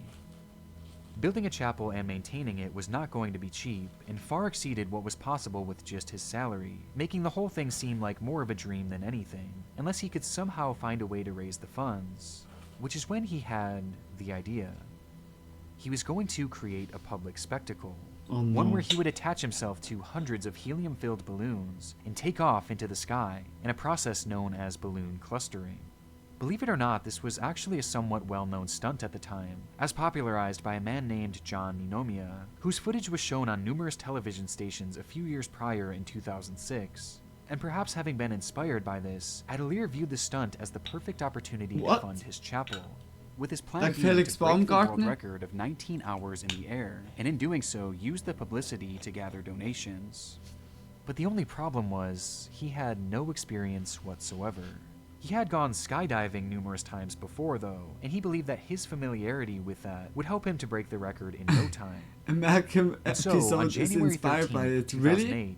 in the city of I Umpari, don't Brazil, know over which 600 one. balloons were filled with helium and attached to a Wait. chair, which Adelir was then strapped to. He began to lift off the ground, quickly floating high in the sky, I'm not sure as the if news it's from cameras this- were there to film it all. The flight Is saw that him the- travel roughly 17 miles and reach an altitude of 17,000 feet, Wait. highlighting just how dangerous of a stunt this really was. But despite his lack of experience, after around 4 hours, Is that not he a touched little down bit safely in too Argentina, much? marking the end of his first successful flight. It was a promising start, and inspired Adelir to continue planning and prepping for his next attempt, which he resoundingly told people would break the world record. In preparation for doing so, he took part in various jungle survival training exercises, and even took up mountain climbing, as he knew he would be flying over remote regions, which left him at risk of being stranded somewhere in the wilderness. Oh no. To further aid in this, Adelir would also have a satellite phone That and is much harder GPS, than which he would just use in skydive. tandem to help Like track his location skydive and call for or like assistance going should into things air go is awry. also like hard. It seemed that to Adelir was ready for anything. misunderstand But on me. April 20th, But 2008, as a crowd then gathered around to survival see this in a man attempt this remote record, the weather location began by to a take a jungle. turn for the worst. During his first flight, the skies were sunny and the winds were calm, but on this day it was gloomy. There can and go the rain was much more falling hard wrong. off and on, putting the whole stunt in jeopardy. But Adelir remained confident, boasting that thanks to God he would have perfect weather when he was on his flight. Porque eu vou subir acima dela. 10 minutos eu ultrapasso ela. E depois vou voar sempre em tempo bom. And despite some trying to convince him to push things back, he knew that the crowd was there for him, and this was his chance to secure funding for his dream project. Com essa quantidade de balões, o padre deve viajar a cerca de 5 mil metros de altitude. Com ele lá em cima, vão estar ainda um telefone celular por satélite, GPS. Chegando a Dourados, no Mato Grosso do Sul. O tempo estava fechado, mas o padre insistiu em voar. Era 1 da tarde quando ele subiu, levado por 1000 balões de gás coloridos. Pretendia bater That's o recorde. insane. And with that, Like, he was off, when you soaring see quickly into the that sky, is the where last he eventually footage disappeared from him. into those thick rain clouds. For essentially all of his flight, those clouds made it practically impossible to see the man, which was further exasperated by the fact that this time he had used 1,000 balloons, as opposed to 600, which brought him to an even higher elevation, this time touching almost 20,000 feet. But just because he was out of Is there not sight, the air that didn't too mean that we couldn't thin hear that from it him, can as he would soon call down uphold to a the local pressure news in station it? to share a somewhat I concerning think update. at a certain altitude there is like, it plops the balloons.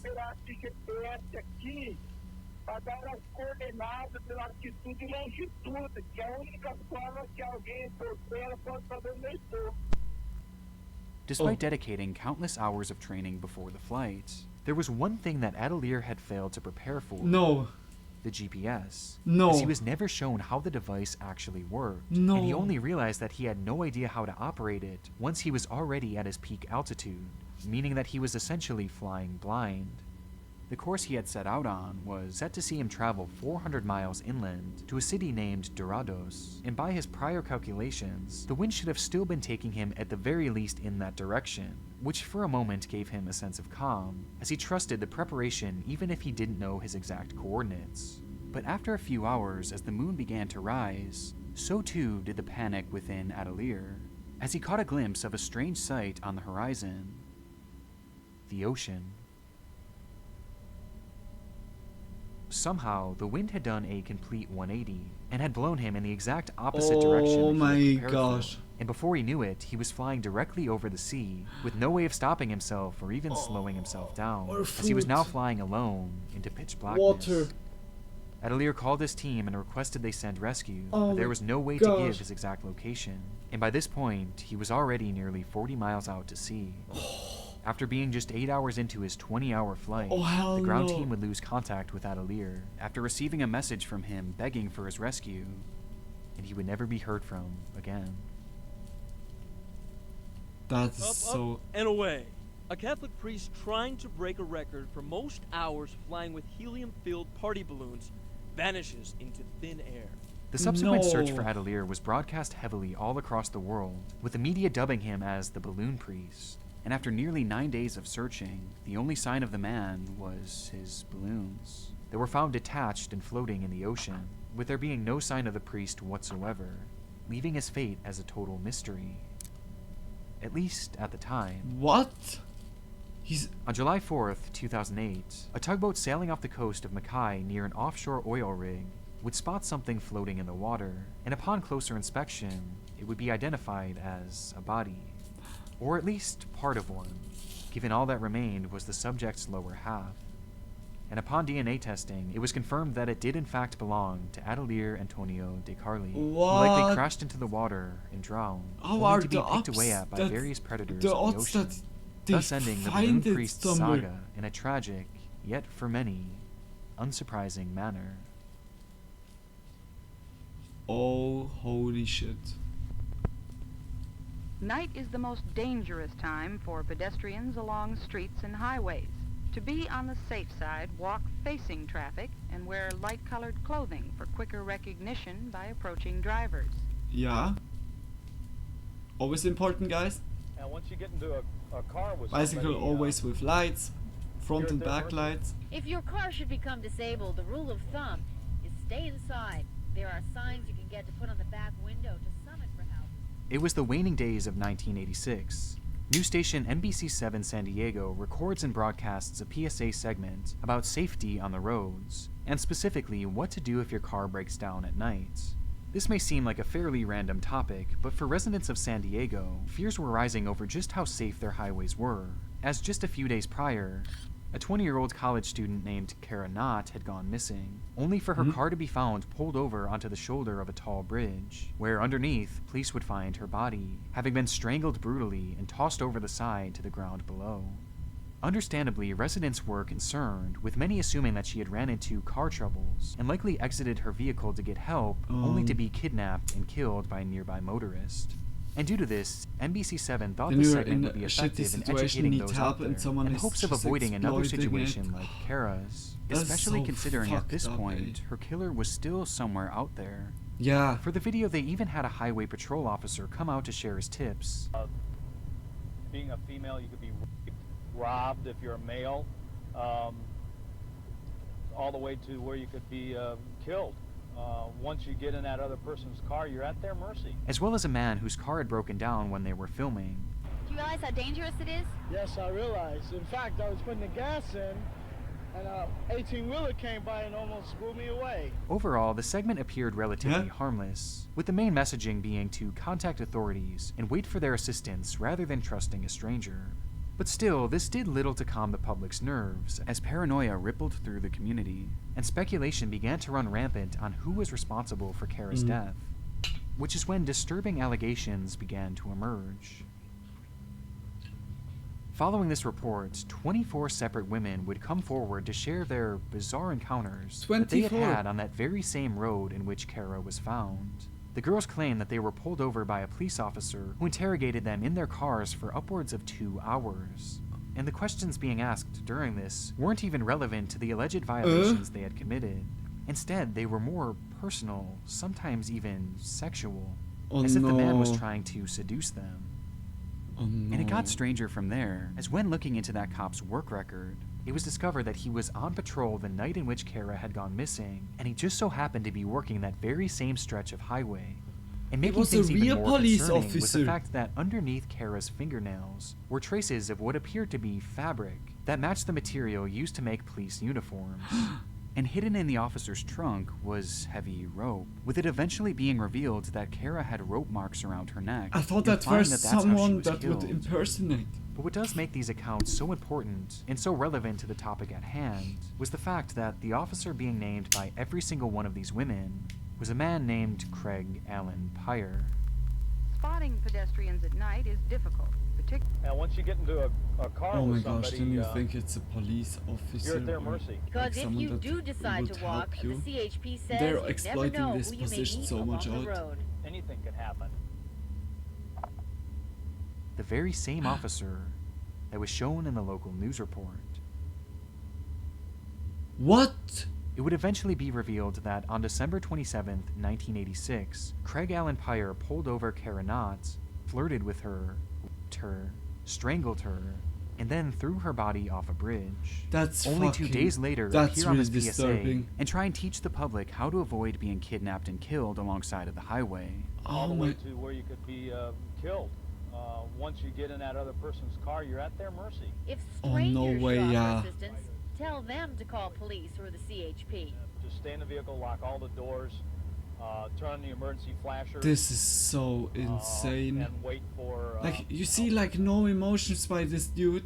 It's He's so just incredibly delivering haunting this. to watch this segment back, especially Yeah. considering what he's saying, Oh knowing my that he gosh. was quite literally the cause of the crime Yeah. that inspired the segment to begin with. Oh, I can't Just 2 believe weeks after that. the program aired, Officer Craig Pyre would be arrested for the murder of Kara Knott, where he was eventually sentenced 25 years to life in prison.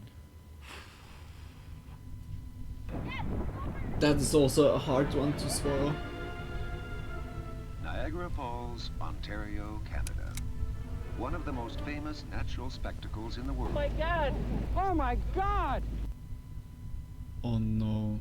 Considered one of the most visually stunning locations in the United States, no. and even across the world, the 3 waterfalls that make up Niagara Falls offer a unique blend of beauty and violence, making it no wonder why tens of thousands of people visit the area every day Yeah, it looks just to really take in the beautiful. awe-inspiring views and that unbelievable rush of water.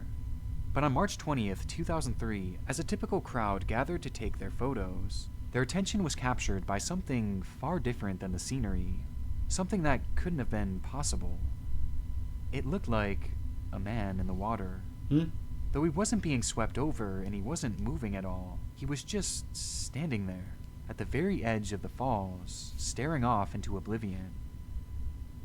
Police were immediately called to the scene as a panic arose, and within minutes, rescue crews would begin their work, along with a cameraman from a local news station.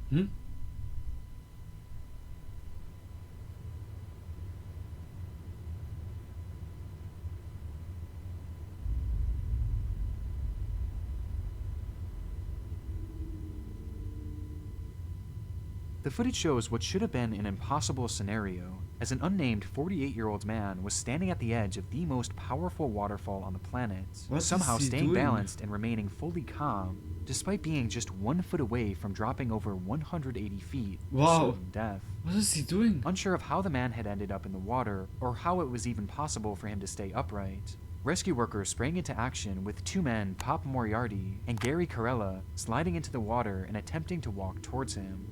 But even for them, the current was just too much, forcing them to almost immediately turn back, while the man yelled to them that he was losing his strength and to not let him go over. To aid in the rescue, a helicopter was sent in to try and airlift the man up, but immediately the force of the rotors began to create strong gusts of wind, leading to this.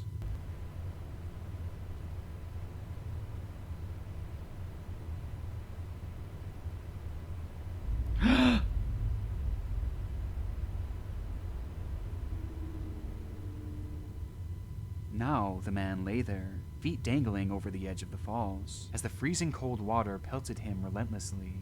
By this point, that man had already been in the water for over 1 hour, and his grip was slowly But slipping. why he is And there so, even? in a last-ditch prayer, a rescue worker inside the helicopter decided Like to the toss a dude life is preserver, not only knowing that this would risking likely his be the life, final he shot of risking saving him. everyone's And life there. miraculously, I'm like even the getting current caught mad. it and Like, brought it what the directly fuck? to him. It's a prank, dude. With every bit of Like, strength he had left, the man would let go of the rock he was clinging to and lunge towards the preserver, grabbing a hold of it as crews on shore began to pull him to safety. Or at least, they thought. As he was being towed to shore, the man approached what looked to be land, though in actuality this was an ice shelf that extended out over the water, meaning that the black line you see here isn't actually land, but It's like instead a going small on. opening between the sheet of ice and the water itself.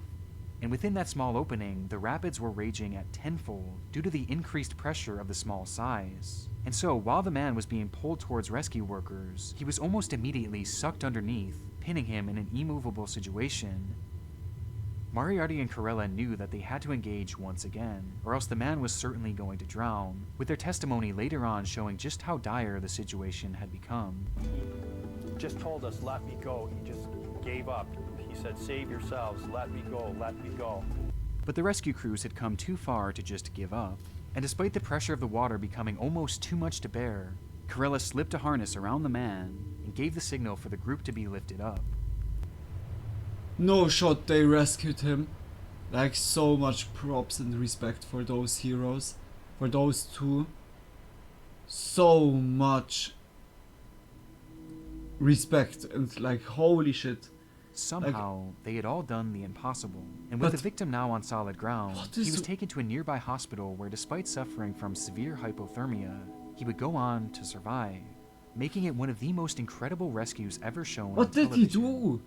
But with the victim now safe, it was time to figure out what exactly had happened. Yeah. Well, apparently, the man had lost all of his money due to a crippling gambling addiction, even gambling away the last of his family's own cash, losing everything and everyone in the process.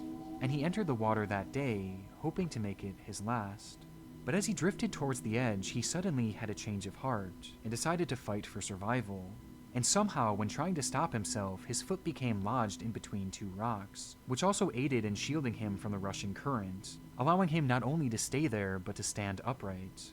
It's unknown what happened to the man from here, as he's understandably never been named publicly, but I do hope he managed to find some peace and purpose, as his story is one of very few of this nature with a happy ending, especially within Niagara Falls, Hey, why as the you area risk has other become a lives? hotspot for attempts just like this, the vast majority of which sadly end successfully. It's of course And sadly, as it turns out, but why you risk one such other example of this was people- captured people's when the cameras life, happened to man. be rolling. Oh my fucking god, yeah, like this is also like, taping a special program with I don't Phil know, Cabot. It is Phil's voice this you will one hear is on the like tape. also making me like kind of mad, but I'm so also As sorry TV for host him. Phil Cabot is It's reporting like, a program for the local nightly news in Buffalo, New York. He There's did so near the always mouth of other Niagara ways. Falls, where the rapids are raging in a particularly fearsome manner. Going to a When rehab suddenly, station, Buildings like line the also river. kind of Then Frederick Olmsted started a yeah, campaign to gambling persuade- addiction is yeah, oh shit. we see a man come running from the brush and leap directly into the water. For obvious reasons, I can't show what happens next, as the water begins to sweep the man towards the edge of the falls. But the audio alone is sufficient in showing just how traumatic the moment was for the news crews watching on. Factories, hotels, and other buildings lined the river. Then Frederick Olmsted started a campaign to persuade New York to buy the land. Oh my God! Holy! Oh my God! Oh my! Oh! As they watched in horror, the man was dragged to the edge and then swept directly off, going over head first and standing no chance of survival. According to the report, the man was never identified, and his body was never found, likely having been pinned by the impossible force of the water at the bottom. What? But what I find most chilling about this video is the fact that it's only seemingly been archived in this poor quality, which makes deciphering details about it incredibly difficult. However, there were many who watched the program on TV the day after, as the news station actually aired this footage for the world to see, and one particular account has haunted me since the moment I first read it. I remember seeing this when it was first broadcast. Freaked me the hell out. It wasn't a worn-out videotape back then, and the image was a lot cleaner. The guy looked at the news crew and into the camera when they started yelling. Creepy and sad as hell.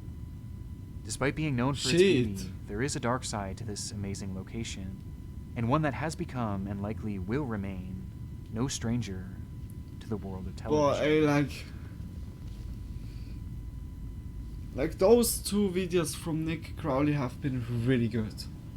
Like really, really good. So interesting, but also like, oh my gosh. Like the video, yeah, with the fire at the beginning, insane. Also like here with the priest, also here with the police dude. Okay, it was like so fucked up. Wow, but like Nick Crowley, because for delivering like such interesting stories, it's really hard just to swallow. Like Frank has also like sent like some. Today I'm going to share 3 progressively more from Mr. Borden. We look into it. Top 3 disturbing missing person cases. We have like today is the disturbing stream, the disturbing spooky Monday. Oh my gosh, like. It's like it can happen so many things. It has like life is so complex. It's just always guys being aware like of your surroundings, of your body. It's alarming. Some crazy shit, yeah, really crazy shit. Like we go now into this video. Let's go. If it's too loud or too quiet, just saying it, guys. Or bizarre missing person cases. Let's go. But before we get into those stories, that was too disturbing for me. I give up. Dark and mysterious, delivered in story format, I'm so sorry. You come to the right place because that's all we do, and we upload once a week. I would also say, so, like, if that's after this you, video, please tuck the like we're button gonna into their watch bed like some read them memes, a bedtime story, and then when they ask you we for are a glass also of water, like say no finishing problem. slowly Go get them a the cup of stream. water, and then when you come back, dump it on their stupid And face. 7 Also, a.m. please subscribe to our channel AM and turn by on the all notifications so you much don't love. miss any of our weekly Now, uploads. Tony, are you going okay, now? Let's get into today's stories. Let's go.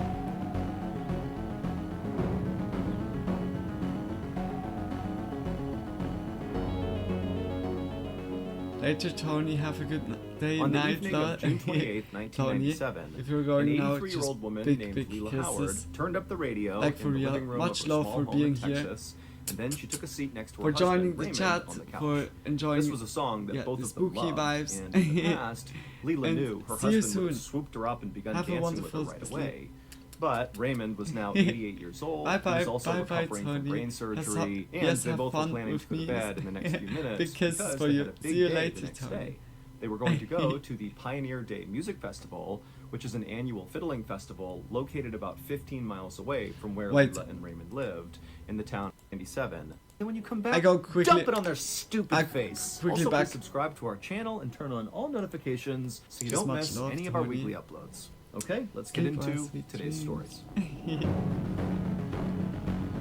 Okay, sorry, I was like completely like zoning out quickly.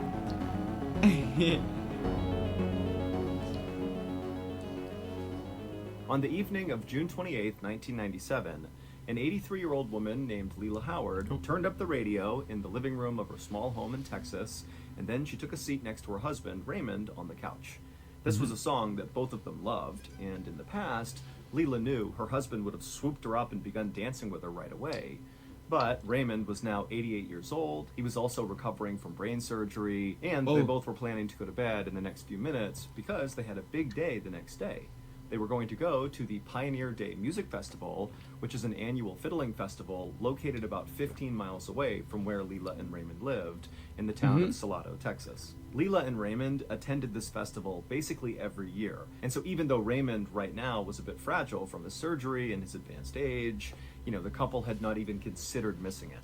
Leela's son Hal had tried to persuade Leela to let him, Hal, drive the couple to the music festival, but Leela said no because Leela and Raymond were both fiercely independent and wanted to be in control of their lives, which included driving to and from this festival. Also, Leela had talked about maybe going someplace else after the festival ended with Raymond, kind of spontaneously just driving out and doing something, and so she really wanted to have her own car in case she did want to do that. And so after a few minutes, Leela and Raymond's favorite song came to an end, and the DJ hopped back on the radio and began talking about the weather and the traffic.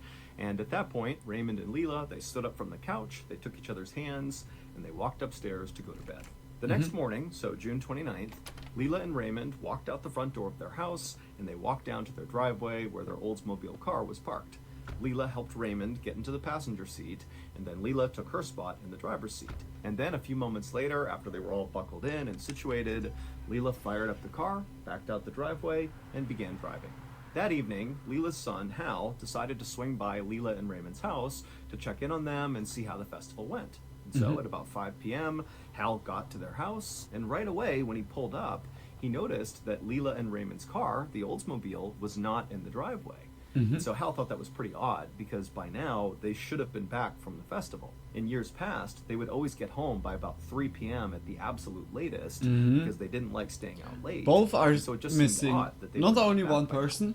But at the same time, Hal knew that Leela had been thinking about maybe going out and doing something spontaneous after the event was over. And so he thought, maybe his mom and Raymond were out driving around somewhere and they'd be back later. But just for good measure, Hal did park the car and he walked up to the front door of the house and he did knock. But when there was no answer, he thought, you know what, I'll just go home and come back in a few hours and check in on them at that point. And so, a few hours later, at 8 p.m., Hal drove back to Leela and Raymond's house, and when he got there, he saw their car was still not back yet. And so now Hal's starting to feel pretty worried, and so he parked the car, he walked up to the front door, he did knock, there was no answer, and so he pulled out his set of keys, he opened up the door, and he walked inside. Now, as soon as he was in the house, nothing looked out of place. It actually looked very organized and clean, like it normally was. But as he walked around looking for some sign of where Leela and Raymond were, all he could find was on one of the beds there were all these neat stacks of clothes that were laid out as if somebody was getting ready to pack but didn't finish packing. And so it just seemed like something's off here, something's not right. This doesn't seem like they just went out and did something spontaneous. Something must have happened at the festival. That's why they're not back yet. And so kind of in panic, Hal ran outside and he called the police. And after reporting Leela and Raymond missing, he actually began calling news stations and telling them, can you please put out my mom and Raymond's picture because they're older and they're missing. I need your help. And in fact, that night, those TV stations did begin putting out all these reports about how Leela and Raymond were missing and for people to be on the lookout for them and their car. At the same time, the police immediately launched an investigation, and they quickly discovered that Leela and Raymond had never even made it to the music festival. They never got there. And then when the police drove the route that Leela would have taken to get to the music festival, they didn't find any car accidents or anything unusual on the route that would indicate that they got into some trouble or something.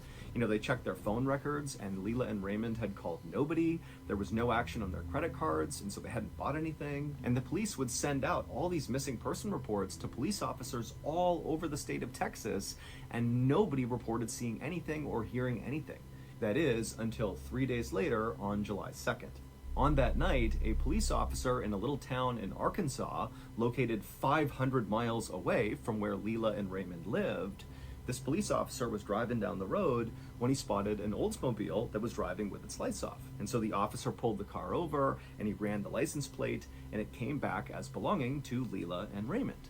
But you got to remember that this police officer was in Arkansas, and so he had not received any updates about this missing couple. All those TV broadcasts and all the missing person alerts that were getting sent out all over the place, is the couple still driving? Those were really only happening in the state of Texas. Is the couple still driving? And so this officer has no clue that Leela and Raymond are missing. But he runs the plate, he sees it belongs to Leela and Raymond, and he goes up to the driver's side window, and he looks inside, and he sees Leela and Raymond. Leela's driving, Raymond's in the passenger seat, and they look like a really happy older couple. And the officer would say to Leela, hey, you're driving with your lights off. And Leela would say, oh my goodness, I'm so sorry. You know, we were driving in Texas, and we got lost, and I just didn't notice. I'm really sorry. The officer believed her and felt like these were good people who just made an honest mistake. They got lost. And so he just flicked her lights on and said, I'm going to give you a warning. No big deal, I no hope ticket, they but didn't be get careful with your lost lights. and You gotta got make sure those are on at robbed night." or And so Leela and said, then "Thank you killed. very much. You know, of course, I'll be very careful with my lights." And then actually the Like, officer gave especially, Leela like, directions on elderly how to get back to people. Texas from Arkansas. And then he got back in his cruiser, and then he watched as Leela and Raymond pulled onto the main road Raymond was, and then disappeared into the 88. darkness. The police officer in Arkansas who pulled them over would eventually put it together who he had pulled over, and at that point, Arkansas would get in on the search for Leela and Raymond. But for the next 2 weeks, despite having both states aggressively searching for this couple, nobody could find them. That is until July 12th, so that's 10 days after Leela and Raymond got pulled over by that cop in Arkansas. On that day, these two young boys were walking by a small stream in a town called Hot Springs, Arkansas, when they began to smell a terrible smell. They would end up telling their parents, who would come back to the stream, and they'd smell it too, and they would end up alerting the police, and the police would come out, and they would search that entire area, and they would find Leela and Raymond's Oldsmobile at the base of a 25-foot cliff, and inside the vehicle were Leela and Raymond, and they were both deceased. It looked very much like Leela and Raymond had driven off this cliff and they had landed down below, and that's what killed them. But when investigators went up to the top of that cliff, there were no skid marks on the cliff itself, which meant Leela, who was driving, never hit the brakes as she went over the cliff. Nobody knows why Leela and Raymond abruptly left their town and drove hundreds of miles into Arkansas instead of going to their favorite music festival, although their family members have speculated that it could be because Leela and Raymond had declining cognitive function. Yeah. So they basically didn't know what was going on, and that's why it happened. Living But in the moment. The reason this not- story is in this video is because this story about Leela and Raymond is what inspired a very, very famous song from the late 1990s. It's called The Way by Fastball, and for copyright reasons, we can't play it for you. What? But I'll sing you a line and see if you can remember this song.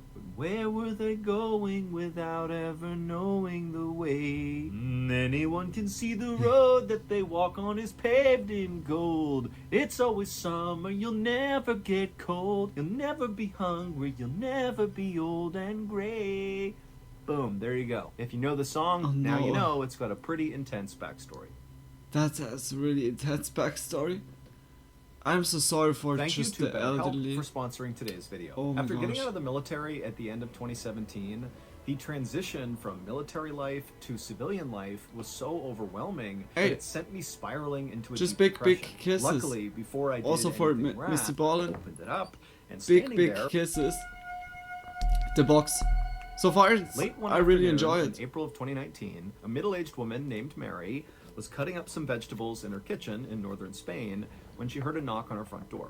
So she put her things down, she went to the door, opened it up, and standing there was her next-door neighbor, who was all smiles, and she was holding this big box. Oh, wow, that that was wrapped in sad. wrapping Yeah, paper that and was had a big really bow sad. on it. And then sitting on top of this big gift Like, was a tray when of the police deep-fried officer rolls for croquettes. Mary's neighbor was Arkansas a 61-year-old would woman know named it Carmen already. Marino, who was an exceptional chef. And Then her he specialty could, were like, making these do croquettes. already They were something. filled with different types of meat and other things. Then he would, yeah, and all the instantly time, react Carmen at, would come over and give sometimes. them to Mary. And Mary loved these croquettes. And so as soon as she saw those, she was croquettes. like, wow, amazing. And she invited Carmen inside. But Croquettes are Carmen good. didn't come inside. Instead, she took the croquettes and handed them to Mary, and Mary's like, okay, great, thank you. But Carmen was still standing right outside holding this box, and now Mary's looking at her thinking that Carmen looks kind of uneasy. And so Mary said, you know, what's going on here? What's up with this box? Carmen was silent for a second and just kind of held this box out, at which point Mary realized, okay, so she's trying to give me this gift. And so Mary reached out and took this huge present, and she was like, thank you, Carmen. Like, what is this? What's going on? And Mary, Oh, no. when she looked at Carmen, she could tell Carmen's face was now bright red. She was very embarrassed about something, maybe whatever she was going to say. And so Mary just waited for Carmen to speak. And so eventually she would clear her voice, and then she would say, you know, Mary, this is really embarrassing, but I need you to hold on to this box for a little bit. It contains my sex toys, and I'm having company over at my house, and I'm just worried that somehow they're going to find these things. Mary was so caught off guard by what Carmen was telling her that she just started laughing. But Carmen didn't join in on the laughter. She just kind of looked down like she was totally mortified. Mary stopped laughing because she felt bad, and then Carmen kind of elaborated on why she had this huge box full of sex toys. She would tell Mary that, you know, she bought them with the intent of using them with her boyfriend, but a couple of months ago he had broken up with her. But Carmen had held on to these in the hopes that the boyfriend would eventually take her back and they would get back together again and get to use these toys. And so even though this was a totally weird and kind of uncomfortable request, Mary kind of felt bad for Carmen. What? One, because she had to make this request of Mary, but also two, you know, it was obvious that Carmen was pretty shaken up about, you know, losing her boyfriend. And so Mary said, you know what, no problem, Carmen. Something I will has look after your triggered sex that, toys, like and I will also enjoy your mental croquettes." health. And Carmen was so relieved and said, thank you so much. And then she turned and hustled back to her house. And then Mary shut the door and she brought the croquettes into the kitchen and she tried one and it was so good. And then she took the big box of sex toys and she went into the hallway. She opened up a closet and she put it on the top shelf and then shut the door.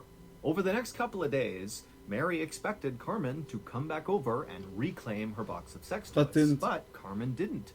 And when days turned into weeks and then turned into months, and still Carmen had not come over to get the sex toys, Oh my gosh. Mary was kind of annoyed, but she was just too embarrassed to go over to Carmen and be like, hey, why don't you come over and get your sex toys? And so Mary just decided she would leave it alone and not talk about it, and if ever Carmen wanted them back, she My would guess have them, but is if she it never asked for isn't them sex again, toys. Mary didn't care. She would just eventually throw the box away, and that would be it. A few months Oh my later, on gosh. September 29th, 2019, so we're talking about 6 months or so from when the sex toys were first brought over to Mary's house. Well, on this day, Mary was kind of doing chores in her house when she began to smell a really bad smell coming from the hallway closet where the box of sex toys were. And so Mary opened up the closet, and for sure, she could tell the bad smell was coming from this closet. And so she started by smelling the shoes that were towards the bottom of the closet to see if maybe she had stepped in something gross, but they were all clean. And then eventually she reached the sex toy box. Your guess was right, She pulled it down Redbeard. from the top shelf, and it had never been opened. I It's think- still wrapped. But she just smelled the box, and she immediately recoiled because that had to be Well, where that's the so terrible you- smell was coming from. It was coming from this box. And so Oh, jeez, Mary I was figured it totally was something repulsed at wrong. the idea Yeah. that these sex toys smell horrible. But she carried the box into the kitchen and set it down. And she thought, you know, is this a horrible betrayal of my friend's trust if I open up this box and look at her Oh sex my toys? gosh. But Mary ultimately was like, you know what? Carmen has not come back for this thing. I'm opening this up because I need to know what's making this smell. This is so Mary went fucked over and up. got a pair of scissors and she cut off the wrapping paper and then she opened up the box and inside was like this big thing that had been wrapped in tinfoil. So all you saw was tinfoil. And so Mary, she reached down and kind of began to peel back the tinfoil. And it was kind of sticking to whatever was under it. But eventually, after she kind of yanked on it, she pulled the tinfoil off.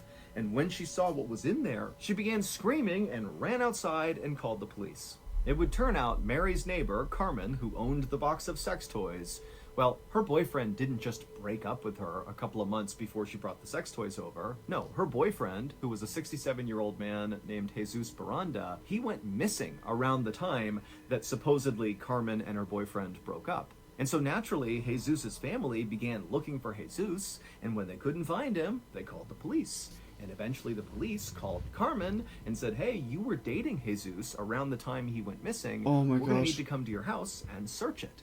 Oh When my Carmen gosh. heard that, she knew she had a big problem because Carmen had murdered Jesus and cut his head off with a chainsaw, and she still had his head in her house. And so what did she do? Well, she boiled his head down, and then she put it in a box, wrapped it in tinfoil, and then she wrapped that box in wrapping paper, put a bow on it, and then went next door to Mary's house and said, hey, can you hold my sex toys for me? Because she knew Mary would likely not look in the box if it was sex toys. And so Mary took the box, put it in her closet, and then of course, you know, the smell began several months later, and she would discover Jesus's head.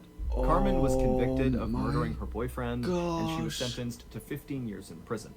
Police were never able to locate the rest of Oh Jesus. my gosh, All they how had was his head. disturbing But can there's you a be? running theory that Please tell Carmen me may have those weren't used the rest of her boyfriend's croquettes. body Oh and no. ground it up and then baked him into Oh her my croquettes gosh. that she gave out to people like Mary and other people in her neighborhood.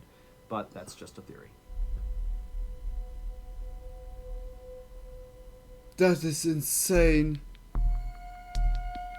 Yeah, that's like On the evening of June 24th, perfect timing. 1986, Oh my gosh. a 10-year-old boy named Juan Pedro Martinez Gomez This is bounced so around in his fucked seat up. and smashed his toy cars together in the cab of his This father's made me big like red really tractor-trailer truck. like Juan was so unwell excited in he my barely sit my still. stomach. He That always made me wanted to really go for like a ride ugh. in his dad's big You. truck. His dad was a long-haul trucker, but his Oh my dad gosh, always said how- no. like, that But is- Juan that is had just gotten his crazy best report insane. card ever. Oh, that was a and so theory, as a holy reward shit, for I thought doing it so was well a in fact. school, She put him Juan's father in the had surprised croquette. Juan and Juan's mom with this particular trip. Their plan was to drive from their hometown they said in it at the southeastern end. Spain all the way across the country to the northern coast. And then once they got there, Juan's dad That's would so offload the creepy. cargo that he had driven there. Juan and his mom and dad would stick around and kind of make a vacation out of it, going to the beaches and checking out the beautiful pastures where all the cows would graze. I mean, Juan was super excited. Juan's yeah, dad it was pulled a the truck theory. into Ah, this okay. big lot with all these other trucks Oh my around. gosh. And then Juan's dad turned around and began backing the truck up so it could be paired up with the cargo he'd be hauling to the north coast. It was this huge 25,000 liter tanker that was covered in all these stickers and warning labels. And, you know, Juan's father didn't know what this tanker actually contained, but he could tell, you know, whatever it was pretty dangerous and also very important.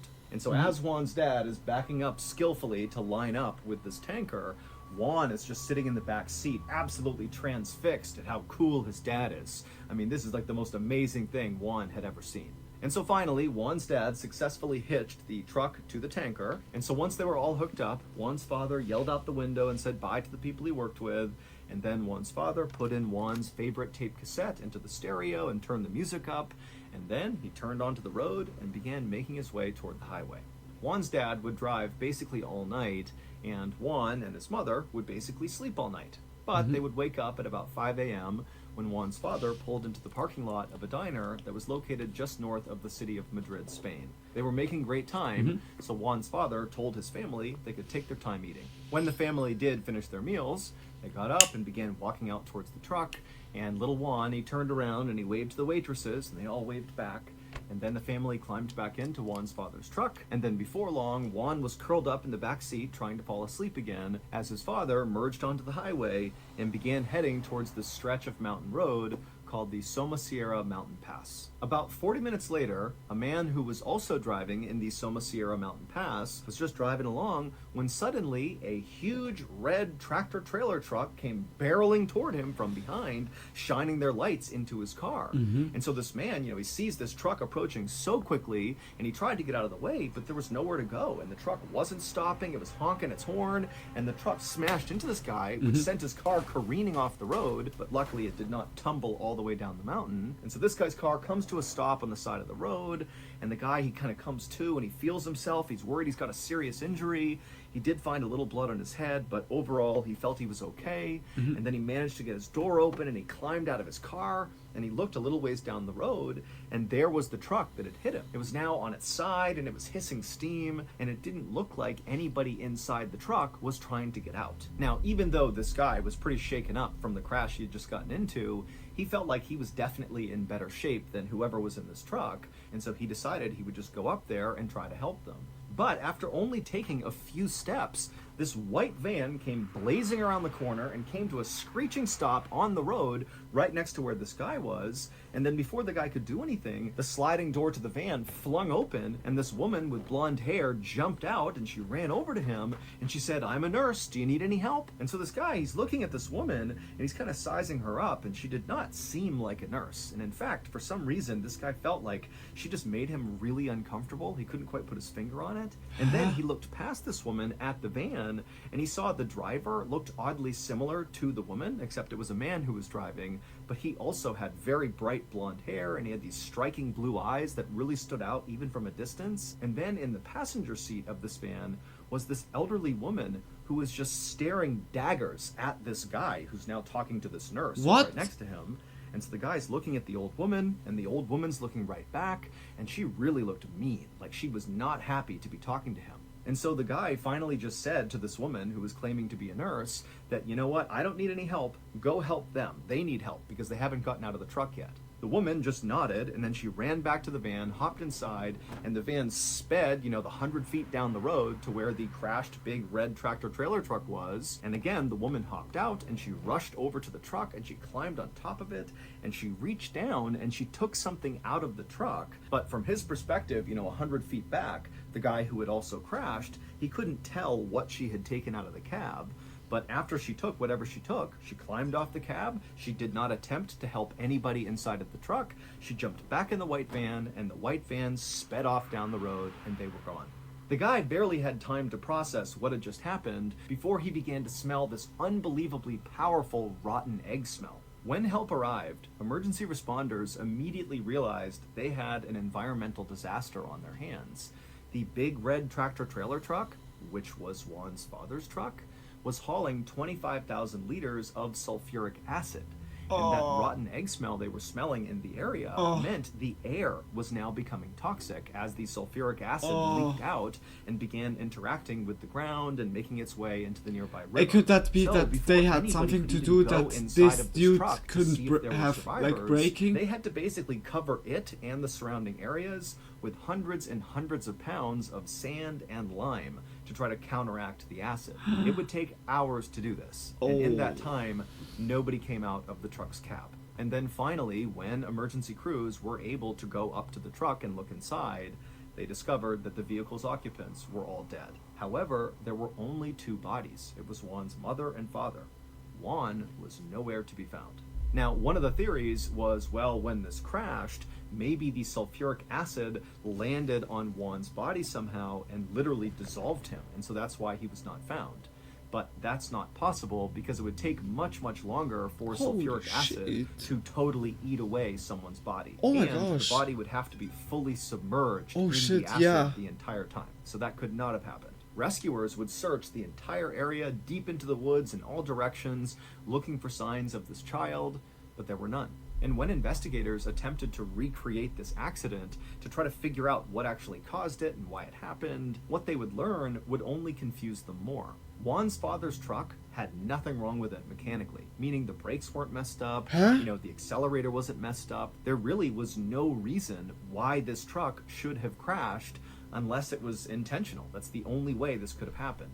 Also, the truck contains something called a tachometer, which registers every time the truck slows down or stops. And when investigators looked at the record from this tachometer, they discovered that Juan's father had slowed down or stopped 12 different times between leaving the diner and crashing.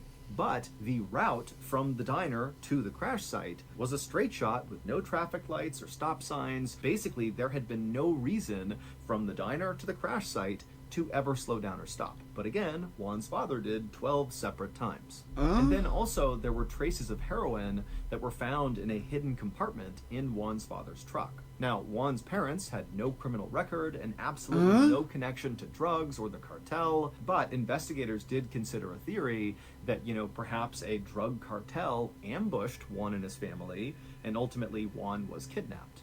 But there was one more really strange element to Juan's disappearance, and that was that white van that guy saw right after the crash. Multiple people in the area around the Soma Sierra Mountain Pass said they saw that exact white van because they all remembered the woman and the man who had that same really bright blonde hair. It just was something that was kind of unique and strange. But the police tried to track down this van and the man and the woman and the elderly woman who was also claimed to have been seen inside the van, but no trace of that van Like was Man ever in Black, found. but in And crazy also, police were and never in able blonde. to figure out what that woman actually took from inside of Juan's father's cab before they sped off and disappeared. Missing person posters of Juan went up all over Spain, and almost immediately loads of sightings were reported of Juan. But every time the police followed up on these sightings, they never panned out. Interpol, which is a major international police organization, called Juan's disappearance one of the strangest disappearances in all of Europe. Yeah. 1 year after the crash, so in 1987, a driving instructor in Madrid, Spain, was filling out some paperwork in his office when he heard a knock on the door. When he answered the door, he found there was this elderly woman who appeared to be blind, and with her was a young boy who appeared to be about 11 years old. The driving instructor asked them, how can I help you? And he watched as the elderly woman turned and whispered something into the little boy's ear. And the driving instructor, he could hear her whispering, but he couldn't understand what she was saying. It sounded like a foreign language. And in fact, it would turn out they figured out she was speaking Farsi, which is the language spoken in Iran. The little boy listened to the elderly woman, and then after hearing what she had to say, he turned to the driving instructor and he asked in perfect Spanish, "Where's the U.S. Embassy?" The instructor gave them directions, and then the little boy nodded, and then he and the elderly woman, they turned around, they grabbed each other's hands, and they began walking away. And as they walked away, the driving instructor, he just couldn't help but feel like there was something oddly familiar about these two people. And so he flagged them down and he said, "Come back for a second." And so the boy and the woman, they came back, and the driving instructor, he asked the boy, he said, "Do you live in Spain? And if you do, how long have you lived here for?" And when he asked the boy this, the boy immediately looked really afraid and just didn't say anything and kind of just stepped back like this, like he wasn't going to answer. And then the elderly woman, she turned and she whispered something else into the boy's ear. And then after she was done talking, the boy kind of settled down and he looked at the driving instructor and he said, 6 months. And for some reason, at this exact moment, the driving instructor realized why this boy seemed so familiar. He remembered seeing him on all those missing person posters all over the place. And so the driving instructor, he couldn't remember the boy's name. God. And he goes, "Hold on a minute." He turns and he runs inside of his office and he finds one of the posters that said Juan Pedro Martinez Gomez. He grabbed it and he ran back out to show it to them and be like, "Hey, they're looking for you." But when the driving instructor came back to the front door, the boy and the blind old woman were gone. And so the driving instructor, he stepped out, he's looking around, he's yelling out for them. They were gone. Now, it's important to understand that to this day, no sightings of Juan have ever been confirmed, and that includes the driving instructor who claimed to have seen Juan. But to this day, Juan's body has never been found, he's still missing, and his case is still unsolved. Are there, like, in other country, like in Iran or so, when she was like talking in Iran? The Mr. Ballin podcast, our top podcast. The one we What? launched in 2022. That was crazy. Immediately rocketed to the top That of the was charts. crazy. And then by the end of that same year, it got picked That up. was mind baffling, like the last one. Holy shit. Holy shit. Hey, that was a really good video. That was a really good video. Hey, Mr. Ballin or Ballin, big kisses. Hey, like Frank, also big kisses for, recommend it. You said it, yesterday. That was really good. I'm gonna look here and there also, like, again, like, into this channel. Like, that was really interesting, but also fucked up. Holy moly. That's insane. Yeah, that's really insane. What the fuck? If the sighting wasn't proven, how did they find out for a fact she was speaking Farsi? Sorry. Yeah, that's true. That's true in a way. Like, that's in a way true. Like, when he doesn't understand it and he was like the only witness, who can say then which language it was? Perhaps he had like some glimpses heard and was like saying it to some other dude. I don't know. But damn, that was a really interesting one and also really strange one with this van. This is so strange, and also this elderly woman. Like, what? Creepy shit. Creepy shit. But I think we gonna go now nicely into some memes. That was a really cool Spooky Monday. Today, really the disturbing one. Oh my gosh. Definitely crazy. Yeah, like here, this video, the other videos. Today was good. Today, like, luckily we found today like a lot of new like clips the last times we had always like, oh yeah, okay, we know that already, okay, this not one we know already. It's a little bit, yeah, it's sometimes to search out, but today was really good content. I'm quickly searching. Does have unusual memes, please.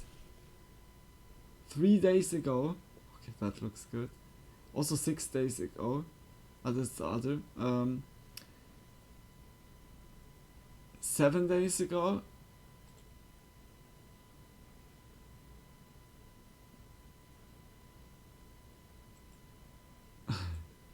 Okay. Okay. I think I found already good one.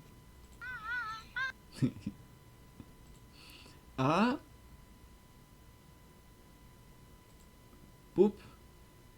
Is it good? Like, I know I say it all the time.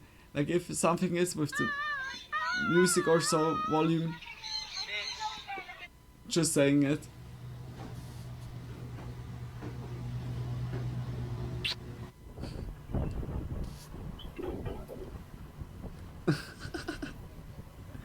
No shot.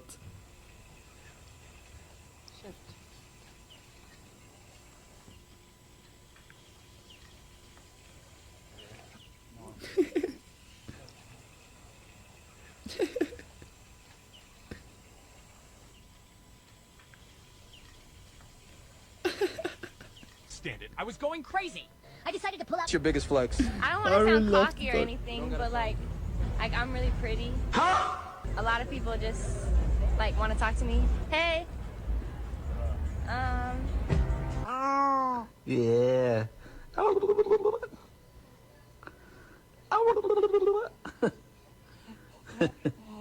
Oh shit.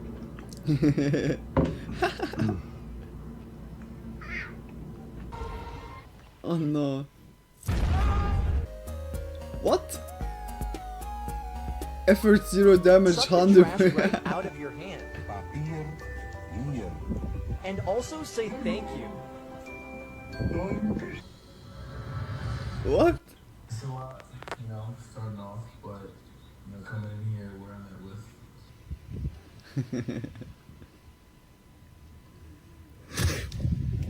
What is that? Was that a bear?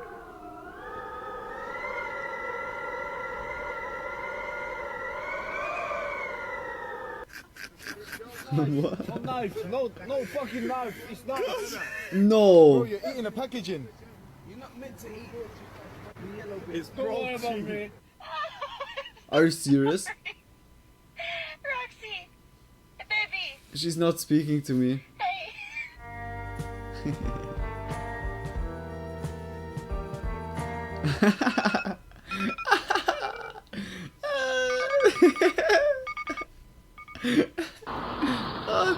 I can't. When it goes in, it needs to go out. I think. Don't kill the bird.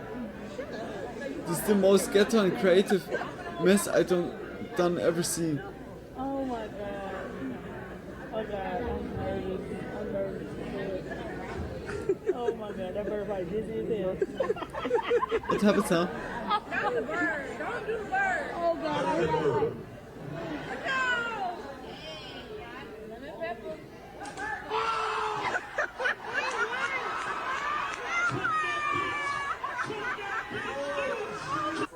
Oh my god, this big old spider on you, girl. I can't. Oh no. A win is a win.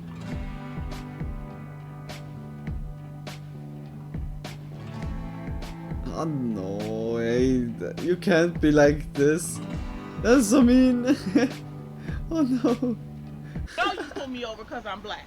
It's 2 o'clock in the morning. Everyone is black. What? Lol. It was a little bit unfair. I finally caught the Mediterranean. What the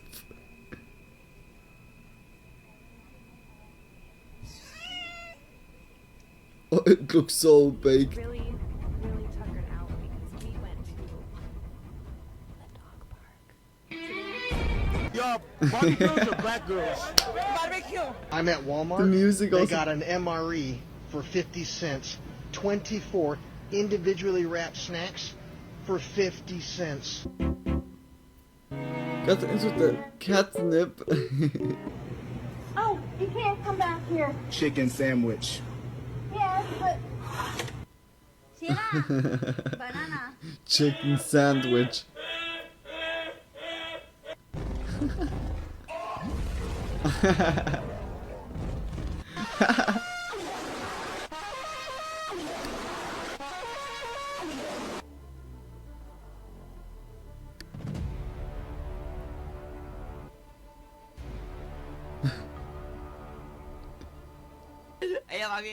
What is going on?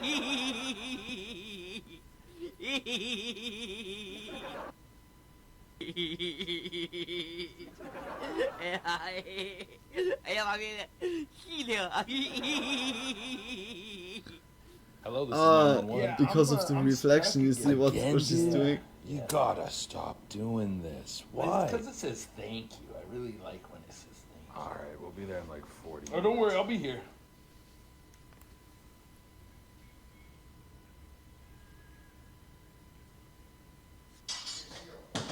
Oh no. Uh-oh.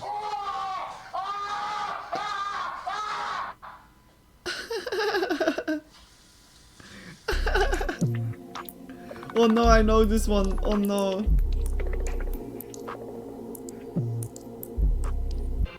Gotta smash that. Wow, you could really use a massage. You My look bro very at the thin. theme park Well, so could do I. really use a massage. Hello, everybody. My name is Markiplier, and I am a fish.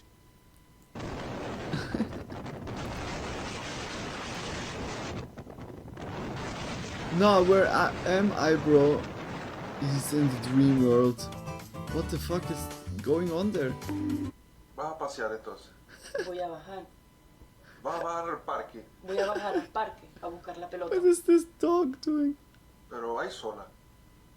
¿O no? Tengo ganas de ir con... I think we've got squirrels. What?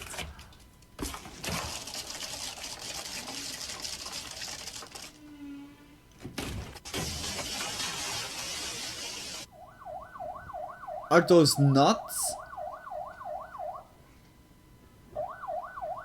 Yo, what the fuck? They got sleep too?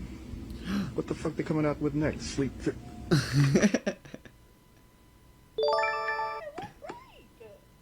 No? Here you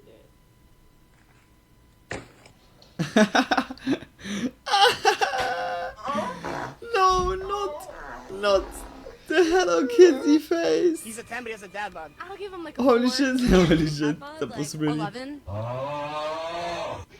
She got the dad spot. Check out this awesome 3D print that I printed. You might be wondering... Make something useful, like a butt plug.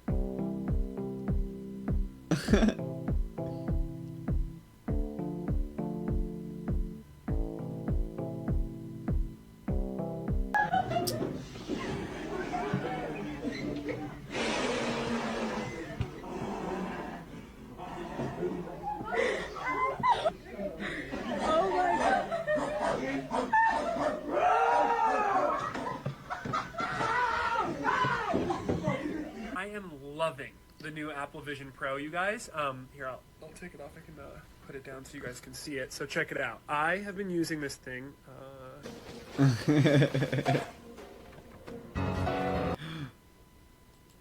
Car jump?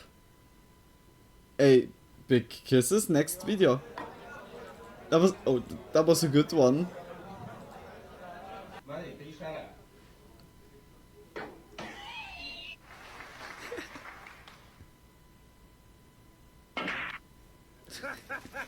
What is going on? Super cat!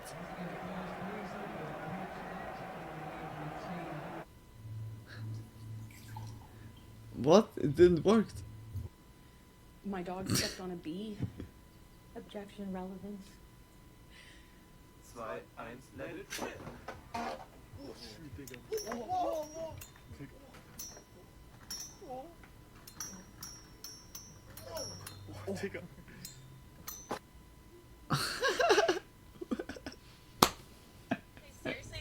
Hey, dude, that wasn't a Beyblade. It's not mine. Hey, like for real, some Beyblades to buy those, that would be really awesome.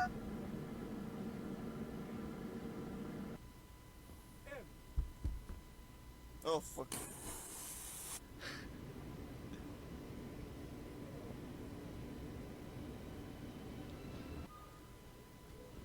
Well, I can't work under these fucking conditions. Let's do more.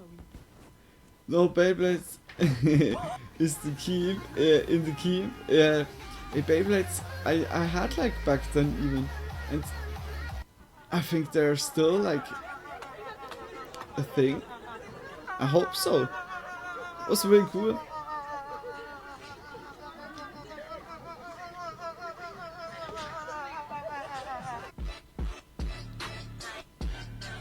Wait a minute, what?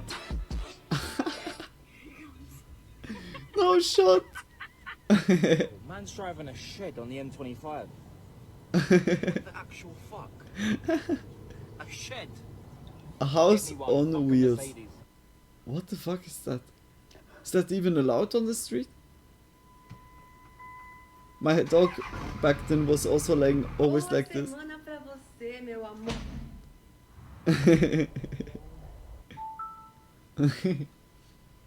No, dude. No. No! Ah! Oh, that is dedication. Lol, probably not.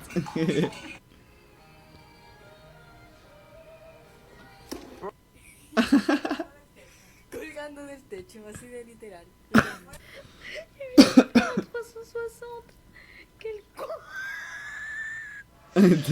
The laugh.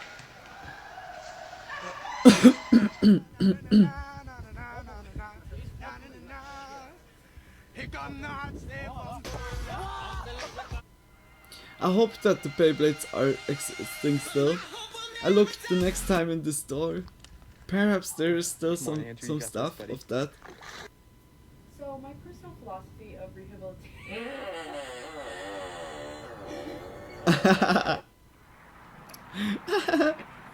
Can I literally tell you guys the funniest thing ever?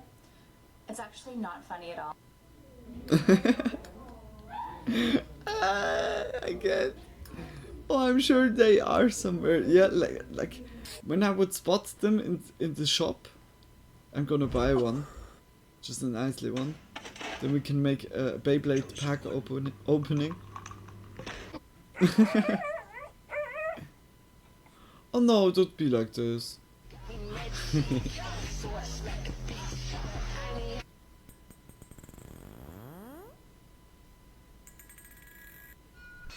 Ready, Maui? Congratulations, the Cure Rock and Roll I think Hall of Beyblades Fame are still inductees around. I really 2019. hope so. Are you as excited as I am? By the sounds of it, no. That would be just so cool.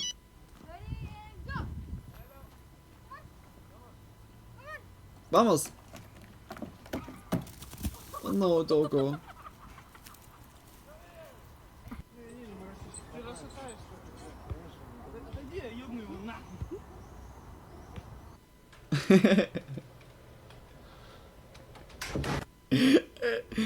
That was like when I would throw like a shoot. That was just a perfect shot. No joke. Oh my god, guys! My wallet! LMAO. My wallet! That was hilarious.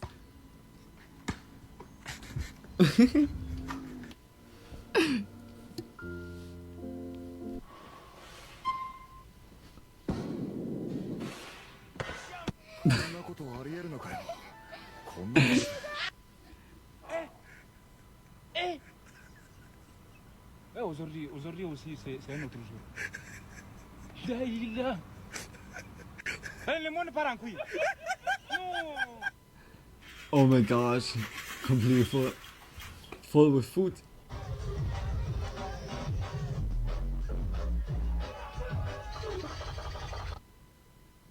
Huh? This Easter egg just involves this part of the set. So here, let me just...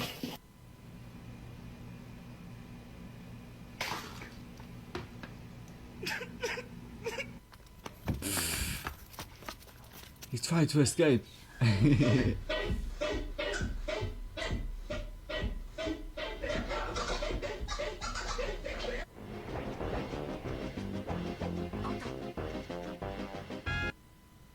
the most important picture that's ever been taken. Right here. Oh my god. What's going on with Kitty?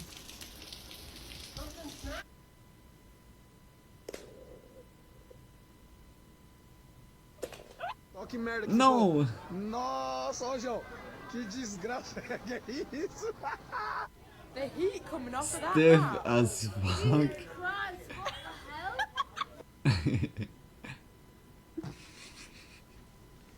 What?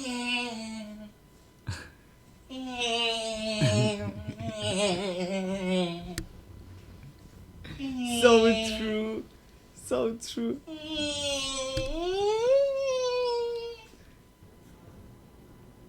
Oh no, we know that. I worked 27 days on it.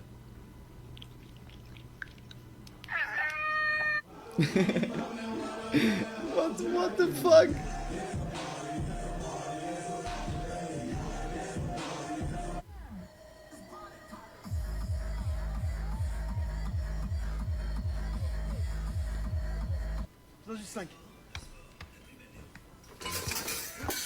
With open arms, but there's some mixed reaction. Oh, from instant students. brain freeze it. Yeah. We're not live. Holy shit, that's a lot of money. That guy was holding a bank vault worth of money. Go get it. $20.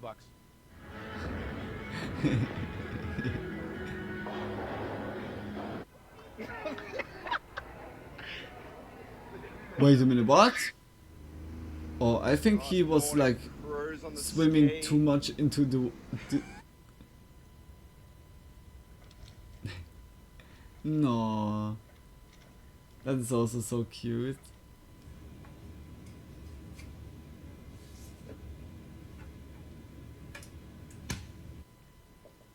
Taco for dog. Are you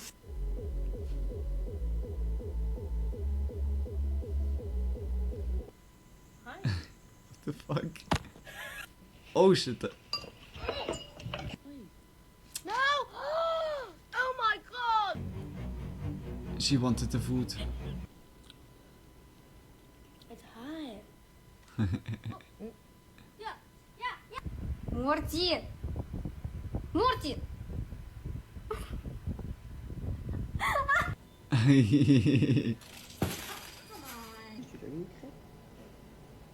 Disculpa. ไม่ได้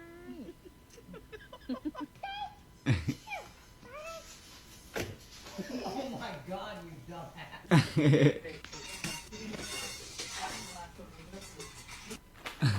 Instantly when it's why so many cat videos?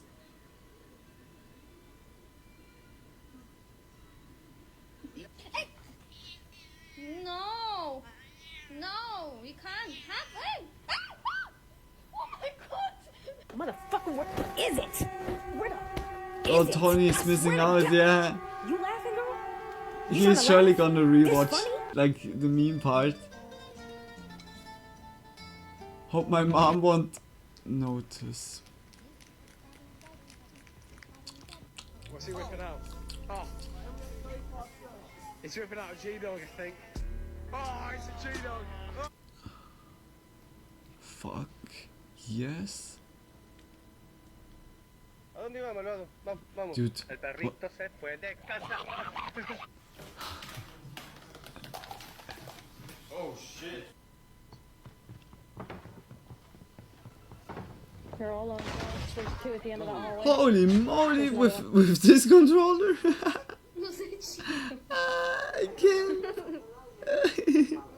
That was the most pro controller I ever seen. LMAO clown that. Oh.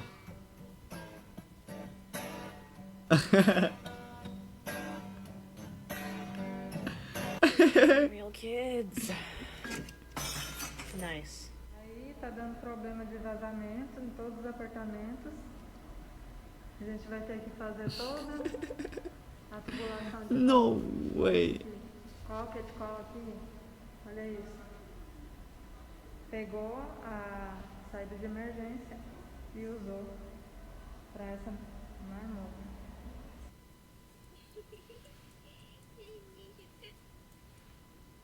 In Swiss, something like this could never happen because, like in Swiss, it took so long until we construct the building, like the preparation, the planning, until it's realized. Boy, yo. We saw like also like in England, like when we got with the like draftsman school, like to London. We stayed there for a week. We saw also like some dudes just putting the wires there, like just like drilling a hole into the wall and just put the wire inside, fixed. Like it's like really much easier, but it can also get so complicated at the end when everything's like twisted and wired in each other. It's like, yeah, I think both has good stuff.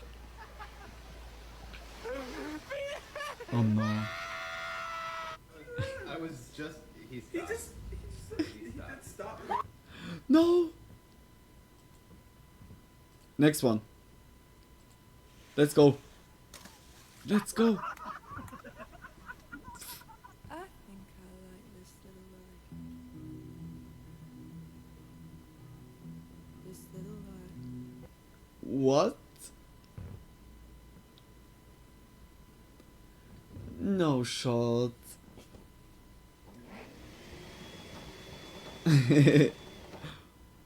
Sick. Now.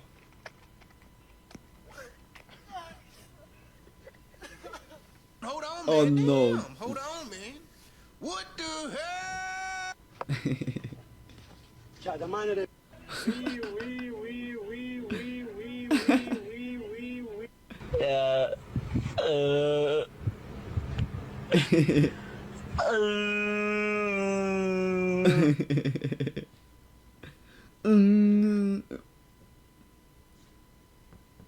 How he's proud, you If saw you it don't like in and his face. subscribe in the next 5 seconds, your girlfriend gonna die on next day.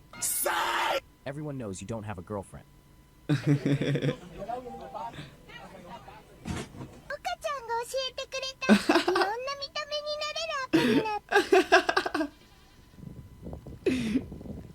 I can't. Oh my gosh, I need some Beyblades.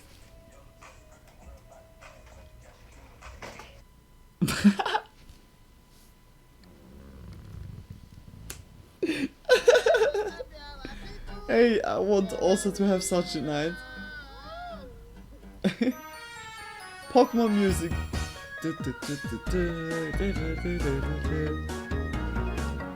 Oh no.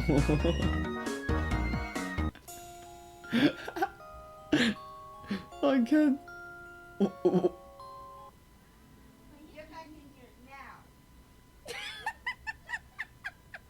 No.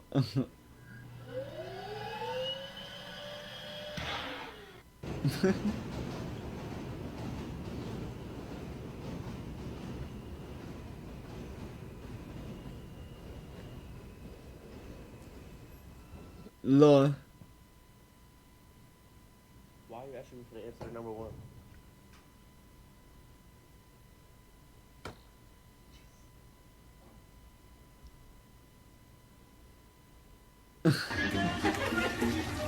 What? Lavando pollo. No, I thought he was gonna let him take it, yeah. Can we stop playing this? Hey, can you record this for me? For my girlfriend, my bad. Yeah, sure. What did my bro send me?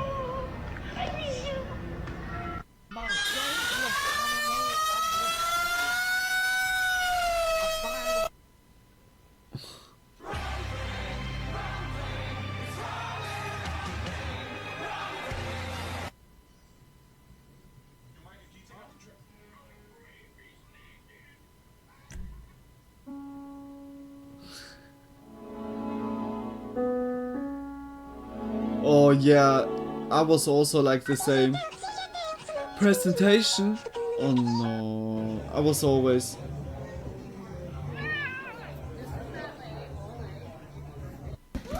What? It's just a French fry?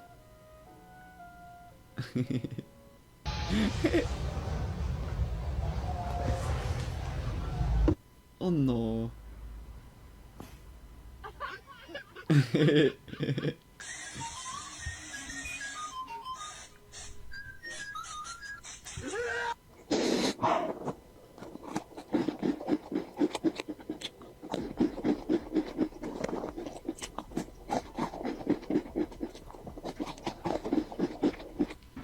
What the fuck is going on? I don't like tomato sauce.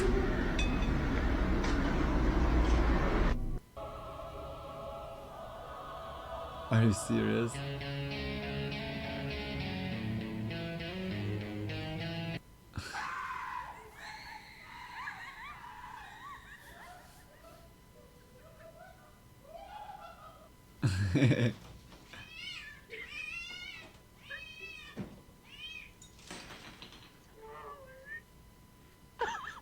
Oh my gosh. No, the dog was chilling.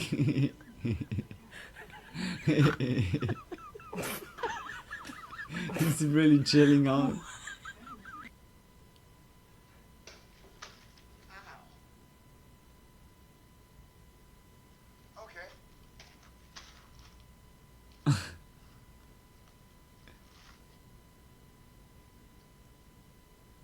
Grandma be like, Good night. Sleep tight. Don't let the bed bugs bite. evil. Grandma be like, Bad night. Sleep loose. I hope the bed bugs bite you caboose.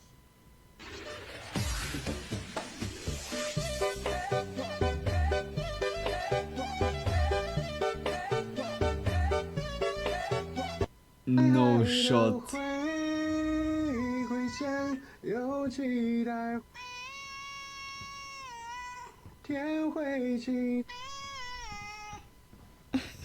你这么大的事，你这么大的事。Dum dum. Oh, we saw that so many times. Stay dripped to the feet, night ticks on fleet. Fuck with it, fuck me, fuck shorty, fall free. Ain't no killers, I'm just killing all these beats. Why she throws it again in? Or he? I'm not sure. Drake was on that video like...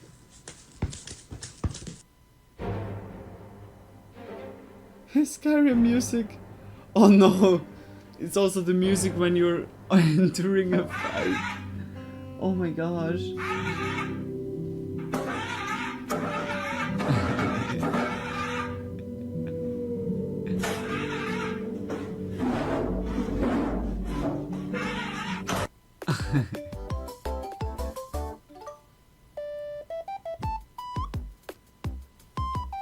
Oh no. When a computer asks if we have a product in the back, a customer.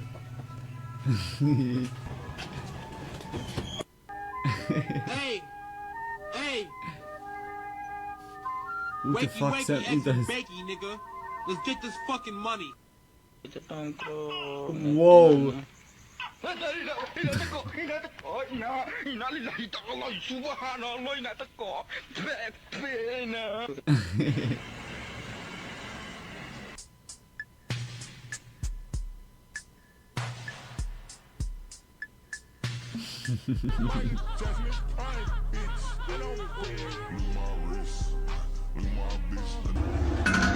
Oh my gosh.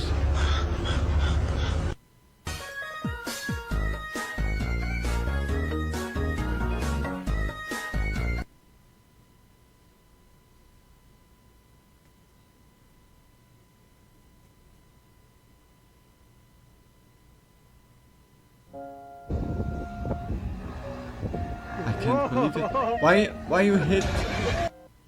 Why you hit your own stuff like this? Oh, what the fuck? Yeah. Shit. Boy got that goddamn Jeep of Creeper Screen is gone. And they got that motherfucking Jeep of Creepers on. Hey, you slide that motherfucker, boy.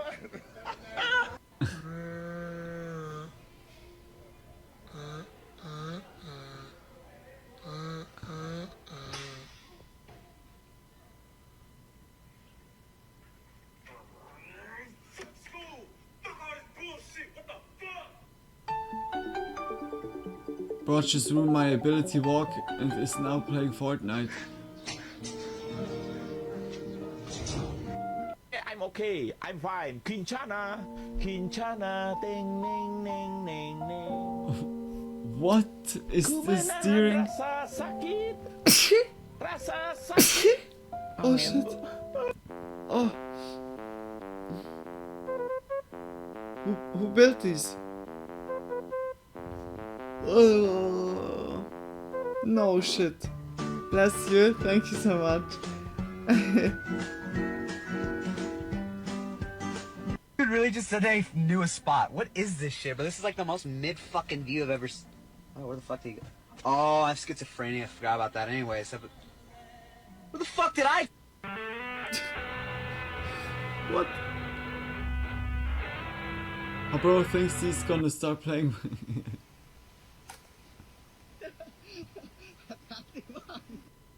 Oh no. The others?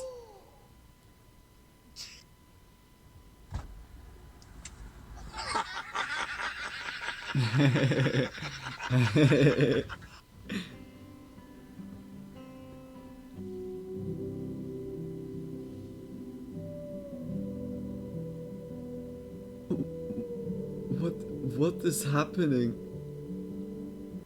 Fuck, it's raining. What am I gonna do? What is? Oh, fuck! Yeah. Long enough. Oh, he's gonna eat it. No, it's not. Was that the phone? Oh my god. No shot.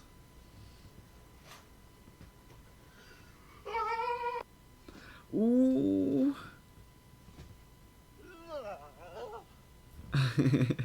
Wanda, por que dá se escreve com D? Me responde assim.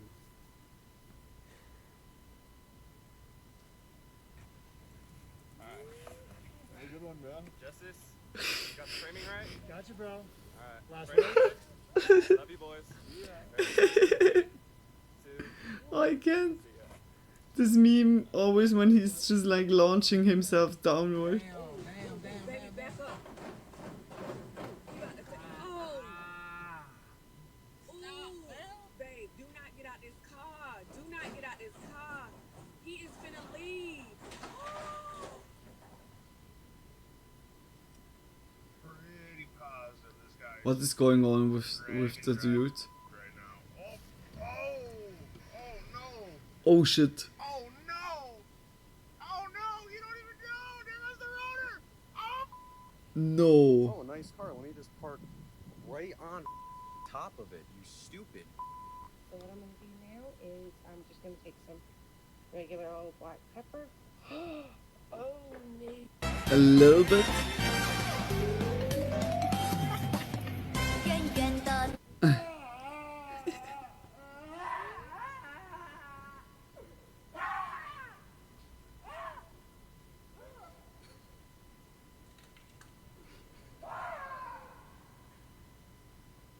Mental break.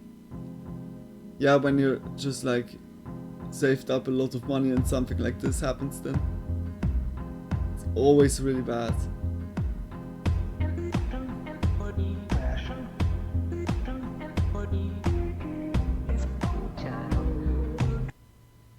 Oh no.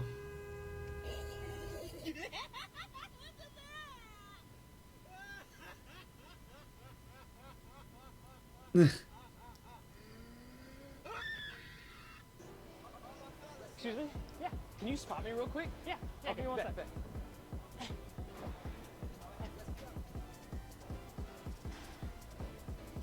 you doing? Oh, you spotted me. Oh, now you go hide. I'll count. Okay. 1, 2.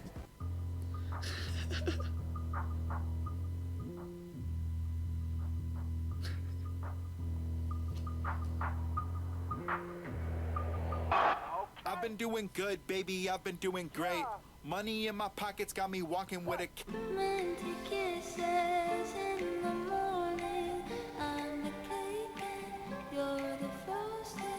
We can stay here for a lifelong. Sleeping flowers, living life. What you getting on this test? Eric, what you getting on this test?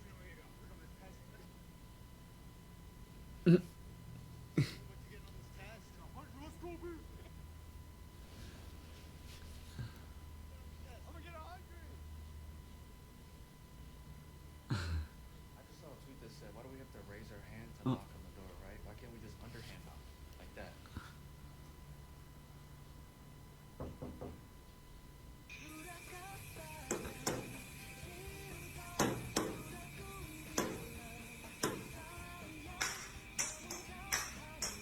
Wait a minute, was that a plastic egg? He got ripped?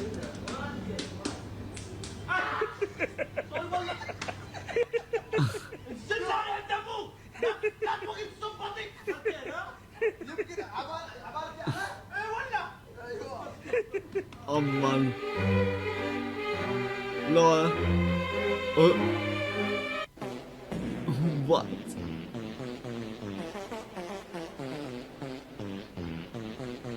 The music. Ah! No way. No way. I can't believe. I can't believe that. This dog on my deliveries. We saw that yesterday also.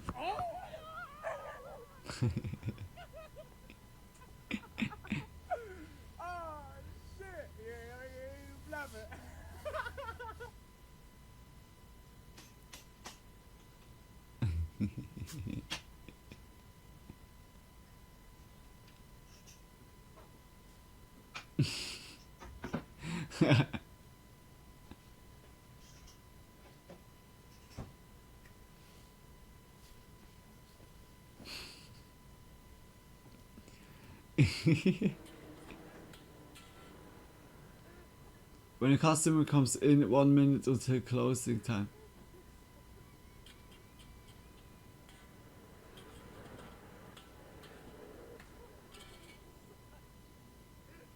But I feel that very much. It's also like in the store.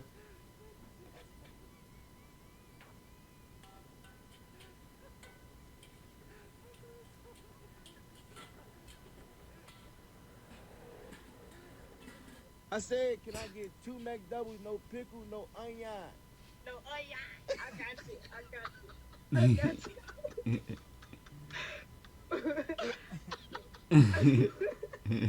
You fried gay. Yes,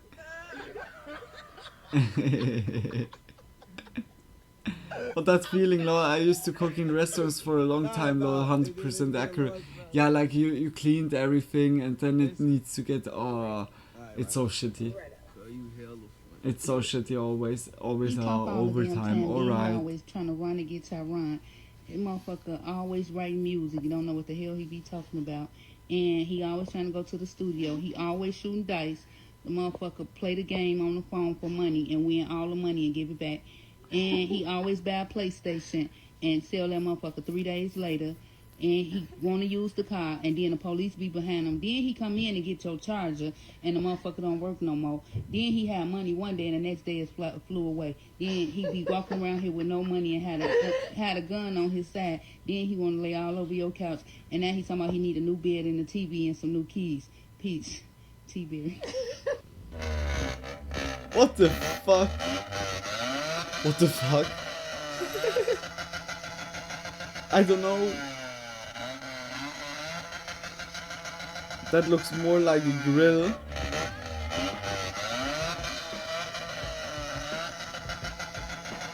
It's night barbecue, guys.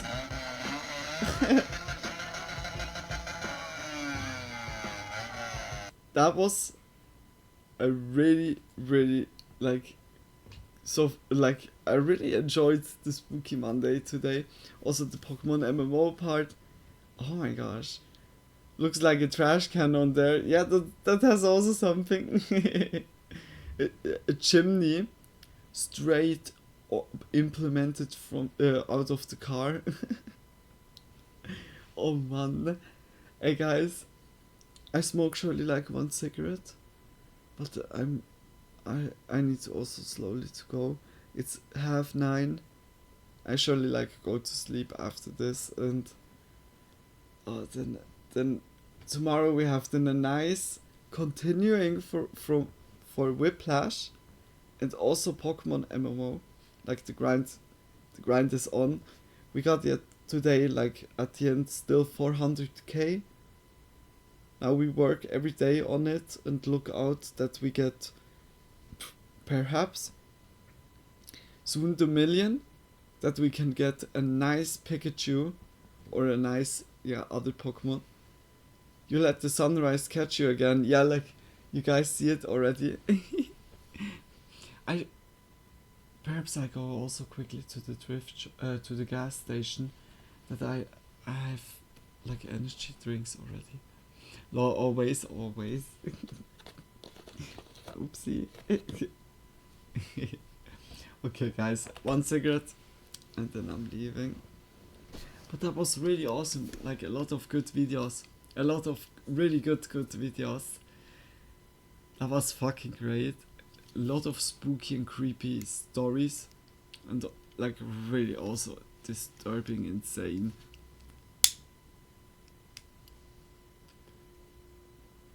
And of course, the meme videos. Wait, I put quickly some music in the back.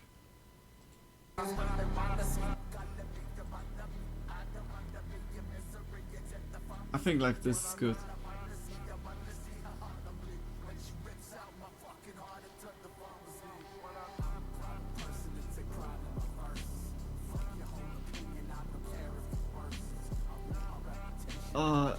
Are you guys also tired? I hope you enjoyed it most of all. Like that you had a good time here. Also could a little bit lean back, get comfortable yourselves. Hopefully not that you get too spooked out. A bit rolling one though. I feel that. I'm also like surely like before I go to sleep I smoke one, and then it's time. Like Kaden is in the background, you see her only a little bit, like only here. Always have a great time, much love Frank. Big kiss for ya. Like today we had also like a nice group again, like here for the Spooky Monday. Also for the lurker in the background, I hope you guys enjoyed it. It's like the Spooky Monday is always like really, it's also RNG in a way, what is like right now for content like around, or like nice clips in general. But today it was like a lot of really good stuff. That was like a really awesome recommendation, guys. That was really cool. And you know, always when you find something that you want to watch like together or so, that could fit to Spooky Monday, always like just saying it. then I'm gonna look like around, and perhaps we can add it then also here. But today it was really good.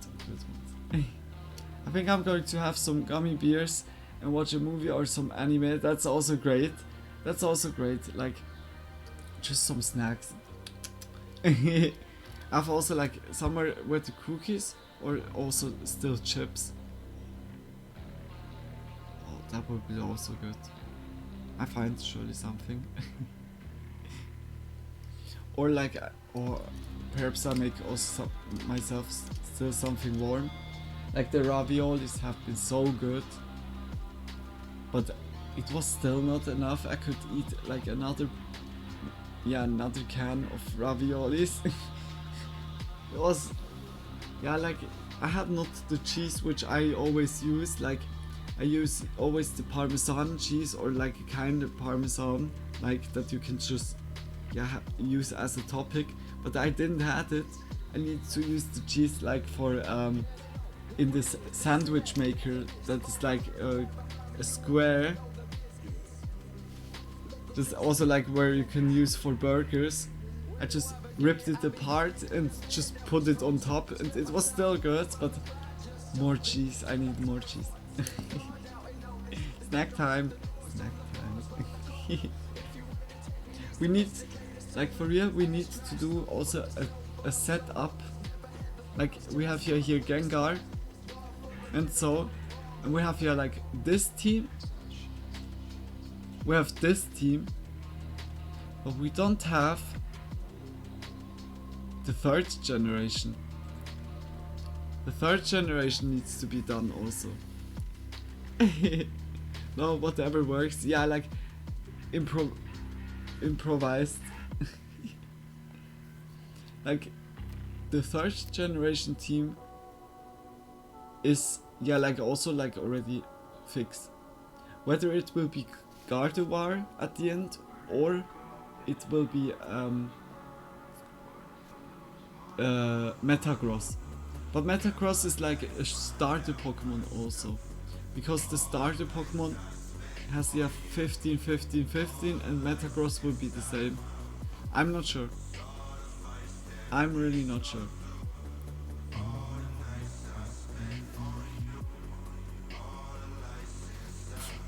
The Pokemon League, like Redbeard, surely soon, yeah.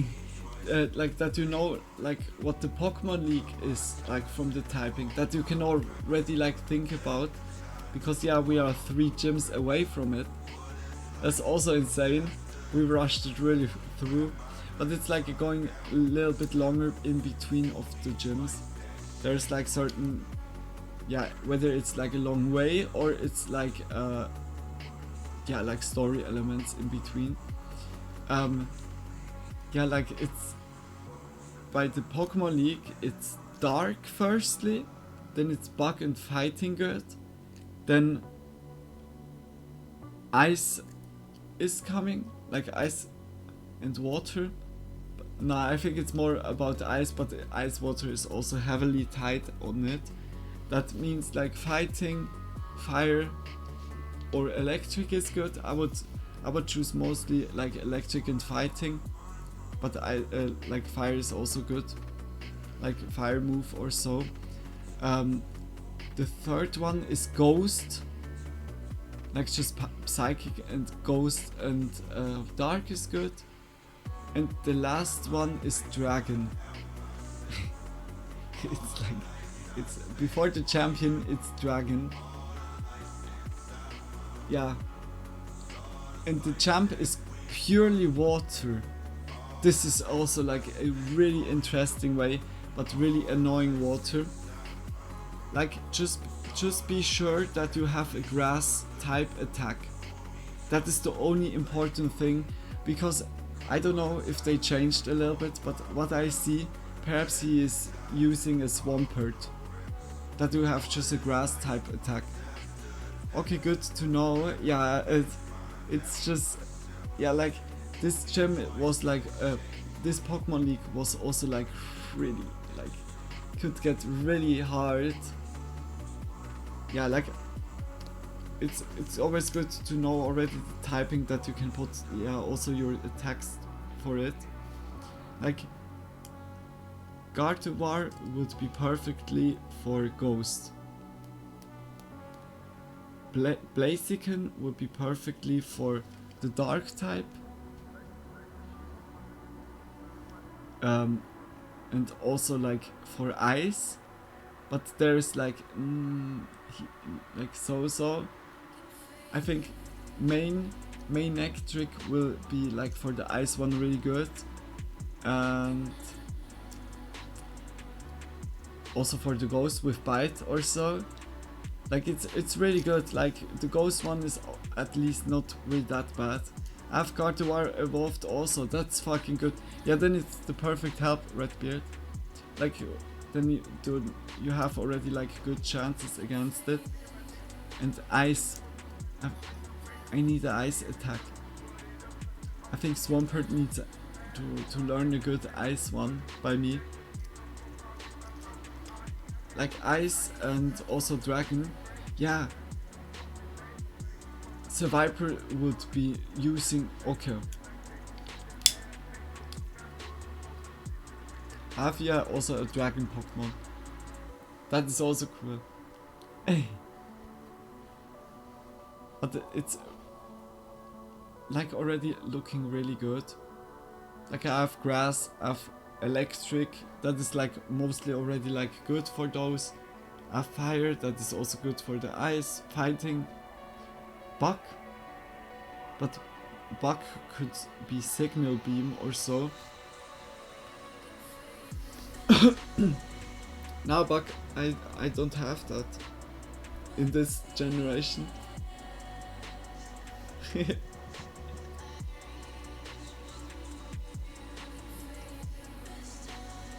Milotic isn't dragon, is it just water? I think, yeah, it's purely water. But it's hard hitting with water and with ice. You can learn on Milotic Ice Beam. It's like at the end, like perfect. Like when a Dragonite would appear by this dragon dude. But I don't think so. Like originally he had a Salamence. And a Shelgon. What was the others? I think he had 2 Shelgons and 1 Salamence, but the other one I'm not sure, perhaps Gyarados. Yeah, most likely Gyarados. Gyarados is like the one that every dragon tamer has. It's really good, like you need to think, if I would put a dragon team together, I could just choose Dragonite, but also like Charizard, Ampharos, Gyarados, then I have like already fire, electric and water in my team. It's like I could like make the team even balanced out and diverse. Boah.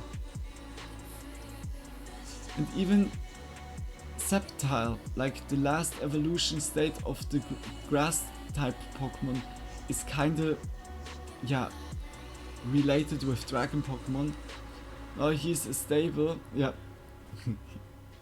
He's always everywhere. Now, like for real, I could perfectly put a good team together with like all dragon-like Pokemon.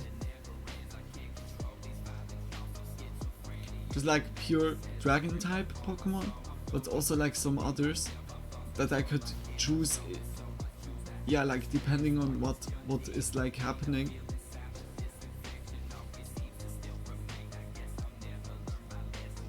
That means a Dragonite, a Garchomp,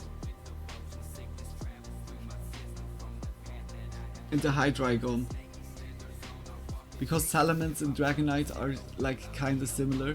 Law of not Gyarados, there's the fisherman trainers with Magikarp everywhere. Yeah, I found this dude, yeah, like in the last second gen stream. I was finding the dude, and he is like even like pretty late.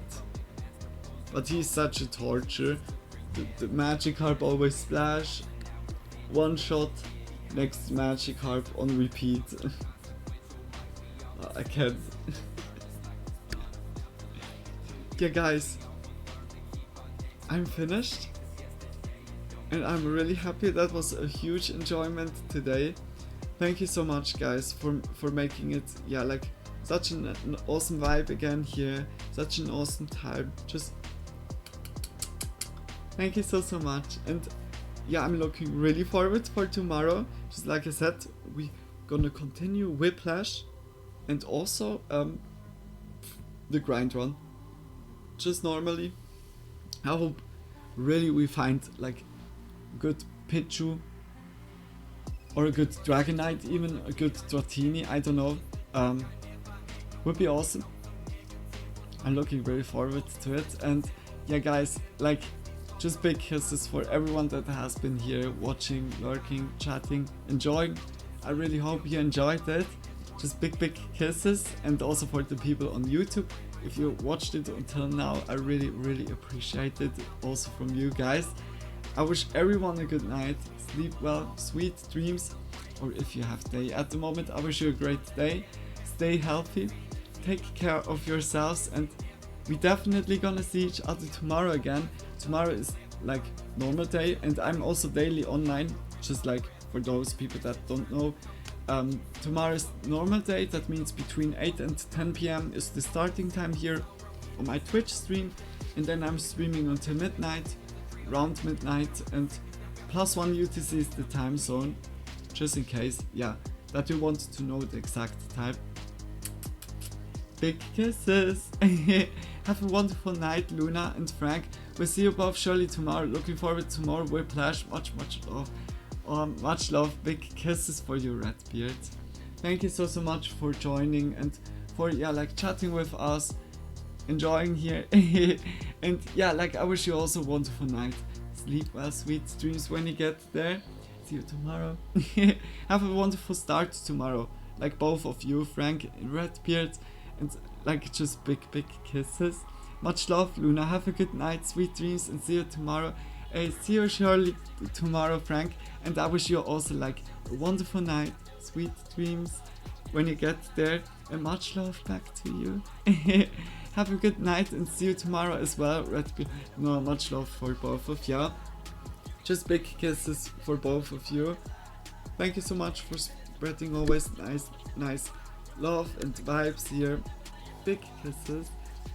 Tony, I know like perhaps he's watching it like in the back, like, or how do you say that?